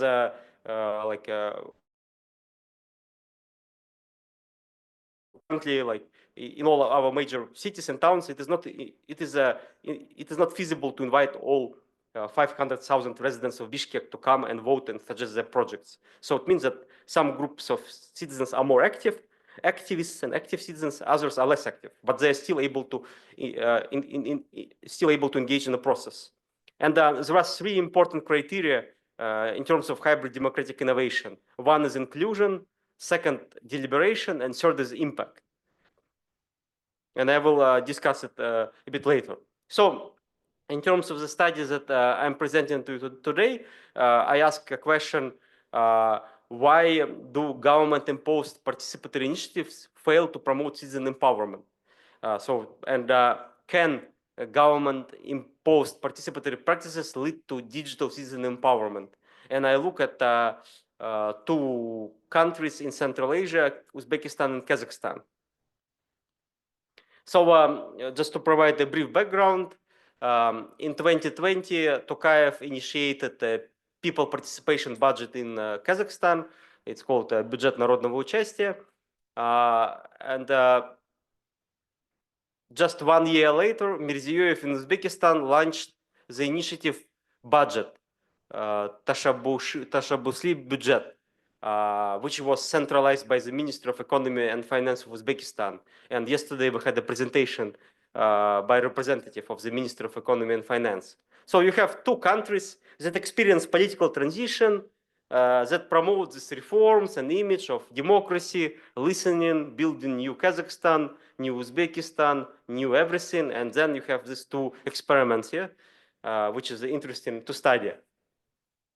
Also, like there is some background information.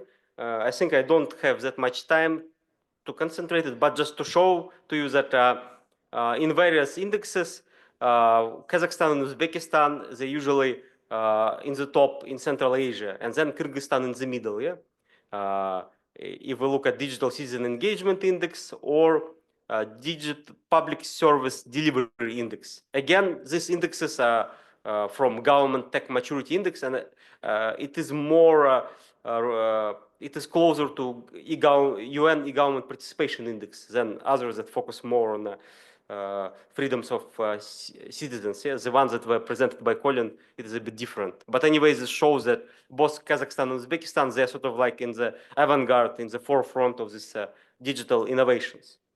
So, and also Kazakhstan and Uzbekistan are similar that they, despite all this announcement of democracy, Second Republic in Kazakhstan, and so on, you see these countries are not considered as not free. So if we look at the just basic facts, just for 1 second, we see that in Uzbekistan, initiative budgeting has become quite popular, and number of the projects increased. Almost 20 million citizens participate. Yesterday, the representative of Ministry of Economy and Finance presented the picture that 36% of Uzbek population participate in initiative budgeting. While in Kazakhstan, situation is quite is drastically different. That in Kazakhstan, apart from Almaty, there is a recorded lack of citizen engagement in participatory budgeting. If you look at different regions of Kazakhstan, you see, for instance, that there were 2 projects in Uralsk in 2023, city in Western Kazakhstan, 3 projects in Zhanaozen city in Western Kazakhstan, and so on. It's not just Western Kazakhstan. With one exception that with regards to Almaty.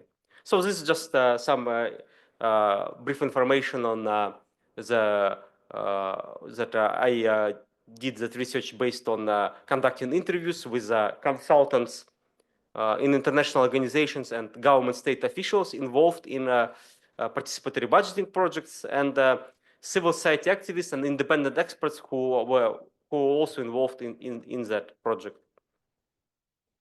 So in Kazakhstan, Almaty case is a sort of is a somewhat outlier case because a number of projects seems to be rising. Okay? If you look at this table, you see that it increased from 4 billion tenge, which was like $8 million in 2019, to $33 million in 2023. So in Almaty, because they have a different resource there, they have been successful. If you look at Uzbekistan, this is just some examples of the areas where participatory budgeting was channeled. You see that it's been quite active. Yes. So let me go to major findings here. So because I don't have a lot of time. So if we utilize these 3 criteria from in trying to assess do we have like real hybrid democratic innovations in this cases of participatory budgeting in Uzbekistan and Kazakhstan? What do we have? So in terms of inclusion, in Kazakhstan we have narrow focus. So as my research shows, there is a lack of wider citizen engagement, and there is a significant influence by super residents and bloggers who initiate projects while citizens are not active. In Uzbekistan, sort of like plus minus, you have a wide focus, Mahalyas are actively involved, active citizens, and mobilized dissemination of information by centralized Ministry of Economy and Finance.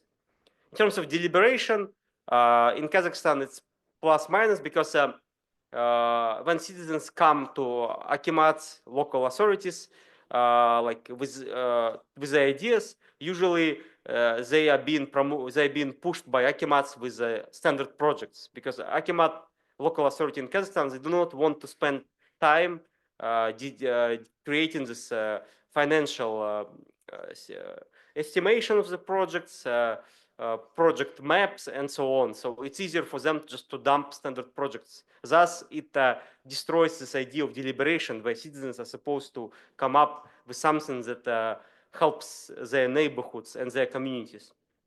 In Uzbekistan, it's slightly different because Hakimiyats, local authorities, they do push their sort of like agenda, like when they do not have many resources, they want local mahalyas to propose renovation of their schools, local schools and hospitals. But mahalyas, they also have their own agency and autonomy in coming up with their own projects. And there is an assistance from authorities to formulate projects. So we cannot say from my research that standard projects are being pushed from top down, but they try to help them to increase their capacity, for instance, for civil society activists to come up with good projects. And in terms of impact, in Kazakhstan, there is a limited transparency on the implementation of projects. In fact, most of the projects, that, like very small number of projects that were adopted, actually mired with problems in terms of implementation. And there is these projects face huge bureaucracy. While in Uzbekistan, because it is a project promoted by the Ministry of Economy and Finance, supported by President Mirziyoyev, and done in a very drastic way, centralized way, like there is a lot of information on the website, and people can actually see how it was implemented or not implemented. And if you go to the website, you actually see that most of the projects are being implemented. And here are just some of the quotes of from the interviews of Uzbek officials and activists. For instance, one said that the budget initiative projects are aimed, for example, at fixing the transformer and improving the road. But this is not purpose of the initiative budget. This is not an issue that should be resolved by the initiative budgeting. State corporations or local authorities should resolve these issues in the planned work. So some Uzbek activists criticized initiative budgeting, saying that just local authorities just pushing their problems out to citizens so they can use initiative budgeting to help them. So in some ways, yeah, sort of like this reminds you of that neoliberal logic, doing more with less, and state authorities trying to do here less. And in Kazakhstan, here you can also see, for instance, spending and implementation of projects is not transparent. Initially, they ask for an estimate, smeta, but this is not taken into account by the local executive authority, and the standard playground is installed. Citizens are frustrated to see they received something they didn't want. So again, you see this discrepancy. So I will try to push to discussion. Just 30 seconds. So basically, some of the conclusions and findings that in Uzbekistan, the top-down approach, open technology, and wider focus of participatory budgeting, focusing on areas related to education and healthcare, facilitated higher citizen participation. Also the factor of mahalya helped, yeah, because in Uzbekistan, mahalyas actively participate and collaborate with state bodies. In Kazakhstan, the process that is more decentralized, because it was pushed to local authorities, to akimats, with a narrow focus. The focus was given just to neighborhood renovation, but not to education or healthcare, faces a variety of obstacles across the country. So ironically, the Uzbek model produced competition between local municipalities, enticing citizen engagement. Yet it can also remind of a form of induced participation. So not all is great in Tashkent. So just some contribution to the literature. With this research, I try to show that the limits of and potential of hybrid democratic innovations in non-Western settings, and try to go beyond the concept of consultative authoritarianism that was that is actively being investigated in Central Asia, including by Colin. In his recent paper, he discussed in terms of civil society. But here I try to discuss the concept of authoritarian deliberation and its possibility in the context of authoritarian regimes of Central Asia. Thank you. Thank you very much indeed, Bakhytzhan. And I'm sorry we had to rush you through that because there's lots of detail in that project, and I'm sure it will generate lots of questions. I do love the term deliberative authoritarianism. It sounds like an oxymoron. Okay, so we'll move on to our next speaker, who's going to join us online, Dr. Mohammed Fayez, who's an associate professor of computer science at the University of Central Asia. And Dr. Fayez is going to talk about the application of machine learning for smart city solutions. Do we have Dr. Fayez? We do. Hello. Hello, everyone. Thank you for giving me this opportunity to present in this form. So I will share my screen. Just to remind you, Dr. Fayez, 15 minutes maximum. Okay. So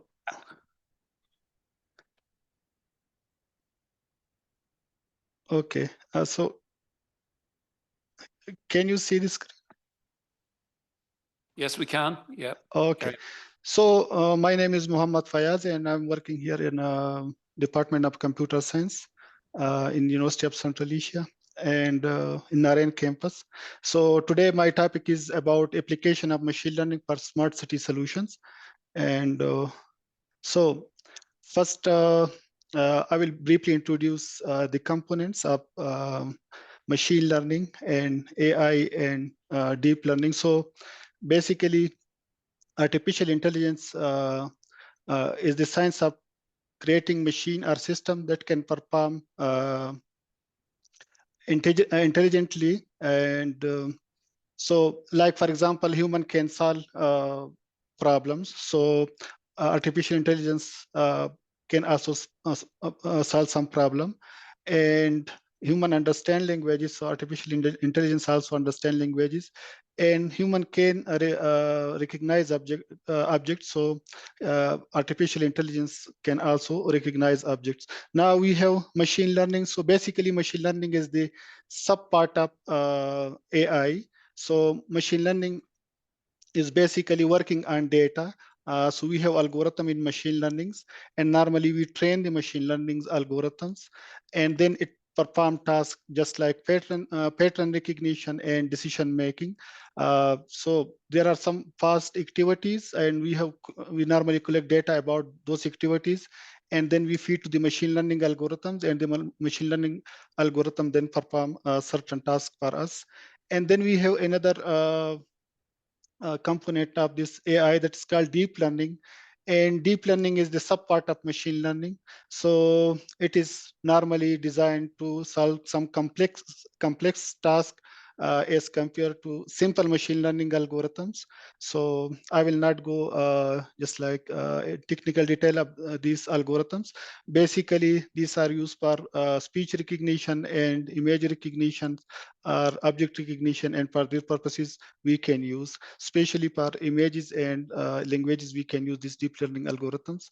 And then we have smart cities. So normally, in order to make the city more smart, so here we have suggested some machine learning techniques. I mean, some are already have been applied. So we will discuss them. So this is a general presentation, and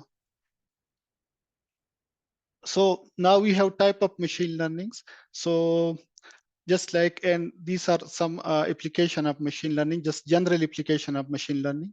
So spam detection, just like spam messages or spam emails, so we can detect through machine learning. Sentiment analysis, so we can also do this through Oh. So can you hear me? Because I received a message that there is electricity shortage in the hotel.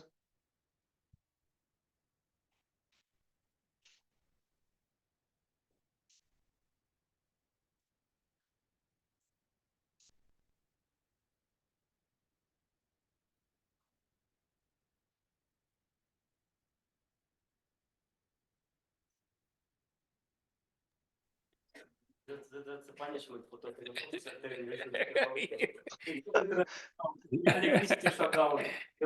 about Okay, sorry. so okay, can I continue? So sorry. Yes, please okay, do. Okay, sorry, I received a message from you people, so Yeah, I was thinking there is some problems.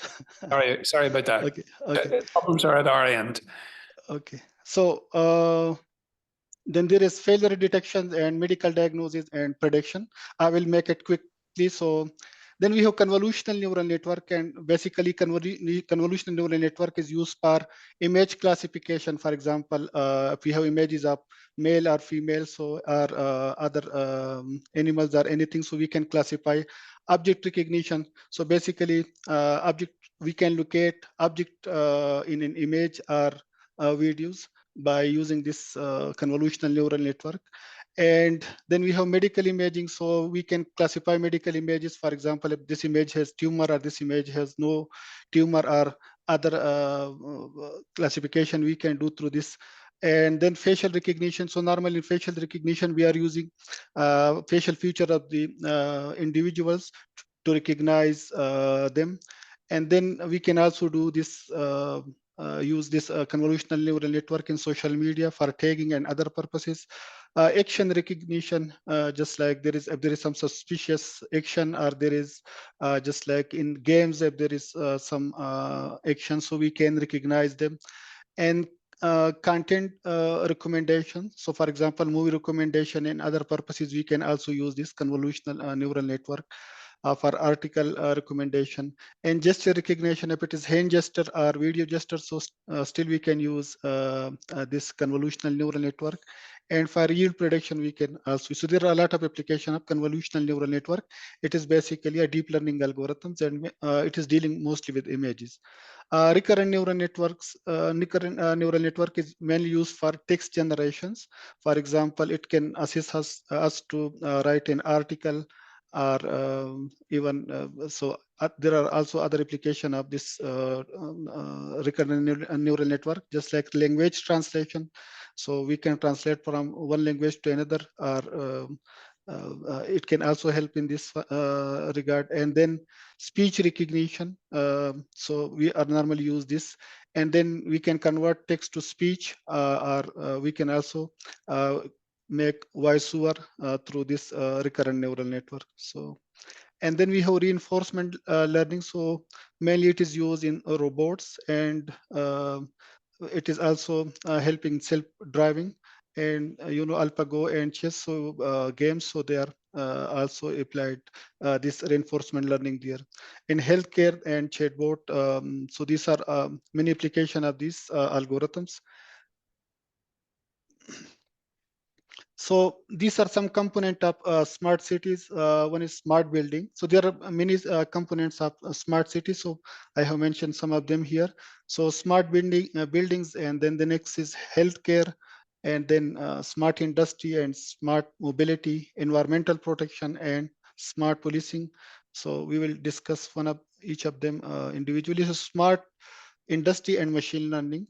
So basically there are many application of machine learning in smart industry. So means we can predict maintenance, and just like something is happening with a machinery, or based on the historical data or sensor reading. So this will reduce the downtime. Means we can reduce the time in management, and it will also reduce the cost. Okay, then quality control and defect prediction. So normally, just like if we are producing products in the smart industry, so there are object recognitions. So for example, if we train the algorithm by providing some defects objects, so in case of these, there is some defects, so rejects these objects. So in this way, we can control the quality of the objects, or you can say the items. Supply chain optimization we can also do by predicting demand in the market. So it will help us to reduce inventory cost and ensuring timely delivery. So robotics and automation, as I told you, that we have this reinforcement learning we can use that's in robotics and automation. So normally in industry we have robots, and it automates do automation in the industry. So now these are specially designed to solve some complex tasks with high precision and autonomy. Smart healthcare and machine learning. So there are many applications of machine learning in smart healthcare as well. So we can diagnose the diseases and prediction. So again, for example, if you want to classify or predict this lung cancers or brain tumor or other type of diseases, so we can do through machine learning, and it's basically assessing the radiologist as well. Then we have robot assisted surgery. So robots are also helping in order to assist doctors or surgeons to make surgery. So normally these robots are trained through just like reward and punishment systems. And so basically reinforcement learning is there, and these robots are trained and they can do this very complex task for us. Virtual health assistants. So machine learning virtual assistant can help patient by providing basic medical advices and appointment scheduling and medication reminders as well. So, and then patient monitoring. So again, machine learning, we can train the machine learning algorithm on the previous data or the historical data, and it can predict the monitor the heart rate of the patient and other activities of the patient. So next is it can also help us in security and surveillance. So there is real-time video surveillance, so it can also help us. For example, if we are dealing with security and surveillance, so machine learning can enhance video surveillance system by enabling automatic detection of suspicious action. For example, if someone is fighting, so we can get the images or video, and through machine learning algorithms, these actions can be identified, and then we can this system can inform the law enforcement agencies about these suspicious behaviors. And facial recognition is also used. Normally, there are very sophisticated facial recognition pre-trained models. You can use them, and basically here, if we want to, for example, if some person is if we need, or the law enforcement agency need a criminal, so it can look at that person or can recognize that person by using his face. So we can train the model, and then it can identify that person through his facial features. One more minute, okay. Dr. Fax. Thank you. Okay. So I mean, there are many applications of this machine learning. You can see that traffic predictions and autonomous vehicle, and then smart parking, and then road readiness detection is also just like it. We can do it through machine learning. Smart building, we can also deploy or apply this machine learning algorithm in smart buildings. So for security and application control and automation. And in smart education, we can also use machine learning algorithms. And there are some challenges, and mostly challenges are with the data. So normally when we are applying these machine learning algorithms, so we have these data privacy and security issues. So there is also biasness and fairness issue that's are related with this when we are applying or deploying this machine learning algorithm in smart city. Ethical and legal issues and high cost of implementation is also another concern. So these were there were many application of machine learning algorithm in smart cities. Thank you very much indeed, Okay, Dr. Dr. Fayez. Okay, thank you. And again, apologies for having to cut you off there. I mean, it was a great comprehensive sweep of the application of machine learning to smart cities. So thank you very much for that. Thank you. So we move to the last presentation.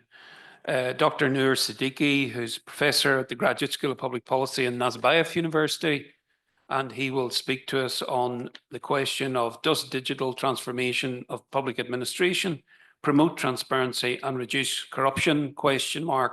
Evidence from Central Asia. Noor. Thank you, Chair, and thank you, everyone. I really appreciate your enthusiasm, even though it's the last session and the last paper. I can see that still we have a reasonable crowd, which makes me quite excited and happy.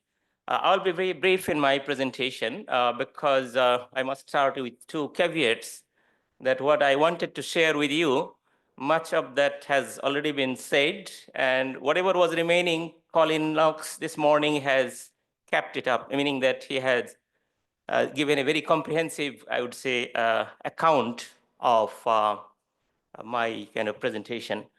The second one is what I have in mind. Basically, this is still work in progress, not something finished or finalized. As you can see that we are trying to find answer to a very simple question, whether digitalization or digital transformation really helps to improve transparency of the government and also to fight corruption.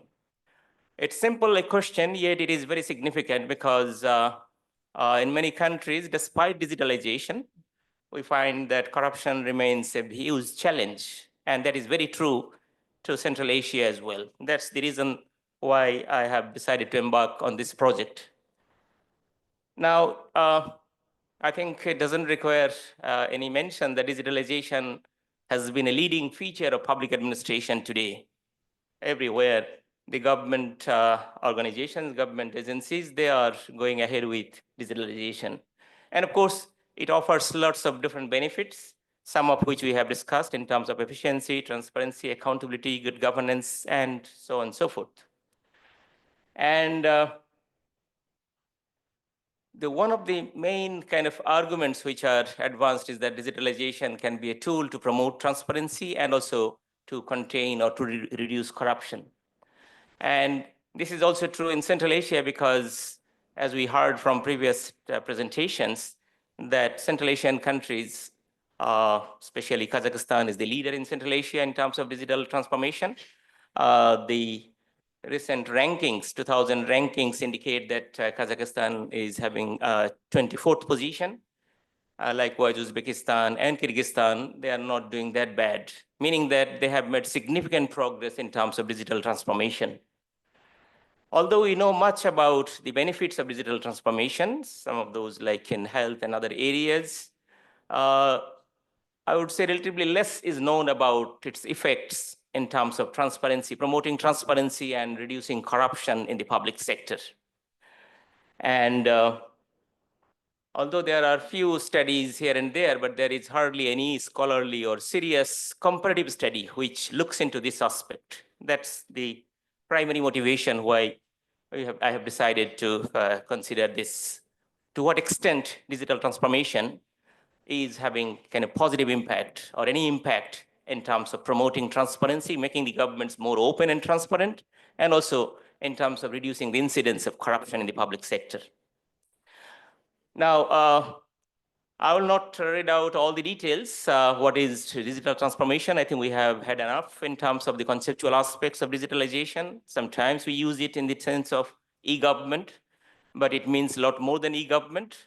But At the kind of very basic level, it means that the government or the organizations will be using the ICT in terms of its service delivery and in terms of transforming its operations, as well as in terms of the reshaping their relationships with their clients, citizens, customers, and so on and so forth. That's the main concept of digital transformation. And in a broad sense, it means a lot more than transformation in the public sector. It means the transformation of the whole society, economy, and everything. But oftentimes we use in a narrow sense, basically to focus on the public sector and its transformative process. Okay, and of course, we know about the advanced applications, including IoT, blockchain, AI. We have had quite a few papers, so I will not go into those details. These are also part of the transformation or kind of journey. Now, going back to this role of digitalization in terms of transparency or promoting transparency, generally, we tend to have a positive view that digitalization will promote transparency of the government. And by transparency, we mean openness, making the information or kind of data available to public. And why transparency is important? Transparency is seen to be a kind of value in itself, in its own right, and also it's the means to an end. Why? Because it actually helps to contain corruption, reduce corruption, and offers many other benefits when things are transparent. And that's why transparency is pursued or is considered to be one of the important objectives of digital transformation or digitalization. And of course, some of the recent developments like the freedom of information laws, in many countries, the governments have enacted new laws, which makes it obligatory on part of the public agencies to make information available, transparent, okay? And also there are requirements that it has to be proactive kind of openness, meaning that citizens don't have to ask for information. You have to make it available regardless of whether there is any demand or not, okay? And of course, open government partnership and many other movements which are taking place globally are making very strong case for transparency in the public sector. But of course, there is another view that despite its potentials, some people tend to view that mere publishing some information in the websites or portals doesn't necessarily mean the government is transparent. It all depends on what kind of information is being made available and whether those are usable, whether those fulfill the basic requirements. There are a long list of requirements which can help in terms of making those information useful for the public and citizens. So mere publishing some data or website, creating some websites doesn't mean that the government has become transparent or more transparent. Okay, similarly, there is also a growing body of literature which tends to see digitalization as a powerful tool in terms of fight against corruption, fighting corruption, okay? Because there's an idea that digitalization will help mitigate information asymmetry, meaning that the difference between the information providers and the public or the users will be reduced. And also this will reduce the discretion that the officials often have in terms of those who are holding information. And digitalization also widens or broadens citizens' access to information, eliminates direct interaction between the officials and the public, and also it simplifies the process and standardized service delivery, many of which was discussed in the previous sessions. A further logic of digitalization is that electronic records are easier to access than the paper records, which facilitate audits, preventive checks, and also investigation of corrupt practices when there are digital records. And having said that, we must also bear in mind that evidence on the ground oftentimes is very conflicting, meaning that in some cases, we find that digitalization really helps in terms of reducing corruption. In other cases, there is no direct or positive correlation between digitalization and corruption control. And some of the recent studies actually find or show very interesting kind of results. And one of the studies, recent study 2020, it found that the effectiveness of digital transformation or digital platforms in terms of making the government's data open is reduced with the diminishing internet and media freedom, meaning that the other factors actually decide or determine whether these platforms would make the government open or not. And another study also, which is a very large study of 170 different countries across the world, it finds that the potentials for digitalization to reduce corruption is higher in countries where corruption is modest or high, and economic development is low, meaning that digitalization doesn't have the same effect in different contexts. So it concludes by saying that digital transformation or digital innovations are likely to have limited impact if they are not accompanied by broader reforms, meaning that digitalization also requires reforms in other spheres, like in terms of good governance, Colin was talking about this morning, accountability, citizen trust, political rights, freedom of media, and many other conditions. So it is against this backdrop we are trying to find out the situation in the Central Asian context. And in terms of methods and data, I would say that this is planned as a mixed method, meaning that we will be using qualitative as well as quantitative approach. And data will be collected based on official sources, international organizations like the UN DESA's e-Government Development Index, Transparency International's data. We can use time series data.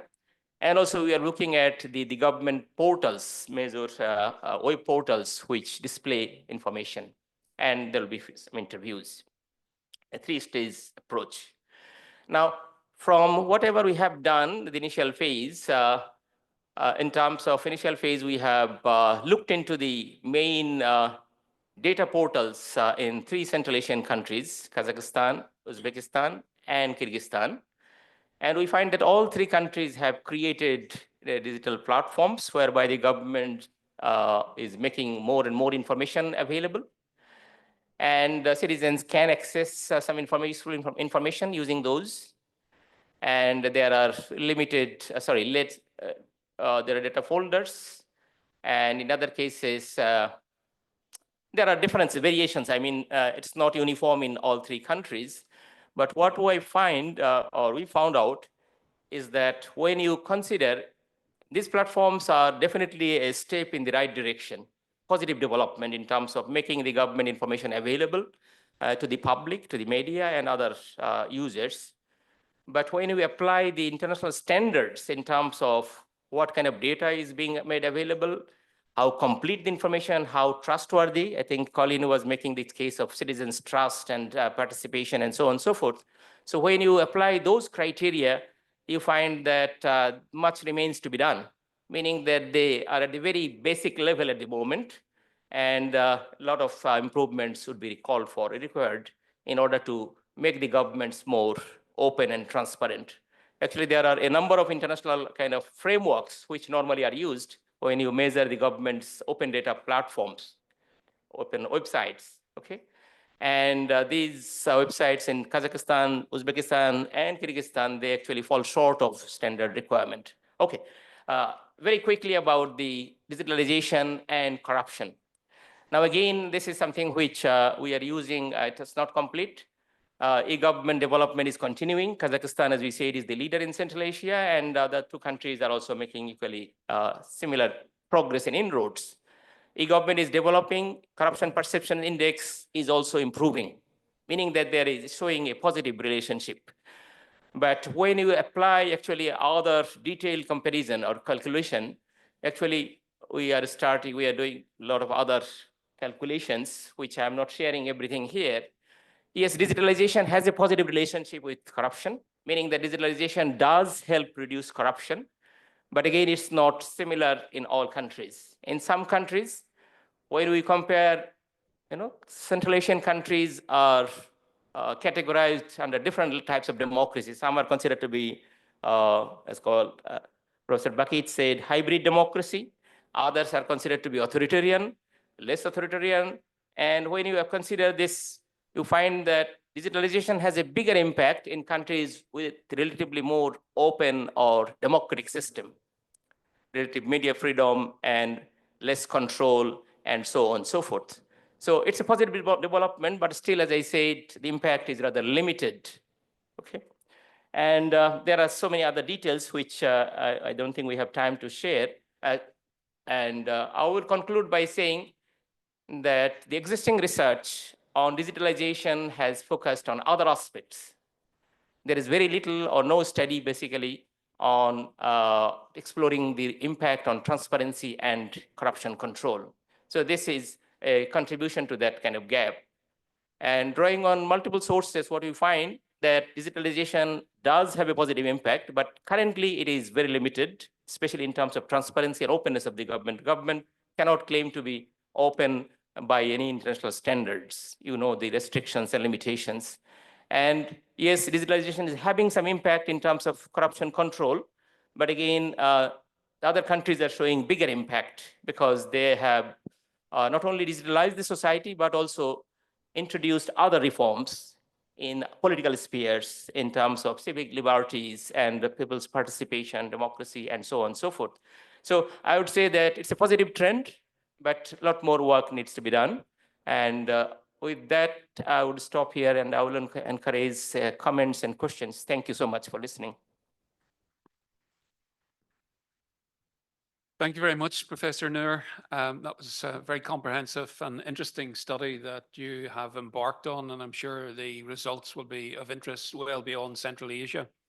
So let me open up the floor now to questions from, I think Dr. Fayez is still with us, to each of our 4 panel members. So anybody would like to open up with a question? Yep, please.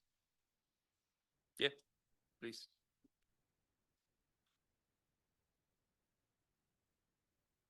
Большое спасибо. Мой вопрос как раз доктору. Я захотел задать такой вопрос. Вы сказали, есть гибридные проекты, гибридные законы, что люди могут, и обычные граждане, и все люди, которые хотят участвовать в законопроектах, могут голосовать, избирать, например, свои примеры давать, что вот этот законопроект, по моему мнению, очень хороший, и что, по моему мнению, этот закон более нужный. Какие вы думаете ресурсы или какие главные аспекты мешают для дополнения этого закона, чтобы он уже работал здесь, не только в Кыргызстане, но и в Центральной и всей Азии?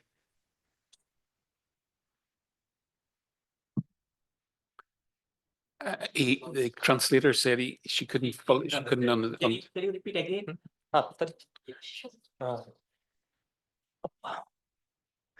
Я бы хотел повторить вопрос. Как вы думаете, что мешает для закрепления в Кыргызской республике и в целом Центральной Азии гибридной инновации? Что мешает именно для инноваций? Вопрос вы ко мне или к вам? Ко мне, да. I can respond, yes. Да, вот спасибо большое за вопрос. Постараюсь ответить покороче, потому что можно долго говорить про различные инновации и западные практики, которые внедряют наши не совсем демократические режимы, но которые находятся в процессе транзита. Ключевое то, что касательно гибридных демократических инноваций, в том, что здесь признается, что каждый гражданин не может участвовать в этом процессе, поэтому есть какие-то определенные группы активистов, которые наиболее активны, либо какие-то там сообщества, общества там. И, соответственно, если говорить о каких препятствиях, то из опыта моих исследований основное препятствие для продвижения таких инициатив можно выделить 2. Первое – это бюрократическое сопротивление, потому что такие эксперименты и инициативы, они сталкиваются с интересами самих госорганов, которые не заинтересованы в том, чтобы разделять власть и функции с населением. Соответственно, изначально это все сводится до уровня небольшого эксперимента. Допустим, в Казахстане бюджет народного участия сузили до ремонта газеба. Газеба вот это же есть, который во дворе ставит калитку. и скамеек. Потому что, опять-таки, те, кто реформу создавал, они осознавали риски, которые это имеет, и то, что какое будет сопротивление со стороны госорганов. Соответственно, и это не только в Казахстане, это везде по Центральной Азии присутствует. И второе, вот эти гибридные демократические инновации, они будут сталкиваться с сопротивлением интересов элиты и интересов, связанных с коррупционной составляющей. Потому что там, где подключается больше гражданских активистов, появляется больше механизмов подотчетности, которые могут нарушать работу этих элит. То есть это не обязательно, что госорганы, это может быть и бизнесмены, и другие группы. Допустим, на примере Узбекистана, долгое время в Узбекистане были цифровые активисты, которые активно использовали различные средства, как связи с Министерством юстиции, петиции для того, чтобы остановить снос Махали и их домов. Но в итоге они не могли остановить по той причине, потому что это были бизнес-интересы Бахтиера Артакджоева, который был человеком из элиты, приближенным к Мирзиёеву. Единственное, его потом, конечно, уволили, но не по этой причине, а потому что не было отопления в Ташкенте. Но в целом это как бы показывает то, что эти инновации, они сталкиваются с двумя ключевыми барьерами, как на основании того, что я наблюдаю. Большое спасибо. Доктор Bakhytzhan. May I ask just a quick follow-up question, and then I'll come to this lady, to Bakhytzhan. So one of the criticisms of participatory budgeting is that it creates expectations amongst those who participate that cannot be fulfilled. And you demonstrate, you mentioned in your presentation that sometimes officials just see this as a way of offloading their responsibilities onto citizens. So how would you respond to that? Yes, I would agree with you. I mean, like in the sense that it creates expectations, and in reality, yeah, it is very strange. It is very strange transformation of this participatory budgeting, because initially it appeared as purely democratic, deliberative, and inclusive initiatives that would support poor people. But then new public management happened, neoliberalism also happened, in the sense that in China and some other places, it's been implemented in neoliberal fashion, in that case that it promotes the interests of state officials and also upper middle income people who have good access to technology, to resources, and hence they channel these projects. So in that sense, it is not that inclusive has become. And second, even if, let's say, people from lower low income groups can gather and propose projects, still they have problems in terms of preparing according to the strict standards. And especially then it's a problem, especially in Central Asia, where we have a great appetite for bureaucratic procedures and forms. And in Uzbekistan, they partially resolve this problem by forcing local authorities to help those people. Because it was a decree by Mirziyoyev, centralized by Ministry of Economy, they achieved that. But in Kazakhstan, it didn't happen. And that is interesting. Thank you. Thank you very much, Becky. This lady, please. Добрый день еще раз. У меня вопрос двум спикерам. Это доктора Мухаммеда Фаязу и доктора Нури Алама. То есть два различных вопроса. Так, первый вопрос доктора Мухаммеда Фаязу. Вот смотрите, вы презентовали программу вот умного города. А вот этот умный город, какие там... I have to interrupt. Unfortunately, Dr. Fayaz is not with us. He's offline at the moment. I'm sorry. So if you would move to the second question. Да, хорошо. Хорошо.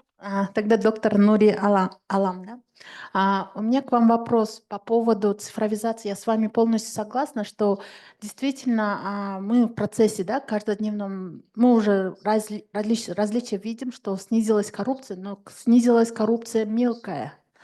то есть который касается именно гражданского общества, да, где не надо там очереди ждать, и раньше, чтобы этой очереди не ждать, давали определенные деньги, да, благодарность и так далее. Вот такие мелкие коррупции и как бы устранили. Но речь идет о большой коррупции, да, где нам выдают определенный отчет, цифры, которые для нас как бы мы не знаем, на самом ли деле эти цифры как бы реальные или на самом деле это все искусственным образом увеличено.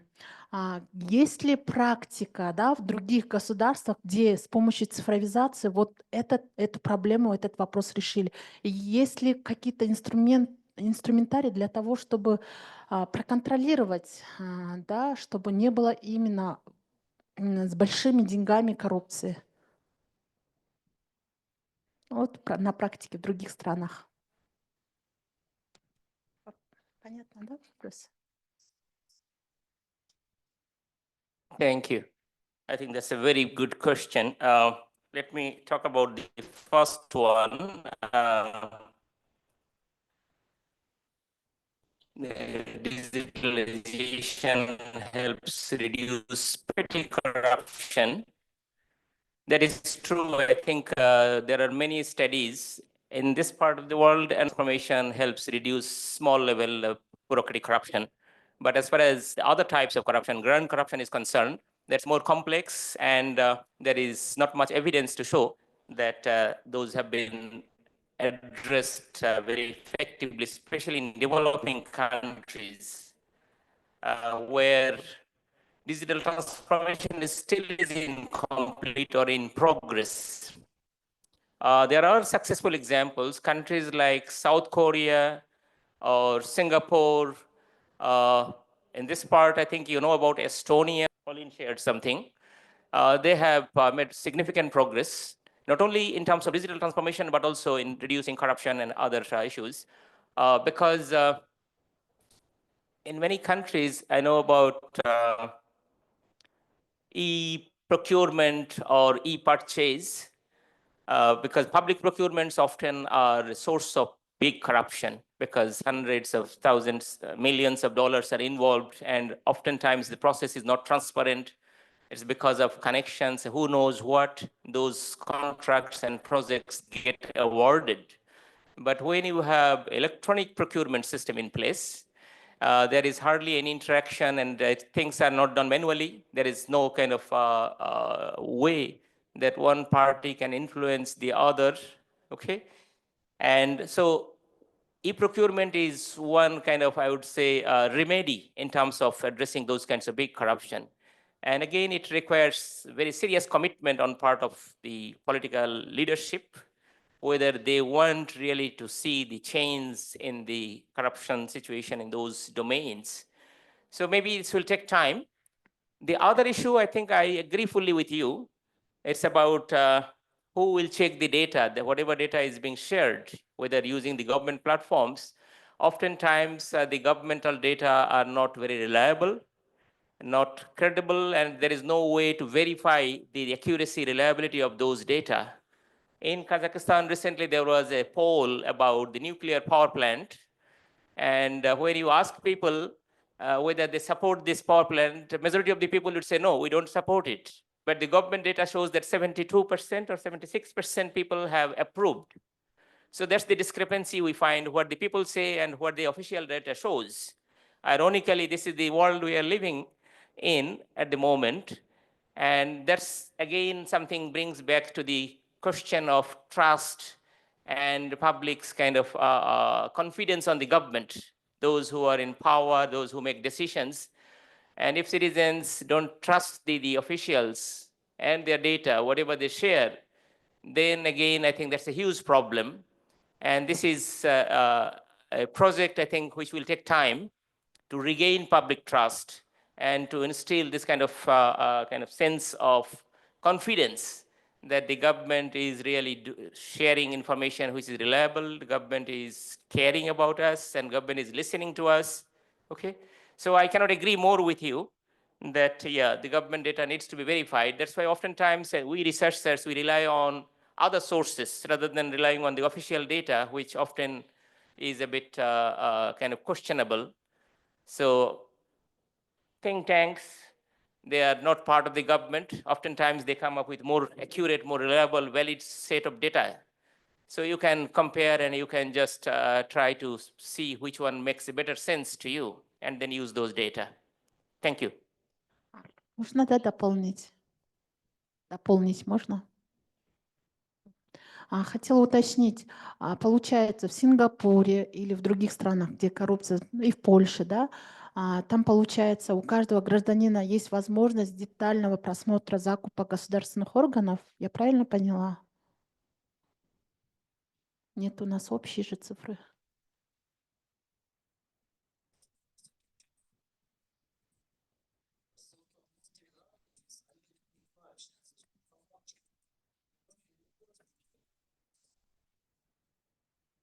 Тогда вопрос аннулирован. Yes, in Australia also we have the same system. It's quite transparent. Anybody, especially those interested parties, they can see that why a particular project got, contract or got awarded, was selected compared to others. And government, all procurement has been kind of, they have a separate platform. All the information is there. Anybody can compete for those kinds of bidding. And there is no restrictions. Anybody can see. May I, thank you, Nur. May I ask Kassiat a question, please? And that's about gathering data through primary sources like surveys. And the question I have, because you mentioned this, Kassiat, was about Central Asia Barometer attempting to ask questions on sensitive issues. So this kind of goes to the point that Nur was making here about gathering reliable data. How do you ensure in Central Asia Barometer that you're gathering information on sensitive topics, that people are not simply giving you socially acceptable responses? In other words, how do you ensure that data is robust? The second part of the question is, it's my experience that there are lots of surveys going on, some of them very weak, some of them very badly formulated. How do you address the issue as a survey organization of survey fatigue? Mm-hmm. Thank you, Colin. So in our region, with sensitive questions, especially about the politics, there is a term in survey literature which is called authoritarian bias. So people tend to answer according to their perceived stance of the government on the issue. And we have this a lot, but we don't, we try to do something about it, but with regards to the authoritarian bias in particular, but of course we use, we remove from the data set the straight liners, the people who don't qualify based on our social desirability toolkit. If they, for example, provide all socially desirable answers, we remove them from the data set, but it doesn't help with the authoritarian bias situation when you cannot do this. And we don't do anything about it. We just leave it to the researchers' choice. What can they do with this data? How they can analyze? Maybe they would use some models to work with it. And also, your second question was about the fatigue. Yes, and also about the reliability of data. So recently I conducted a workshop where I discussed how can we make sure, how can we understand, can we rely on this survey data source? And there is this transparency initiative, which is, there is a very well-known organization, not to be, I'm not talking about that, but there is this transparency initiative where many survey organizations are part of, and they have a very good guideline on which things should be in the source so that you can rely on this data, including what kind of methods do they use to recruit the respondents, what is the sample size, what was the fieldwork dates, who commissioned the survey, who conducted the survey, the whole chain of contractors. So this is a very big list, and in our region, very few organizations provide full disclosure. So that these are disclosure guidelines. CAP provides with our data together, we provide a huge methods report. So thus we want to make sure that people understand how we collected the data. And we can't claim that this is ultimate truth because we are using a sample, right? But it is on the researchers can decide where they can rely on it or not, and how they can how they can use this data. And about this respondent fatigue, which is also a huge issue, researchers, for example, from which I worked with too, they tend to answer very many questions. For example, during a telephone survey, for example, you need to have a telephone survey like for 15 minutes, and your questions should be short, your words should be short, but this is not followed in our region, unfortunately. So long questions, long duration, and at the end of the survey, people start to provide just yes, no, and we have to cut this all from the data set as well. So Thank you very much. I will allow one more question before we wrap up. This gentleman gets the final question of the day. Thank you. Спасибо за презентации, уважаемые коллеги. Меня зовут Bakhytzhan, я представляю Альянс по продвижению гражданских инициатив. Наверное, вопрос будет доктору Курманову и доктору Сидики. У меня сложилось такое впечатление по вашим презентациям, что в автократических режимах вся вот эта цифровизация, она имеет очень такой слабый эффект с точки зрения выгод для гражданского общества, для населения. И плюс вот презентация доктора Фаяза немного напугала вот с этими системами распознавания лиц.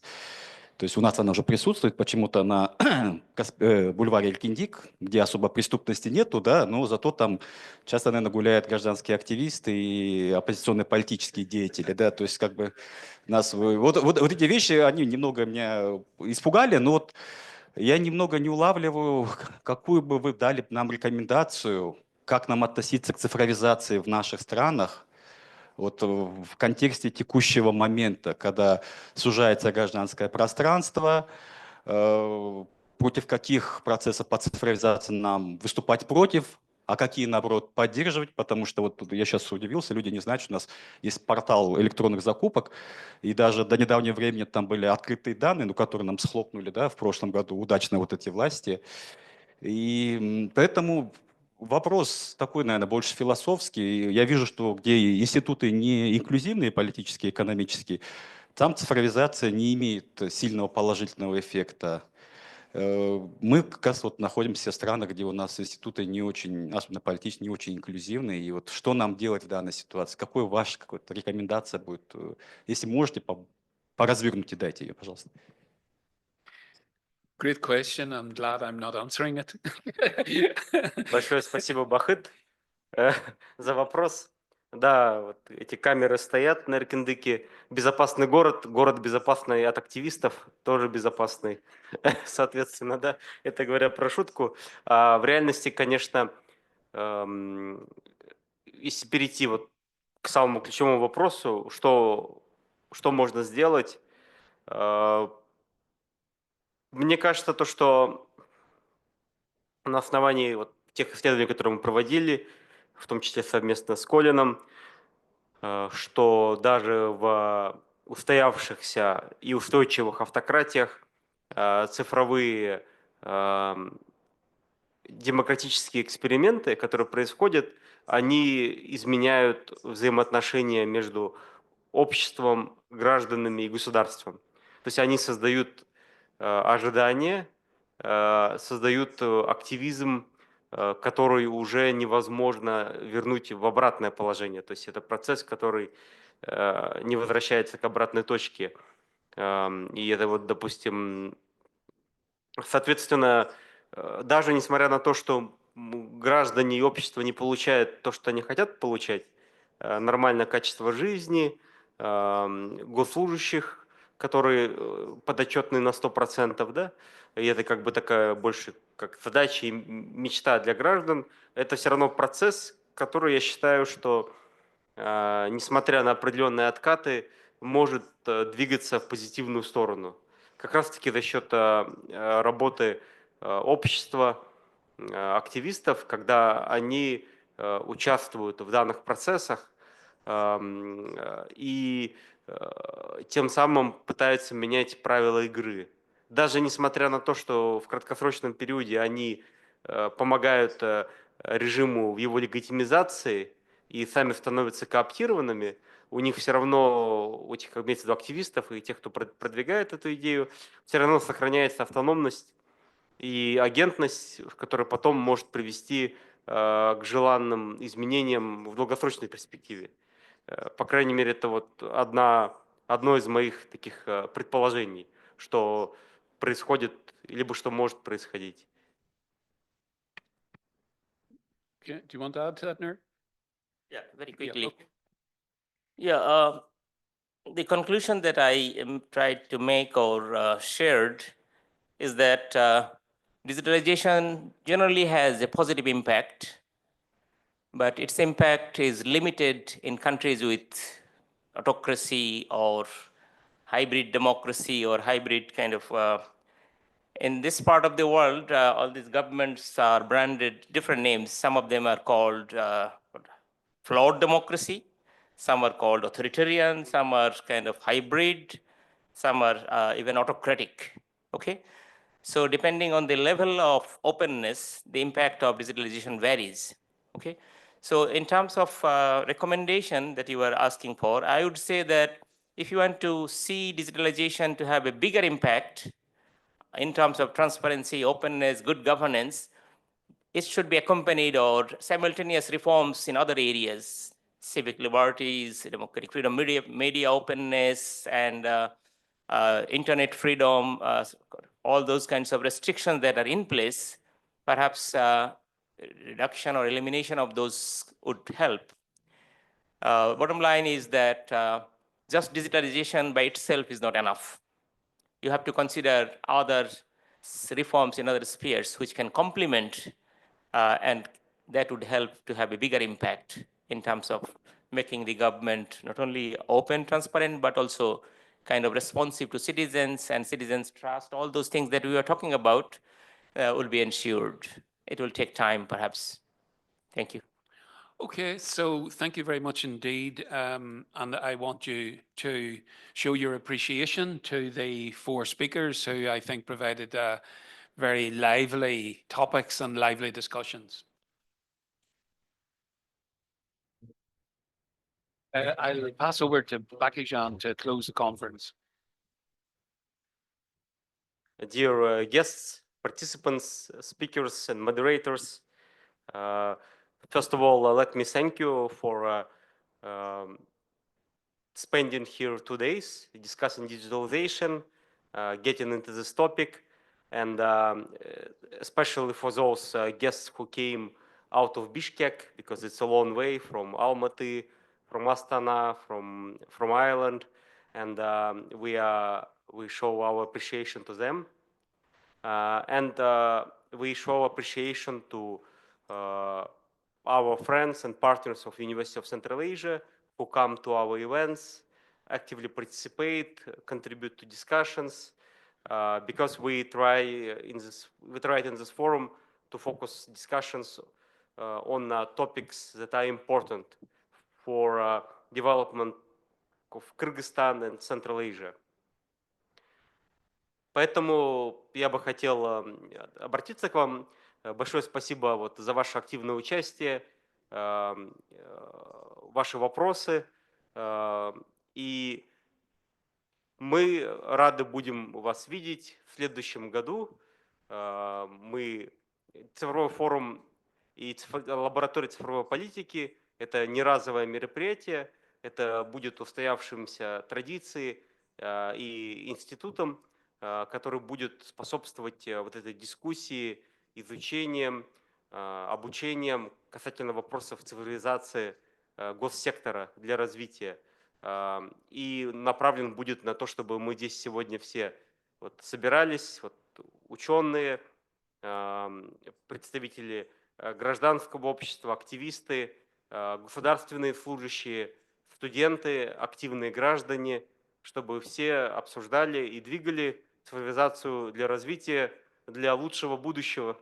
Поэтому спасибо большое и до следующих встреч.